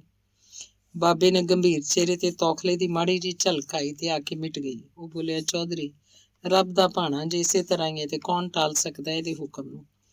ਗਿਆਨ ਗੋਸ਼ਟ ਦਾ ਵੇਲਾ ਨਹੀਂ ਬਾਬਾ ਜੀ, ਚੌਧਰੀ ਦਾ ਇੱਕ ਹੋਰ ਸਾਥੀ ਬੋਲ ਪਿਆ। ਬਲਦੀ ਅੱਗ ਤੋਂ ਪਸਿੱਤੇ ਹੋਣਾ ਹੀ ਅਕਲਮੰਦੀ। ਚਲੋ ਛੇਤੀ ਕਰੋ। ਕਿੱਧਰ? ਬਾਬੇ ਨੇ ਹੈਰਾਨੀ ਭਰਿਆ ਸਵਾਲ ਕੀਤਾ। ਨਸੀਮ ਤੇ ਅਜੀਜ਼ ਸਖਤ ਡਰ ਦੀ ਹਾਲਤ 'ਚ ਅੱਖਾਂ ਪਾੜ ਕੇ ਕਦੀ ਆਉਣ ਵਾਲਿਆਂ ਵੱਲ ਤੇ ਕਦੀ ਬਾਬੇ ਵੱਲ ਤੱਕ ਰਹੇ ਸੀ। ਪੁੱਛਣ ਦਾ ਵੇਲਾ ਨਹੀਂ ਹੁਣ, ਕਹਿ ਕੇ ਚੌਧਰੀ ਨੇ ਅਜੀਜ਼ ਵੱਲ ਸੰਬੋਧਨ ਕੀਤਾ। ਸੁਣ ਕਾਕਾ, ਤਗੜਾ ਏ, ਕਦੋਂ ਆਇਆ? ਤੇ ਫਿਰ ਬਿਨਾਂ ਆਪਣੇ ਸਵਾਲ ਦਾ ਜਵਾਬ ਲਿਆ ਉਹਨੂੰ ਕਹਿਣ ਲੱਗਾ, ਚੱਲ ਤੂੰ ਵੀ ਬਾਬੇ ਹੋਰਾਂ ਦੇ ਘਰ ਚੱਲ ਕੇ ਬੂਟੇ ਸ਼ਾਹ ਨਾਲ ਅਸਬਾਬ ਬੰਨਣ ਵਿੱਚ ਜ਼ਰਾ ਹੱਥ ਵਟਾ। 2-3 ਬੰਦੇ ਮੈਂ ਹੋਰ ਵੀ ਛੱਡ ਆਇਆ ਵਾਂ ਉੱਥੇ। ਬਿਨਾਂ ਕੁਝ ਹੋਰ ਪੁੱਛਿਆ ਅਜੀਜ਼ ਉਸੇ ਤਰ੍ਹਾਂ ਨੰਗੇ ਪੈਰੀ ਬਾਹਰ ਦੌੜ ਗਿਆ। ਬਾਬਾ ਜਦ ਇਹਨਾਂ ਸਾਰਿਆਂ ਨੂੰ ਨਾਲ ਲਈ ਹਵੇਲੀ 'ਚ ਪੁੱਜਾ ਤੇ ਘਰ ਦਾ ਚੰਗਾ ਸਮਾਨ ਦਬਾ ਦਬ ਵੱਜ ਰਿਹਾ ਸੀ। ਬੂਟੇ ਸ਼ਾਹ ਤੇ ਰੁਕਮਣ ਪਿਛਲੇ ਅੰਦਰੋਂ ਚੀਜ਼ਾਂ ਕੱਢ ਕੇ ਫੜਾਈ ਜਾਂਦੇ। ਬਾਕੀ ਚਾਰੇ ਆਦਮੀ ਕੁਝ ਗੰਢੜੀਆਂ 'ਚ, ਕੁਝ ਬਿਸਤਰਿਆਂ ਦੀ ਸ਼ਕਲ 'ਚ, ਕੁਝ ਬੋਰੀਆਂ ਟਰੰਕਾਂ 'ਚ ਭਰੀ ਜਾ ਰਹੇ ਸੀ। ਅਜੀਜ਼ ਦੀਆਂ ਬਾਹਾਂ 'ਚ ਬਾਕੀ ਸਭਨਾਂ ਨਾਲੋਂ ਵਧੇਕ ਤੇਜ਼ੀ ਸੀ। ਰਾਤੋਂ ਰਾਤ ਬਾਬੇ ਦੇ ਘਰ ਦਾ ਸਾਰਾ ਸਮਾਨ ਢੋ ਕੇ ਚੌਧਰੀ ਫਜ਼ਲ ਕਰੀਮ ਦੇ ਘਰ ਦੀ ਧੁਰ ਪਿਛਲੀ ਕੋਠੜੀ 'ਚ ਭਰ ਦਿੱਤਾ ਗਿਆ। ਢੁਆਈ ਦਾ ਕੰਮ ਖਤਮ ਹੋ ਜਾਣ ਤੋਂ ਬਾਅਦ ਚੌਧਰੀ ਨੇ ਬਾਬੇ ਨੂੰ ਸਣੇ ਪਰਿਵਾਰ ਆਪਣੇ ਘਰ ਚੱਲਣ ਨੂੰ ਕਿਹਾ ਤੇ ਮਾਮਲਾ ਇੱਕ ਲੰਮੀ ਬਹਿਸ ਦੀ ਸ਼ਕਲ ਧਾਰਨ ਕਰ ਗਿਆ। ਇੱਕ ਪਾਸੇ ਚੌਧਰੀ ਬਾਬੇ ਨੂੰ ਆਪਣੇ ਘਰ ਲੈ ਜਾਣ ਤੇ ਤੁਲਿਆ ਸੀ, ਦੂਜੇ ਪਾਸੇ ਅਜੀਜ਼ ਇਸ ਗੱਲ ਲਈ ਅੱਡਾ ਲਾ ਬੈਠਾ ਸੀ ਕਿ ਉਹ ਸਾਰਿਆਂ ਨੂੰ ਨਾਲ ਲੈ ਕੇ ਰਾਵਲਪਿੰਡੀ ਜਾਣ ਦਾ ਫੈਸਲਾ ਕਰ ਚੁੱਕਾ ਹੈ। ਦੋਵੇਂ ਧਿਰਾਂ ਆਪੋ ਆਪਣੇ ਪੱਖ ਨੂੰ ਸੱਚਾ ਸਾਬਤ ਕਰਨ ਦੇ ਜ਼ੋਰ ਦੇ ਰਹੀਆਂ ਸਨ। ਅਜੀਜ਼ ਭਾਵੇਂ ਉਮਰੋਂ ਛੋਟਾ ਸੀ, ਪਰ ਉਹਦੀ ਦਲੀਲ ਸੁੱਟ ਪਾਉਣ ਵਾਲੀ ਨਹੀਂ ਸੀ, ਜਿਹੜੀ ਉਹ ਘੜੀ ਮੁੜੀ ਚੌਧਰੀ ਅੱਗੇ ਦੁਹਰਾ ਰਿਹਾ ਸੀ। ਚਾਚਾ ਜੀ, ਇਹ ਤੇ ਤੁਸੀਂ ਠੀਕ ਕਹਿੰਦੇ ਹੋ ਕਿ ਤੁਹਾਨੂੰ ਮਾਰ ਕੇ ਹੀ ਕੋਈ ਬਾਪੂ ਹੋਰਾਂ ਤੱਕ ਪਹੁੰਚੇਗਾ, ਪਰ ਮੈਂ ਕਹਿੰਦਾ ਵਾਂ ਪਿੰਡ ਦੇ ਲੋਕਾਂ ਵੱਲੋਂ ਤਾਂ ਕਿਸੇ ਤਰ੍ਹਾਂ ਦਾ ਖਤਰਾ ਹੈ ਹੀ ਕੋਈ ਨਹੀਂ। ਖਤਰਾ ਜੇ ਹੈ ਤਾਂ ਬਾਹਰਲੇ ਹਮਲੇ ਦਾ। ਭਲਾ ਜੇ ਕੋਈ 1000-500 ਦਾ ਹਜੂਮ ਪਿੰਡ ਤੇ ਆ ਪਿਆ ਤਾਂ ਦੱਸੋ ਤੁਸੀਂ ਉਹਨਾਂ ਕੋਲੋਂ ਕਿੱਕਣ ਬਚਾਓਗੇ ਇਹਨਾਂ ਨੂੰ? ਸਗੋਂ ਮੇਰਾ ਖਿਆਲ ਹੈ ਇਹਨਾਂ ਨੂੰ ਬਚਾਉਂਦੇ ਤੁਸੀਂ ਆਪਣੀਆਂ ਜਾਨਾਂ ਵੀ ਗਵਾ ਪਾਓਗੇ। ਗੱਭਰੂ ਦੀ ਦਲੀਲ ਕੱਟੀ ਜਾਣ ਵਾਲੀ ਨਹੀਂ ਸੀ, ਜਿਹਨੇ ਛੇਕੜ ਸਭਨਾਂ ਨੂੰ ਲਾਜਵਾਬ ਕਰ ਦਿੱਤਾ ਤੇ ਇਸ ਫੈਸਲੇ ਤੇ ਸਾਰੇ ਰਜ਼ਾਮੰਦ ਹੋ ਗਏ ਕਿ ਸਭ ਤੋਂ ਪਹਿਲਾਂ ਬਾਬੇ ਹੋਰਾਂ ਦਾ ਟੱਬਰ ਚੌਧਰੀ ਹੋਰਾਂ ਦੇ ਘਰ ਚੱਲ ਕੇ ਉੱਥੇ ਬੈਠ ਕੇ ਹੋਰ ਚੰਗੀ ਤਰ੍ਹਾਂ ਸੋਚ ਵਿਚਾਰ ਲਿਆ ਜਾਏਗਾ। ਜੇ ਮੁਮਕਿਨ ਹੋ ਸਕਿਆ ਤਾਂ ਅਜੀਜ਼ ਦੀ ਹੀ ਸਲਾਹ ਤੇ ਅਮਲ ਕੀਤਾ ਜਾਏਗਾ। ਉਧਰ ਬਾਬਾ ਬੂਟੇ ਸ਼ਾਹ ਤੇ ਰੁਕਮਣ ਤਿੰਨੇ ਚੌਧਰੀ ਫਜ਼ਲ ਕਰੀਮ ਦੇ ਘਰ ਪਹੁੰਚ ਗਏ ਤੇ ਇੱਧਰ ਦੂਜੇ ਤੀਜੇ ਸ਼ੁਗਰਾ, ਅਜੀਜ਼ ਤੇ ਨਸੀਮ ਵੀ ਆਪਣੀ ਗੰਢ ਪੋਟਲੀ ਚੁਕਾ ਕੇ ਚੌਧਰੀ ਦੇ ਘਰ ਵੱਲ ਤੁਰ ਪਏ। ਸਭਨਾਂ ਵੱਲੋਂ ਉਹਨਾਂ ਨੂੰ ਬੇਸ਼ੱਕ ਕਿਹਾ ਗਿਆ ਕਿ ਉਹ ਆਪਣੇ ਘਰ ਹੀ ਹਾਲੇ ਟਿਕੇ ਰਹਿਣ, ਪਰ ਤਿੰਨਾਂ ਵਿੱਚੋਂ ਕੋਈ ਵੀ ਨਹੀਂ ਮੰਨਿਆ। ਕਾਂਡ 15ਵਾਂ। ਸੋਹਾਂ ਦੇ ਕੰਢੇ ਵਸਦਾ ਇਹ ਛੋਟਾ ਜਿਹਾ ਪਿੰਡ ਅੱਜ ਛੋਟਾ ਜਿਹਾ ਰਿਫਿਊਜੀ ਕੈਂਪ ਬਣਿਆ ਹੋਇਆ। ਬੀਤੀ ਰਾਤ ਜਦੋਂ ਬਾਬੇ ਦੇ ਘਰ ਦਾ ਸਮਾਨ ਢੋ ਕੇ ਚੌਧਰੀ ਫਜ਼ਲ ਕਰੀਮ ਦੇ ਘਰ ਲਿਜਾਇਆ ਜਾ ਰਿਹਾ ਸੀ, ਇਸੇ ਇੱਕ ਰਾਤ ਅੰਦਰ ਗੁਲਾਬ ਸਿੰਘ ਦੀ ਧਰਮਸ਼ਾਲਾ 'ਚ ਲਾਗ ਪਾਸ ਦੇ ਛੋਟੇ ਪਿੰਡਾਂ ਤੋਂ ਖੱਤਰੀ ਸ਼ਰਨਾਰਥੀਆਂ ਦੇ ਕਈ ਜੱਥੇ ਆ ਪੁੱਜੇ, ਜਿਨ੍ਹਾਂ ਨੂੰ ਆਪਣੇ ਬਚਾਅ ਦੀ ਜੇ ਕੋਈ ਥਾਂ ਦਿਸਦੀ ਸੀ ਤਾਂ ਇਸੇ ਚੱਕਰੀ ਪਿੰਡ ਦੀ ਧਰਮਸ਼ਾਲਾ। ਇੱਕ ਤਾਂ ਇਸ ਕਰਕੇ ਹੀ ਪਿੰਡ ਸੜਕ ਦੇ ਲਾਗੇ ਸੀ ਸਭ ਨੂੰ, ਤੇ ਦੂਜੇ ਪਾਸੇ ਮਿਲਟਰੀ ਦੀਆਂ ਲਾਰੀਆਂ ਆਉਣ ਦੀ ਉਮੀਦ ਲੱਗੀ ਸੀ। ਦੂਜਾ, ਇਸ ਗੁਰਦੁਆਰੇ ਦੀ 2 ਮੰਜ਼ਲੀ ਇਮਾਰਤ ਇੰਨੀ ਉੱਚੀ ਤੇ ਮਜ਼ਬੂਤ ਸੀ ਕਿ ਹਮਲਾਵਰ ਸਹੂਲਤ ਨਾਲ ਇਹਦੇ ਦਰਵਾਜ਼ੇ ਤੋੜ ਨਹੀਂ ਸਨ ਸਕਦੇ। ਨਾਲੇ ਸਾਰੇ ਪੱਥਰਾਂ ਦੀ ਬਣੀ ਹੋਈ ਹੋਣ ਕਰਕੇ ਇਹਨੂੰ ਅੱਗ ਲੱਗਣ ਦਾ ਖਤਰਾ ਵੀ ਬਹੁਤਾ ਨਹੀਂ ਸੀ। ਸਭ ਤੋਂ ਵੱਡੀ ਗੱਲ ਇਹ ਕਿ ਗੁਰਦੁਆਰੇ ਦੇ ਉੱਚੇ 2 ਮੰਜ਼ਲੇ ਦੀ ਛੱਤ ਤੇ ਚੜ੍ਹ ਕੇ ਦੂਰ ਤੱਕ ਵਿਖਾਈ ਦੇ ਸਕਦਾ ਸੀ ਕਿਹੜੇ ਪਾਸਿਓਂ ਕੋਈ ਸੱਜਣ ਤੇ ਕਿਹੜੇ ਪਾਸਿਓਂ ਦੁਸ਼ਮਣ ਆ ਰਿਹਾ। ਦਿਨ ਚੜ੍ਹਦਿਆਂ ਤੇ ਗੁਰਦੁਆਰੇ ਦੀ ਇਮਾਰਤ ਮਰਦਾਂ, ਤੀਵੀਆਂ ਤੇ ਬੱਚਿਆਂ ਨਾਲ ਖਚਾਖਚ ਭਰ ਗਈ। ਇਸ ਪਿੰਡ ਦੇ ਤੇ ਬਾਹਰਲੇ ਸ਼ਰਨਾਰਥੀਆਂ ਨੂੰ ਰਲਾ ਕੇ ਇਹਨਾਂ ਦੀ ਗਿਣਤੀ 200 ਤੋਂ ਉੱਪਰ ਸੀ। ਇੱਧਰ ਬਾਬਾ ਭਾਨ ਤੇ ਬੂਟੇ ਸ਼ਾਹ ਦੋਵੇਂ ਪਿਓ ਪੁੱਤਰ ਆਪਣੇ ਬਹੁਤ ਸਾਰੇ ਮੁਸਲਮਾਨ ਸਾਥੀਆਂ ਨੂੰ ਲੈ ਕੇ ਗੁਰਦੁਆਰੇ ਪਹੁੰਚੇ ਤੇ ਉਧਰ ਚੌਧਰੀ ਫਜ਼ਲ ਕਰੀਮ ਦੇ ਮੁਕਲੇ ਵਿਹੜੇ 'ਚ ਲੋਹਾਂ ਦੇ ਦੇਗਾਂ ਚੜ੍ਹ ਗਈਆਂ, ਜਿਨ੍ਹਾਂ ਨੇ ਦੁਆਲੇ ਪਿੰਡ ਦੇ ਮੁਸਲਮਾਨ ਮਰਦ ਤੇ ਤੀਵੀਆਂ ਬੜੇ ਕਾਲੇ ਹੱਥਾਂ ਨਾਲ ਗੁੰਨਣ, ਰਿੰਨਣ ਤੇ ਪਕਾਉਣ 'ਚ ਰੁੱਝੇ ਸਨ। ਗੁਰਦੁਆਰੇ 'ਚ ਪਹੁੰਚ ਕੇ ਵੇਖਿਆ ਗਿਆ ਸਾਰੇ ਸ਼ਰਨਾਰਥੀ ਸਖਤ ਘਬਰਾਹਟ ਦੀ ਹਾਲਤ 'ਚ ਪਾਟੀਆਂ ਨਜ਼ਰਾਂ ਨਾਲ ਇਸ ਤਰ੍ਹਾਂ ਇੱਧਰ ਉੱਧਰ ਤੱਕ ਰਹੇ ਨੇ ਜਿਵੇਂ ਹਰ ਇੱਕ ਮਿੰਟ ਉਹਨਾਂ ਦੀ ਮੌਤ ਨੂੰ ਨੇੜੇ ਤੋਂ ਨੇੜੇ ਲਈ ਆ ਰਹੇ। ਖਾਸ ਕਰਕੇ ਜਵਾਨ ਕੁੜੀਆਂ ਦੇ ਮਾਪੇ ਤਾਂ ਮਰਨ ਹੱਕੇ ਹੋਏ ਸੀ। ਇਸ ਵੇਲੇ ਪਿੰਡ 'ਚ ਖਬਰ ਮਿਲੀ ਕਿ ਚੱਕਵਾਲ 'ਚ ਮਿਲਟਰੀ ਦਾ ਕੈਂਪ ਖੁੱਲ੍ਹ ਗਿਆ। ਇੱਥੋਂ ਲਾਰੀਆਂ ਤੇ ਟਰੱਕ ਫਸਾਦੀ ਇਲਾਕਿਆਂ 'ਚ ਜਾ ਕੇ ਸ਼ਰਨਾਰਥੀਆਂ ਨੂੰ ਕੱਢ ਰਹੇ ਨੇ। ਇਸ ਖਬਰ ਨੂੰ ਸੁਣਦਿਆਂ ਚੌਧਰੀ ਫਜ਼ਲ ਕਰੀਮ ਨੇ ਪਿੰਡ ਦੀ ਇੱਕ ਸਭ ਤੋਂ ਵਧੀਆ ਘੋੜੀ ਆਪਣੇ ਪੁੱਤਰ ਫਤਿਹ ਨੂੰ ਦੇ ਕੇ ਚੱਕਵਾਲ ਭਜਾਇਆ। ਸਭਨਾਂ ਦਾ ਯਕੀਨ ਸੀ ਕਿ ਚੱਕਵਾਲ ਜਿਹੜਾ ਇੱਥੋਂ 20 ਮੀਲਾਂ ਦੇ ਵਿੱਥ ਤੇ ਹੈ, ਪਹੁੰਚ ਕੇ ਜੇ ਫਤਿਹ ਆਪਣੀ ਕੋਸ਼ਿਸ਼ 'ਚ ਕਾਮਯਾਬ ਹੋ ਗਿਆ ਤਾਂ ਕੋਈ ਵੱਡੀ ਗੱਲ ਨਹੀਂ ਜੇ ਰਾਤ ਪੈਂਦਿਆਂ ਮਿਲਟਰੀ ਦੀ ਮਦਦ ਆ ਪਹੁੰਚੇ। ਗੁਲਾਬ ਸਿੰਘਾਣੇ ਗੁਰਦੁਆਰੇ 'ਚ ਉਹਨਾਂ 200 ਸ਼ਰਨਾਰਥੀਆਂ ਦਾ ਕਾਫਲਾ ਇੱਕ ਪਲ ਮਿਲਟਰੀ ਦੀ ਉਡੀਕ 'ਚ ਗੁਜ਼ਾਰ ਰਿਹਾ ਸੀ, ਪਰ ਖਿਆਲ ਸਾਰਿਆਂ ਦਾ ਇਹੋ ਬਣ ਚੁੱਕਾ ਸੀ ਕਿ ਮਿਲਟਰੀ ਦੀ ਮਦਦ ਪਹੁੰਚਣ ਤੀਕ ਸ਼ਾਇਦ ਉਹਨਾਂ 'ਚੋਂ ਇੱਕ ਵੀ ਜਿਉਂਦਾ ਨਾ ਬਚੇ। ਤੇ ਇਹਦਾ ਕਾਰਨ ਵੀ ਪ੍ਰਤੱਖ ਸੀ, ਜਦਕਿ ਉਹਨਾਂ ਸਭਨਾਂ ਦੀ ਕੰਨੀ ਇਹ ਭਿਣਕ ਵੀ ਪੈ ਚੁੱਕੀ ਸੀ ਕਿ ਇਸੇ ਪਿੰਡ ਦੇ ਕੁਝ ਮੁਸਲਮਾਨ ਗੱਭਰੂ ਅੰਦਰ ਕੋਈ ਗੁੱਝੀ ਗੂੰਦ ਗੁੰਦ ਰਹੇ। ਬਾਬੇ ਨੇ ਆਪਣੇ ਸਾਥੀਆਂ ਸਮੇਤ ਬਾਰੋ ਬਾਰੀ ਸਭਨਾਂ ਨੂੰ ਹੌਸਲਾ ਬਣਾਉਣ ਦੀ ਕੋਸ਼ਿਸ਼ ਕੀਤੀ। ਬੜਾ ਕੁਝ ਕਿਹਾ ਸੁਣਿਆ, ਜਿਹਦੇ ਜਵਾਬ 'ਚ ਸਭਨਾਂ ਵੱਲੋਂ ਇਹੋ ਕਿਹਾ ਜਾਂਦਾ, ਤੁਹਾਡੇ ਹੁੰਦਿਆਂ ਸਾਨੂੰ ਕਿਹਦਾ ਡਰ ਏ। ਪਰ ਅਸਲ 'ਚ ਇਹ ਜਵਾਬ ਜ਼ਬਾਨੀ ਸੀ, ਅੰਦਰੋਂ ਸਭ ਦੇ ਦਿਲ ਡੋਲੇ ਹੋਏ ਸਨ। ਗੁਰਦੁਆਰੇ 'ਚ ਉਤਰੇ ਹੋਏ 200 ਸ਼ਰਨਾਰਥੀ, ਜਿਨ੍ਹਾਂ ਵਿੱਚ ਕਈ ਘਰ ਇਸ ਪਿੰਡ ਦੇ ਵੀ ਸ਼ਾਮਲ ਸਨ, ਨਾ ਤਾਂ ਬਿਲਕੁਲ ਖਾਲੀ ਹੱਥੀ ਸਨ, ਨਾ ਮਾਲ ਅਸਬਾਬ ਨਾਲ ਲੱਦੇ ਹੋਏ। ਮਾਮੂਲੀ 1-2 ਟਰੰਕ, ਕੁਝ ਗੰਢੜੀਆਂ, ਇੱਕ ਅੱਧ ਬਿਸਤਰਾ, ਇੰਨਾ ਸਮਾਨ ਹੀ ਹਰ ਇੱਕ ਦੇ ਨਾਲ ਸੀ। ਗਹਿਣਾ ਗੱਟਾ ਤੇ ਨਗਦੀ ਜਿੰਨੀ ਕੁ ਉਹਨਾਂ ਪਾਸ ਸੀ, ਉਹ ਸਾਰੀ ਕੁਝ ਕੱਪੜਿਆਂ ਦੀਆਂ ਤਹਿਆਂ 'ਚ, ਕੁਝ ਸਰਾਣਿਆਂ 'ਚ, ਹੋਰ ਇਹੋ ਜਿਹੇ ਤਰੀਕਿਆਂ ਨਾਲ ਉਹਨਾਂ ਲੋਕਾਂ ਨੇ ਆਪੋ ਆਪਣੀ ਵਿੱਤ ਅਨੁਸਾਰ ਲੁਕਾਈ ਸੀ। ਉਧਰ ਨਸੀਬ ਦੀ ਮਾਂ ਦੀ ਹਾਲਤ ਪਲ-ਪਲ ਵਿਗੜਦੀ ਜਾਂਦੀ ਸੀ, ਜਿਸ ਕਰਕੇ ਨਸੀਮ ਦੀ ਇੱਕ ਲੱਤ ਮਾਂ ਦੇ ਮੰਜੇ ਕੋਲ, ਦੂਜੀ ਗੁਰਦੁਆਰੇ ਦੇ ਸ਼ਰਨਾਰਥੀਆਂ ਪਾਸ ਹੁੰਦੀ। ਆਪਣੇ ਧਰਮ ਪਿਤਾ ਦੇ ਉਪਦੇਸ਼ ਅਨੁਸਾਰ ਦੋਵੇਂ ਭੈਣ ਭਰਾ ਤੇ ਤੀਜਾ ਬੂਟੇ ਸ਼ਾਹ ਸੇਵਾ 'ਚ ਜੁਟੇ ਹੋਏ ਸਨ। ਬਾਬੇ ਦਾ ਇਹੋ ਕੰਮ ਸੀ ਕਿ ਵਾਰੀ ਸਭਨਾਂ ਘਬਰਾਏ ਨਿਰਾਸ਼ ਮਰਦਾਂ ਤਰੀਮਤਾਂ ਕੋਲ ਜਾ ਬੈਠਦਾ ਤੇ ਉਹਨਾਂ ਨੂੰ ਧੀਰਜ, ਤਸੱਲੀਆਂ ਤੋਂ ਛੁੱਟ ਪਰਮਾਰਥਕ ਉਪਦੇਸ਼ ਵੀ ਦੇਈ ਜਾਂਦਾ ਸੀ। ਸਵੇਰ ਤੋਂ ਦੁਪਹਿਰ ਹੋਈ, ਦੁਪਹਿਰ ਤੋਂ ਸ਼ਾਮ, ਤੋਂ ਬਾਅਦ ਰਾਤ, ਅਜੇ ਤੱਕ ਕਿਸੇ ਲਾਰੀ ਜਾਂ ਟਰੱਕ ਦੀ ਆਵਾਜ਼ ਸੁਣਾਈ ਨਹੀਂ ਸੀ ਦਿੱਤੀ। ਗੁਰਦੁਆਰੇ ਦੀ ਉੱਪਰਲੀ ਛੱਤ ਤੇ ਚੜ੍ਹ ਕੇ ਬਨੇਰਿਆਂ ਪਿੱਛੇ ਲੁਕੇ ਹੋਏ ਲੋਕੀ ਘੜੀ ਮੁੜੀ ਸੜਕ ਦੀ ਸੇਧ ਵੱਲ ਝਾਤੀਆਂ ਮਾਰ ਰਹੇ ਸਨ, ਪਰ ਸੁਹਾਂ ਦੀ ਇੱਕ ਲੰਮੀ ਤੇ ਵਿੰਗੀ ਟੇਢੀ ਚਮਕ ਰਹੀ ਲੀਕ ਤੋਂ ਛੋਟਾ ਉਹਨਾਂ ਨੂੰ ਕੁਝ ਵੀ ਵਿਖਾਈ ਨਹੀਂ ਸੀ ਦਿੰਦਾ। ਅੱਜ ਦੀ ਰਾਤ ਬੜੇ ਭਾਰੀ ਖਤਰੇ ਦੀ ਰਾਤ ਸਮਝੀ ਜਾ ਰਹੀ ਸੀ, ਕਿਉਂਕਿ ਘੁੜਿਆਲ ਵੱਲੋਂ ਆ ਰਹੇ ਲੁਟੇਰਿਆਂ ਦੇ ਇੱਕ ਬਹੁਤ ਵੱਡੇ ਹਜੂਮ ਦੀ ਉਹਨਾਂ ਨੂੰ ਦੱਸ ਪੈ ਚੁੱਕੀ ਸੀ ਤੇ ਸਭ ਦਾ ਖਿਆਲ ਸੀ ਕਿ ਜੇ ਉਸ ਤੋਂ ਬਾਅਦ ਪਹਿਲਾਂ ਮਿਲਟਰੀ ਦੀ ਮਦਦ ਨਾ ਪਹੁੰਚੀ ਤਾਂ ਇਹਨਾਂ ਭਾਗਿਆਂ ਨੂੰ ਕੋਈ ਬਚਾ ਨਹੀਂ ਸਕੇਗਾ, ਨਾ ਪਿੰਡ ਨਾ ਕੋਈ ਹੋਰ। ਰਾਤ ਦੇ 11 ਵਜੇ ਤੱਕ ਬਾਬਾ ਬੂਟੇ ਸ਼ਾਹ ਤੇ ਅਜੀਜ਼ ਗੁਰਦੁਆਰੇ ਰੋਟੀਆਂ ਵਰਤਾਉਣ 'ਚ ਲੱਗੇ ਰਹੇ। ਉਧਰ ਸੁਗਰਾ ਦੀ ਹਾਲਤ ਵਧੇਰੇ ਖਰਾਬ ਹੋਣ ਕਰਕੇ ਨਸੀਮ ਤੇ ਰੁਕਮਣ ਚੌਧਰੀ ਦੇ ਘਰ ਉਹਦੀ ਤੀਮਾਰਦਾਰੀ 'ਚ ਲੱਗੀਆਂ ਸਨ। ਇੱਧਰ ਜਦ ਇਹਨਾਂ ਤਿੰਨਾਂ ਨੂੰ ਖਬਰ ਮਿਲੀ ਕਿ ਸੁਗਰਾ ਦੀ ਹਾਲਤ ਹੋਰ ਖਰਾਬ ਹੋ ਗਈ ਹੈ, ਇਹ ਵੀ ਗੁਰਦੁਆਰੇ ਉੱਠ ਕੇ ਉਸ ਪਾਸ ਜਾ ਪਹੁੰਚੇ। ਰਾਤ ਦਾ ਬਾਕੀ ਹਿੱਸਾ ਇਸ ਸਾਰੇ ਟੱਬਰ ਦਾ ਲਗਭਗ ਨੀਂਦੀ ਹਾਲਤ 'ਚ ਬੀਤ ਗਿਆ। ਪਿੰਡ ਦੇ 50-60 ਮੁਸਲਮਾਨ ਸਾਰੀ ਰਾਤ ਡਾਂਗਾ ਕੁਹਾੜੀਆਂ ਫੜੀ ਗੁਰਦੁਆਰੇ ਦੇ ਖਤਰਮੇ ਮਕਾਨਾਂ ਦੇ ਆਸ-ਪਾਸ ਪਹਿਰਾ ਦਿੰਦੇ ਰਹੇ। ਰਾਤ ਸੁੱਖ ਸ਼ਾਂਤੀ ਗੁਜ਼ਰੀ। ਪ੍ਰਭਾਤ ਹੁੰਦਿਆਂ ਪਿੰਡ ਵਾਸੀਆਂ ਦੇ ਕੰਨਾਂ ਨੇ ਇੱਕ ਐਸੀ ਆਵਾਜ਼ ਸੁਣੀ, ਸਭ ਦੀ ਜਾਨ 'ਚ ਜਾਨ ਆ ਗਈ। ਮੋਟਰਾਂ ਦੀ ਆਵਾਜ਼। ਫਿਰ ਕੀ ਸੀ? ਸਾਰਾ ਪਿੰਡ, ਕੀ ਖੱਤਰੀ ਕੀ ਮੁਸਲਮਾਨ, ਪਿੰਡੋਂ ਬਾਹਰ ਉੱਠ ਭੱਜੇ। ਸੁਹਾਂ ਤੋਂ ਸੜਕ ਉੱਤੇ 2 ਟਰੱਕ ਖੜੇ ਸੀ। ਮਿਲਟਰੀ ਦੇ 4-4 ਸਿਪਾਹੀ ਸਟੇਨ ਗੰਨਾਂ ਸਮੇਤ ਦੋਹਾਂ ਟਰੱਕਾਂ ਤੇ ਮੌਜੂਦ ਸੀ ਤੇ ਉਹਨਾਂ ਦੇ ਜਮਾਂਦਾਰ ਨੇ ਪਿੰਡ ਵਾਲਿਆਂ ਨੂੰ ਕਿਹਾ ਕਿ ਜਲਦੀ ਤੋਂ ਜਲਦੀ ਸਵਾਰ ਹੋ ਜਾਓ, ਜਿੰਨੇ ਕੁ ਆਦਮੀ ਇਹਨਾਂ ਦੋਹਾਂ ਟਰੱਕਾਂ 'ਚ ਸਮਾ ਸਕਦੇ ਹੋ। ਗੁਰਦੁਆਰੇ 'ਚ ਹਫੜਾ ਦਫੜੀ ਮਚ ਗਈ। ਦਬਾ ਦਬ ਬਿਸਤਰੇ ਸਮਾਨ ਵੱਜਣ ਲੱਗੇ। ਉਧਰ ਚੌਧਰੀ ਫਜ਼ਲ ਕਰੀਮ ਦੇ ਘਰ 'ਚ ਹੀ ਇਹ ਹਾਲ ਸੀ ਕਿ ਚੌਧਰੀ ਤੋਂ ਉਹਦੀ ਬਾਕੀ ਸਾਥੀ ਬੜੀ ਕਾਹਲੀ ਬਾਬੇ ਹੋਰਾਂ ਦਾ ਸਮਾਨ, ਜਿਹੜਾ ਅੱਗੇ ਹੀ ਬੱਧਾ ਪਿਆ ਸੀ, ਚੁੱਕ ਕੇ ਸੜਕ ਵੱਲ ਲੈ ਤੁਰੇ। ਪਰ ਜਿਉਂ ਹੀ ਬਾਬਾ ਸ਼ੁਗਰਾ ਨੂੰ ਦਵਾਈ ਪਿਆਲ ਕੇ ਬਾਹਰ ਨਿਕਲਿਆ ਕਿ ਉਹਨੇ ਹੱਥ ਦੇ ਇਸ਼ਾਰੇ ਨਾਲ ਸਭ ਨੂੰ ਰੋਕਦਿਆਂ ਗੱਭਰੂਆਂ ਦੇ ਸਿਰਾਂ ਤੋਂ ਟਰੰਕ ਗੱਡੜੀਆਂ ਉਤਰਵਾ ਲਈਆਂ। ਕਿਉਂ ਬਾਬਾ ਜੀ? ਚੌਧਰੀ ਨੇ ਅਗਾਂਹ ਹੋ ਕੇ ਪੁੱਛਿਆ। ਲੈ ਜਾਣ ਕਿਉਂ ਨਹੀਂ ਦਿੰਦੇ ਇਹਨਾਂ ਨੂੰ? ਉਧਰ ਥਾਂ ਰੁਕ ਜਾਏਗੀ ਜੇ ਢਿੱਲ ਮੱਠ ਕੀਤੀ। ਬਾਬਾ ਬੋਲਿਆ, ਚੌਧਰੀ ਜੀ ਪਹਿਲਾਂ ਉਹਨਾਂ ਸਾਰਿਆਂ ਨੂੰ ਸਵਾਰ ਹੋ ਲੈਣ ਦਿਓ, ਫਿਰ ਵੇਖੀ ਜਾਏਗੀ। ਕੀ ਕਮਲੀਆਂ ਗੱਲਾਂ ਕਰਦੇ ਹੋ? ਚੌਧਰੀ ਨੇ ਜਵਾਬ ਦਿੱਤਾ, ਸਾਰੇ ਆਦਮੀ ਕਿਤੇ 2 ਟਰੱਕਾਂ 'ਚ ਮਿਟ ਚੱਲੇ ਨੇ ਤਾਂ ਫਿਰ ਅਸੀਂ ਹਾਲੇ ਨਹੀਂ ਜਾ ਸਕਦੇ। ਕਿਉਂ ਬਾਬਾ? ਪਹਿਲਾਂ ਜਦ ਤੀਕ ਉਹ ਸਾਰੇ ਨਾ ਚਲੇ ਜਾਣ ਤਦ ਤੀਕ ਸਾਡੇ 'ਚ ਕੋਈ ਨਹੀਂ ਜਾਏਗਾ। ਤੁਸੀਂ ਚੌਧਰੀ ਜੀ ਮੁੰਡਿਆਂ ਨੂੰ ਛੇਤੀ ਗੁਰਦੁਆਰੇ ਭੇਜੋ ਉਹਨਾਂ ਦੀ ਮਦਦ ਲਈ, ਤੇ ਨਾਲੇ ਆਓ ਅਸੀਂ ਵੀ ਦੋਵੇਂ ਚੱਲ ਕੇ ਜ਼ਰਾ ਕੋਸ਼ਿਸ਼ ਕਰੀਏ, ਜਿੰਨੇ ਵੱਧ ਤੋਂ ਵੱਧ ਆਦਮੀ ਚੜ੍ਹਾਏ ਜਾ ਸਕਣ ਚੜ੍ਹ ਜਾਣ। ਬਹੁਤ ਆਖਿਆ ਸੁਣਿਆ ਗਿਆ। ਚੌਧਰੀ ਤੇ ਉਹਦੇ ਕਈਆਂ ਹੋਰ ਸਾਥੀਆਂ ਨੇ ਵੀ ਜ਼ੋਰ ਲਾਇਆ, ਪਰ ਕਿਸੇ ਦੀ ਕੋਈ ਪੇਸ਼ ਨਾ ਗਈ। ਅਖੀਰ ਸਮਾਨ ਨੂੰ ਵਿਹੜੇ 'ਚ ਚੁੱਕ ਕੇ ਮੁੜ ਇੱਕ ਪਾਸੇ ਜੋੜ ਕੇ ਰੱਖ ਦਿੱਤਾ ਗਿਆ ਤੇ ਫਿਰ ਬਾਬੇ ਨੂੰ ਨਾਲ ਲੈ ਕੇ ਸਾਰੇ ਜਣੇ ਗੁਰਦੁਆਰੇ ਵੱਲ ਟੁਰ ਪਏ। ਉੱਥੇ ਜਾ ਕੇ ਉਹਨਾਂ ਵੇਖਿਆ ਅਜੀਜ਼, ਬੂਟੇ ਸ਼ਾਹ, ਫੱਤਾ ਤੇ ਕਈ ਉਹਨਾਂ ਦੀ ਹੋਰ ਹਾਣੀ ਸ਼ਰਨਾਰਥੀਆਂ ਦਾ ਅਸਬਾਬ ਢੋ ਕੇ ਟਰੱਕਾਂ ਤੇ ਪਹੁੰਚਾ ਰਹੇ ਸੀ। ਟਰੱਕ ਦੋਵੇਂ ਭਰ ਗਏ। ਹੇਠਾਂ ਅਸਬਾਬ, ਉੱਤੇ ਸਵਾਰੀਆਂ, ਪਰ 200 ਸਵਾਰੀਆਂ 2 ਗੱਡੀਆਂ 'ਚ ਕਿੱਕਣ ਸਮਾ ਸਕਦੀਆਂ ਸਨ।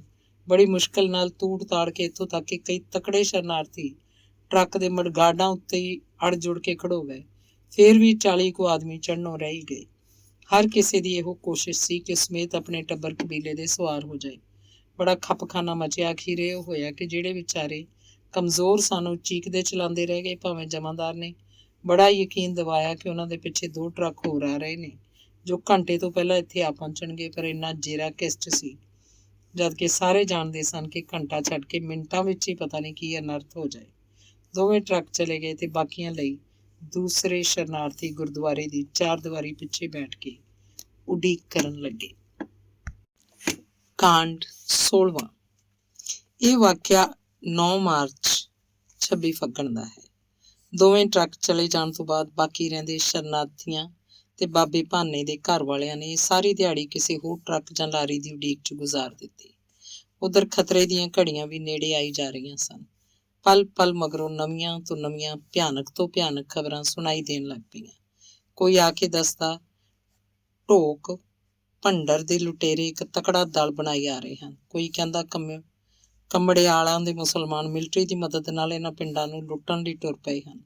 ਤੇ ਕਿਸੇ ਨੇ ਇਹ ਵੀ ਸਰੋਤ ਪਾਈ ਕਿ ਇਸੇ ਪਿੰਡ ਦਾ ਰਹਿਣ ਵਾਲਾ ਸੂਬੇਦਾਰ ਰੁਸਤਮ ਖਾਂ, ਜਿਹੜਾ ਇਨੀ ਦਿਨੀ ਰਾਵਲਪਿੰਡੀ 'ਚ ਆਨਰੇਰੀ ਮੈਜਿਸਟ੍ਰੇਟ ਲੱਗਾ ਹੋਇਆ ਸੀ, ਸ਼ਹਿਰੀ ਗੁੰਡਿਆਂ ਦੀ ਇੱਕ ਤਕੜੀ ਧਾੜ ਜੀਪ ਕਾਰਾਂ ਤੇ ਲੱਦ ਕੇ ਲਈ ਆ ਰਿਹਾ। ਹਰ ਇੱਕ ਖਬਰ ਇੱਕ ਦੂਜੀ ਨਾਲੋਂ ਵੱਧ ਲਹੂ ਸੁਕਾਉਣੇ ਤੇ ਦਿਲ ਘਟਾਉਣ ਵਾਲੀ ਸੀ। ਗੁਰਦੁਆਰੇ ਦੇ ਦਰਵਾਜ਼ੇ ਬੜੀ ਚੌਕਸੀ ਨਾਲ ਬੰਦ ਕਰ ਦਿੱਤੇ ਗਏ। ਚੌਧਰੀ ਤੇ ਬਾਬਾ ਜੀ ਦੀ ਹਿੰਮਤ ਨਾਲ ਰਸਦ ਪਾਣੀ ਦਾ ਇੰਤਜ਼ਾਮ ਅੰਦਰ ਹੀ ਕਰ ਦਿੱਤਾ ਗਿਆ। ਅੰਦਰਲੇ ਆਦਮੀਆਂ ਨੂੰ ਹੁਣ ਐਸੇ ਗੁਪਤ ਢੰਗ ਨਾਲ ਲੁਕਾਈ ਰੱਖਣ ਦਾ ਇੰਤਜ਼ਾਮ ਕਰਤਾ ਗਿਆ ਕਿ ਲੱਗਦੀ ਵਾ ਉਹਨਾਂ ਬਾਬਤ ਬਾਹਰ ਦੇ ਕਿਸੇ ਆਦਮੀ ਨੂੰ ਪਤਾ ਹੀ ਨਾ ਲੱਗ ਸਕੇ। ਸਭ ਤੋਂ ਮੁਸ਼ਕਿਲ ਵਾਲੀ ਗੱਲ ਇਹ ਸੀ ਕਿ ਇਹਨਾਂ ਸ਼ਰਨਾਰਥੀਆਂ ਵਿੱਚ ਜਵਾਨ ਕੁੜੀਆਂ ਕਾਫੀ ਗਿਣਤੀ 'ਚ ਮੌਜੂਦ ਸਨ। ਉਧਰ ਚੌਧਰੀ ਫਜ਼ਲ ਕਰੀਮ ਦੇ ਘਰ 'ਚ ਪਰਸੋਂ ਰਾਤ ਤੋਂ ਹੀ, ਜਦ ਤੋਂ ਬਾਬੇ ਦਾ ਟੱਬਰ ਆਇਆ, ਇੱਕ ਲੰਮੇਰਾ ਝਗੜਾ ਸ਼ੁਰੂ ਸੀ। ਅਜੀਜ਼ ਆਪਣੀ ਉਸੇ ਜ਼ਿੱਦ ਤੇ ਅੜਿਆ ਸੀ ਕਿ ਉਹ ਬਾਬੇ ਦੇ ਘਰ ਦੀ ਤਿੰਨਾਂ ਹੀ ਜੀਆਂ ਨੂੰ ਜਿਸ ਤਰੀਕੇ ਨਾਲ ਵੀ ਹੋ ਸਕੇ ਰਾਤੋਂ ਰਾਤ ਰਾਵਲਪਿੰਡੀ ਪਹੁੰਚਾਵੇ। ਪਰ ਚੌਧਰੀ ਘਰਾਣੇ ਦੇ ਆਦਮੀ ਉਹਦੀ ਤਜਵੀਜ਼ ਮੰਨਣ ਤੋਂ ਮੁੱਕਰੇ ਖੜੇ ਸਨ। ਇੱਕ ਤਾਂ ਅਜੇ ਤੀਕ ਮਿਲਟਰੀ ਦੇ ਆਉਣ ਦੀ ਉਹਨਾਂ ਨੂੰ ਆਸ ਸੀ, ਤੇ ਦੂਜਾ ਇਹ ਸਫ਼ਰ ਬਾਬੇ ਵਰਗੇ ਆਦਮੀ ਲਈ ਜਿਹਦੀ ਨਜ਼ਰ ਅਸਲੋਂ ਹੀ ਸਾਫ਼ ਨਹੀਂ ਸੀ। ਰਾਤੋਂ ਰਾਤ ਸਫ਼ਰ ਕਰਨਾ ਉਹਨਾਂ ਨੂੰ ਅਨਹੋਣੀ ਗੱਲ ਜਾਪਦੀ ਸੀ। ਦਿਨੇ ਉਹ ਇਹਨਾਂ ਨੂੰ ਕੱਢਣਾ ਨਹੀਂ ਸੀ ਚਾਹੁੰਦੇ। ਇਸ ਤਰ੍ਹਾਂ ਯਾਤਰੂਆਂ ਦੇ ਪਛਾਤੇ ਜਾਣ ਦਾ ਖਤਰਾ ਸੀ। ਇਸ ਝਗੜੇ ਤੋਂ ਇੱਕ ਝਗੜਾ ਹੋਰ ਵੀ ਸੀ। ਉਹ ਸੀ ਵੱਧ ਤੋਂ ਵੱਧ ਗੁੰਝਲਾਵਾਂ। ਨਸੀਮ ਇਸ ਗੱਲ ਤੇ ਅੜੀ ਬੈਠੀ ਸੀ ਕਿ ਭਾਵੇਂ ਕੁਝ ਵੀ ਹੋ ਜਾਏ, ਉਹਦੀ ਮਾਂ ਮਰੇ ਭਾਵੇਂ ਬਚੇ, ਉਹ ਬਾਬੇ ਹੋਰਾਂ ਦਾ ਸਾਥ ਨਹੀਂ ਛੱਡੇਗੀ ਜਦ ਤੱਕ ਕਿ ਉਹ ਆਪਣੇ ਕੁਨਬੇ ਸਮੇਤ ਕਿਸੇ ਸੁਰੱਖਿਅਤ ਥਾਵੇਂ ਨਹੀਂ ਪਹੁੰਚਾ ਦਿੱਤੇ ਜਾਂਦੇ। ਫਿਰ ਜਦ ਭੈਣਾਂ ਦੀ ਪੁਸ਼ਟੀ 'ਚ ਭਰਾ ਵੀ ਸਾਰਾ ਜ਼ੋਰ ਇਸ ਗੱਲ ਤੇ ਦੇ ਰਿਹਾ ਸੀ, ਤਾਂ ਦੋਹਾਂ ਦੀ ਜ਼ਿੱਦ ਅੱਗੇ ਕਿਸੇ ਦਾ ਠਹਿਰਨਾ ਸੁਖਾਲਾ ਨਹੀਂ ਸੀ। ਅਖੀਰ ਸਮੁੱਚੇ ਤੌਰ ਤੇ ਇਹ ਫੈਸਲਾ ਹੋਇਆ ਕਿ ਇੱਕ ਅੱਧ ਦਿਨ ਹੋਰ ਉਡੀਕਿਆ ਜਾਵੇ। ਜੇ ਮਿਲਟਰੀ ਵੱਲੋਂ ਕੋਈ ਮਦਦ ਨਾ ਪਹੁੰਚੀ ਤਾਂ ਨਸੀਮ ਤੇ ਅਜੀਜ਼ ਦੀ ਤਜਵੀਜ਼ ਉੱਤੇ ਹੀ ਅਮਲ ਕੀਤਾ ਜਾਏਗਾ। ਨਸੀਮ ਨੇ ਇਸ ਤੋਂ ਬਾਅਦ ਆਪਣੇ ਆਪ ਨੂੰ ਮੁਕੰਮਲ ਤੌਰ ਤੇ ਇਸ ਮਤਲਬ ਲਈ ਤਿਆਰ ਕਰ ਲਿਆ ਕਿ ਉਹ ਜਿੱਥੇ ਵੀ ਬਾਬੇ ਦਾ ਪਰਿਵਾਰ ਜਾਏਗਾ ਨਾਲ ਜਾਏਗੀ, ਤੇ ਉਹਦੇ ਮਨੋਂ ਭਾਵ ਕਿਸੇ ਅਹਿਸਾਨ ਦੇ ਬਦਲੇ ਵਜੋਂ ਨਹੀਂ, ਸਗੋਂ ਉਹਨੂੰ ਇਉਂ ਜਾਪਦਾ ਸੀ ਜਿਵੇਂ ਉਸ ਬੁੱਢੇ ਧਰਮ ਪਿਤਾ ਤੋਂ ਨਿਖੜ ਕੇ ਇੱਕ ਸਵਾਸ ਲੈਣਾ ਵੀ ਉਸ ਲਈ ਅਸੰਭਵ ਹੈ। ਅੱਜ ਨਹੀਂ ਤਾਂ ਭਲਕੇ ਨੇ ਤਾਂ ਪਰਸੋਂ ਇਸ ਪਿੰਡ ਨੂੰ ਅਵਸ਼ ਛੱਡਣਾ ਪਏਗਾ। ਨਸੀਮ ਨੂੰ ਨਿਸ਼ਚਾ ਹੋ ਚੁੱਕਾ ਸੀ। ਇਸੇ ਘੜੀ ਤੋਂ ਨਸੀਮ ਅੰਦਰੋਂ ਅੰਦਰ ਤਿਆਰੀ 'ਚ ਜੁਟ ਪਈ। ਜੋ ਵੀ ਛੋਟਾ ਮੋਟਾ ਸਮਾਨ ਜਿਹੜਾ ਨਾਲ ਲੈ ਜਾਣਾ ਜ਼ਰੂਰੀ ਸੀ, ਉਹਨੇ ਹੁਣ ਤੋਂ ਹੀ ਸਾਂਭਣਾ ਸਮੇਟਣਾ ਸ਼ੁਰੂ ਕਰ ਦਿੱਤਾ। ਇਸ ਸਾਂਭ ਸਮੇਟ ਤੇ ਸਫ਼ਰ ਦੀ ਤਿਆਰੀ ਵਿਚਾਲੇ ਇੱਕ ਐਸੀ ਚੀਜ਼ ਸੀ ਜਿਹੜੀ ਘੜੀ ਮੁੜੀ ਨਸੀਮ ਦੇ ਹੱਥਾਂ ਪੈਰਾਂ ਨੂੰ ਜਿਵੇਂ ਜਕੜ ਲੈਂਦੀ। ਹਜ਼ਾਰ ਕੋਸ਼ਿਸ਼ ਕਰਦੀ ਹੋਈ ਵੀ ਇਸ ਵੇਲੇ ਉਹ ਯੂਸਫ ਦੀ ਯਾਦ ਨੂੰ ਦਿਲ ਦੀਆਂ ਅੱਖਾਂ ਤੋਂ ਲਾਂਭੇ ਨਹੀਂ ਹਟਾ ਸਕੀ। ਮੁੜ ਮੁੜ ਇਹੋ ਜਿਹੇ ਖਿਆਲ ਉਹਦੇ ਸਾਹਮਣੇ ਆ ਖੜੇ ਹੁੰਦੇ।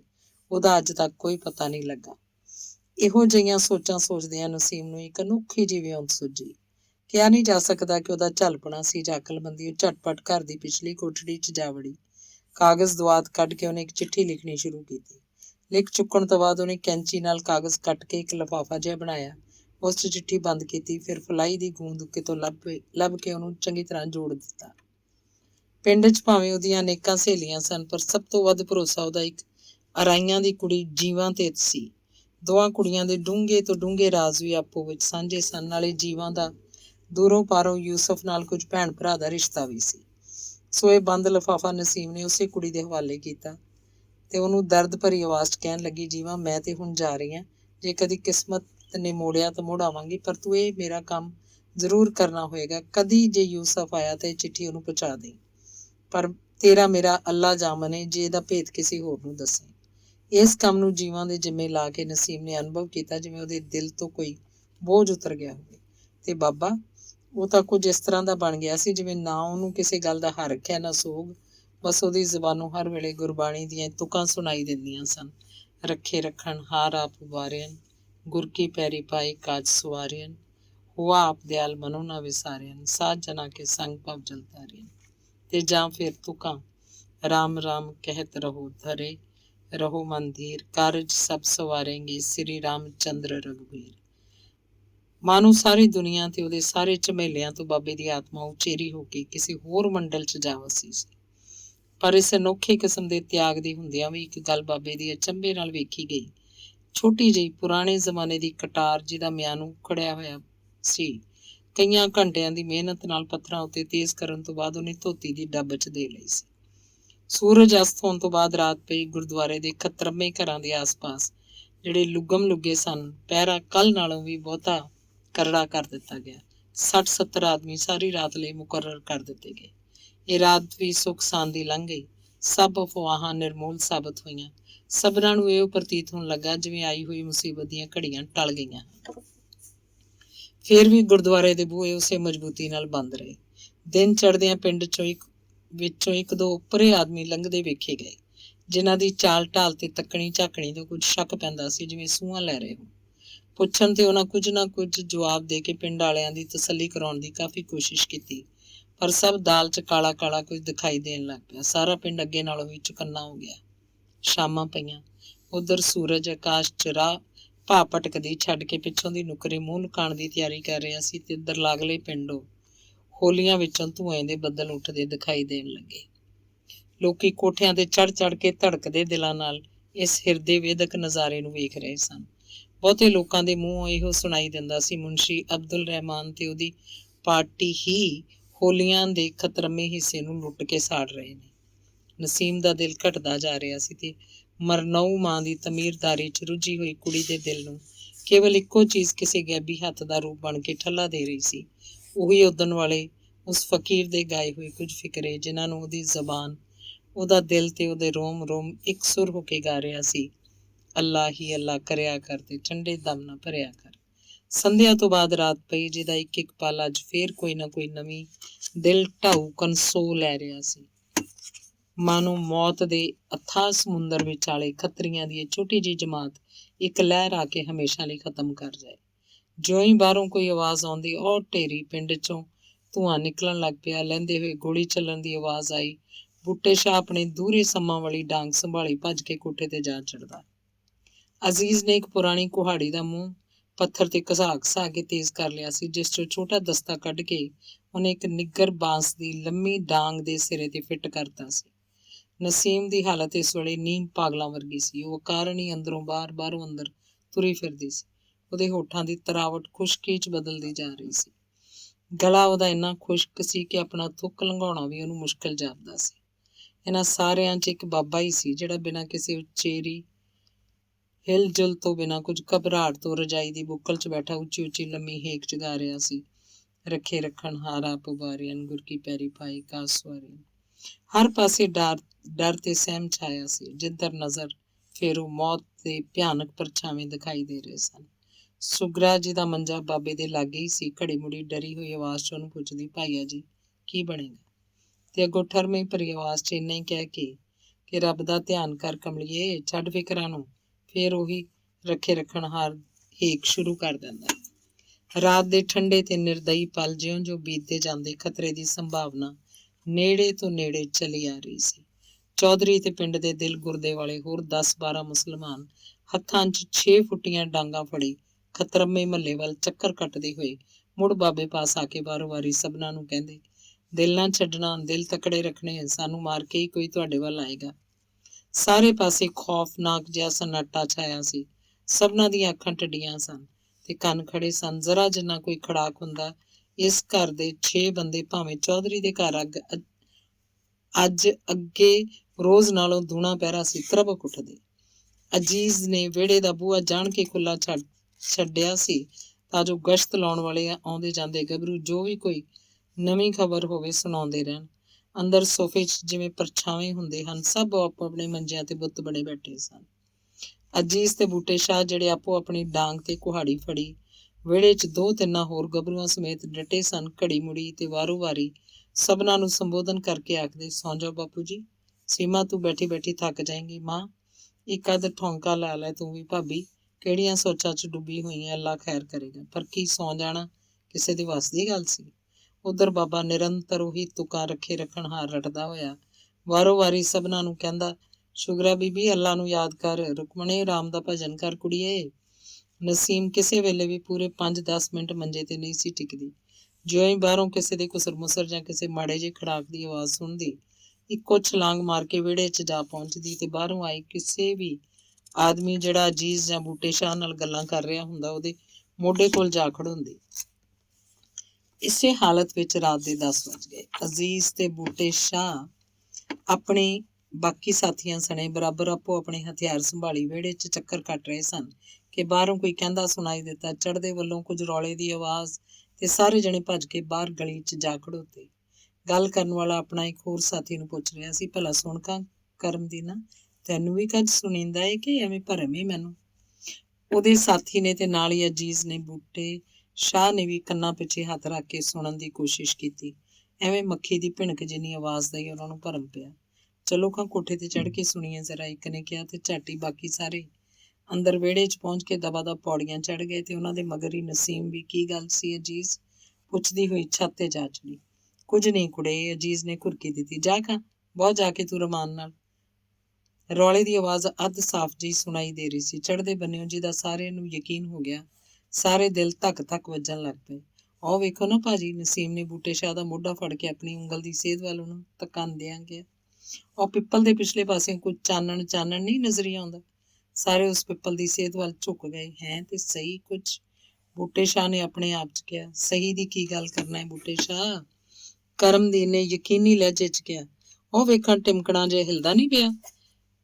ਦੋ ਭਾਜੀ ਦੋ, ਨਸੀਮ ਪੁਕਾਰ ਉੱਠੀ। ਇਹ ਤੇ ਮਸਾਲਾ ਮਾਲੂਮ ਹੁੰਦੀਆਂ ਨੇ, ਵੇਖੋ ਨਾ ਇੱਕ ਹੋਰ ਉਹ ਪਰਲੇ ਪਾਸੇ ਵੀ ਮਸਾਲਾ ਹੀ ਨੇ, ਅਜੀਜ਼ ਨੇ ਕਿਹਾ। ਉਹ ਅਜੇ ਕੁਝ ਹੋਰ ਕਹਿਣ ਹੀ ਲੱਗਾ ਸੀ ਕਿ ਰੌਲੇ ਦੀ ਆਵਾਜ਼ ਵੀ ਅਸਪਸ਼ਟ ਤੋਂ ਸਪਸ਼ਟ ਹੋ ਗਈ। ਬਾਹਰ ਇੱਧਰ ਆ ਰਹੀ ਏ, ਚਲੋ ਉਤਰੋ ਛੇਤੀ, ਬੂਟੇ ਸ਼ਾਹ ਪੁਕਾਰਿਆ। ਅਜੀਜ਼ ਵਿਹੜੇ 'ਚ ਪਹੁੰਚ ਕੇ ਕਰਮਦੀਨ ਨੇ ਘਬਰਾਈ ਆਵਾਜ਼ 'ਚ ਉਹਨੂੰ ਚੇਤਾਵਨੀ ਦਿੱਤੀ। ਤੁਸੀਂ ਦੋਵੇਂ ਜਣੇ ਇੱਥੇ ਹੀ ਰਹਿ ਕੇ ਅੰਦਰ ਦੀ ਖਬਰਦਾਰੀ ਰੱਖਣੀ, ਅਸੀਂ ਜਾ ਕੇ ਪਤਾ ਸੁਰ ਲੈਂਦੇ ਹਾਂ। ਤੇ ਉਹ ਆਪਣੇ ਸਾਥੀਆਂ ਨੂੰ ਨਾਲ ਲਈ ਗਲੀ 'ਚ ਨਿਕਲ ਗਿਆ। ਨਸੀਮ ਜਿਉਂ ਹੀ ਅੰਦਰ ਜਾਣ ਲੱਗੀ, ਅਜੀਜ਼ ਨੇ ਇਹ ਕਹਿੰਦਿਆਂ ਉਹਦੀ ਬਾਂਹ ਫੜ ਲਈ।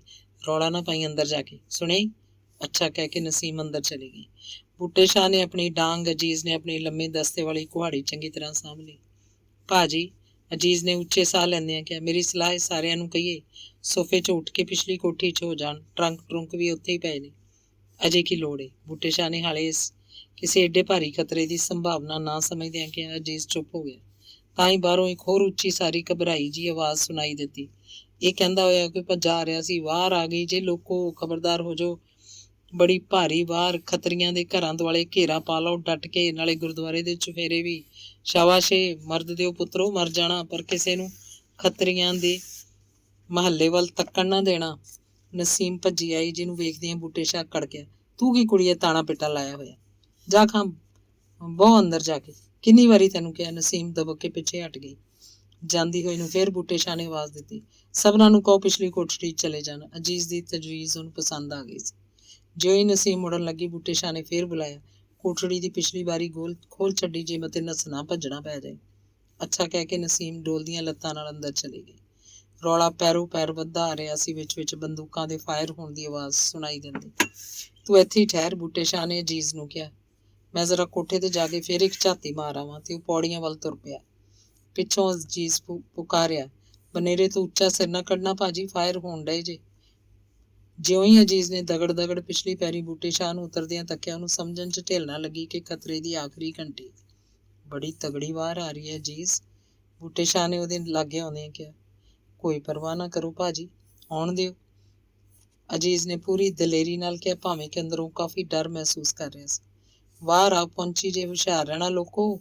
ਹੋਰ ਕੋਈ ਆਵਾਜ਼ਾਂ ਬਾਹਰੋਂ ਸੁਣਾਈ ਦਿੱਤੀਆਂ। ਇੱਕ ਹੋਰ ਆਵਾਜ਼ ਆਈ, ਬੂਟੇ ਸ਼ਾਹ, ਬੂਹਾ ਚੰਗੀ ਤਰ੍ਹਾਂ ਬੰਦ ਰੱਖਣਾ, ਅੰਦਰੋਂ ਫਿਕਰ ਨਾ ਕਰਨਾ, ਸਾਰਾ ਪਿੰਡ ਤੁਹਾਡੀ ਰਾਖੀ ਲਈ ਡਟਿਆ ਖੜਾ ਹੈ। ਅੱਲਾ ਚਾਹਿਆ ਤਾਂ ਤੁਹਾਡਾ ਵਾਲ ਵਿੰਗਾ ਨਹੀਂ ਹੋਣ ਦਿਆਂਗੇ। ਅਜੀਜ਼ ਨੇ ਬਾਹਰਲਾ ਬੂਹਾ, ਜਿਹੜਾ ਹੁਣ ਤੀਕ ਖੁੱਲਾ ਸੀ, ਬੰਦ ਕਰ ਲਿਆ। ਬੂਹਾ ਵੱਜੇ ਨੂੰ ਅਜੇ 10 ਕੁ ਮਿੰਟ ਹੀ ਬੀਤੇ ਸਨ ਕਿ ਕਾੜ ਕਾੜ, ਦਗੜ ਦਗੜ, ਠਾਹ ਠਾਹ ਦੀਆਂ ਆਵਾਜ਼ਾਂ ਨੇ ਇੱਕ ਹੰਗਾਮਾ ਜਿਹਾ ਪੈਦਾ ਕਰ ਦਿੱਤਾ। ਸਾਰੇ ਪਿੰਡ 'ਚ ਧੂੰਆਂ-ਧਾਰ ਰੌਲਾ ਮਚ ਗਿਆ।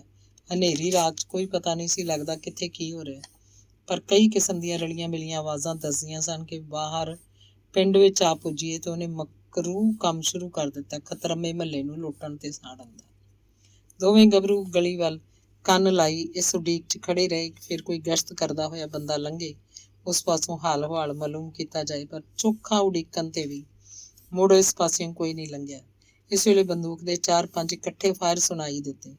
ਅਜੀਜ਼ ਆਪਣੇ ਸਾਥੀ ਨੂੰ ਉੱਥੇ ਹੀ ਬੂਹੇ ਅੱਗੇ ਛੱਡ ਕੇ ਇੱਕ ਵਾਰੀ ਫੇਰ ਸੋਫੇ ਵੱਲ ਭੱਜਿਆ ਤਾਂ ਜੋ ਅੰਦਰਲਿਆਂ ਦਾ ਹਾਲ ਹਵਾਲ ਵੇਖ ਆਵੇ।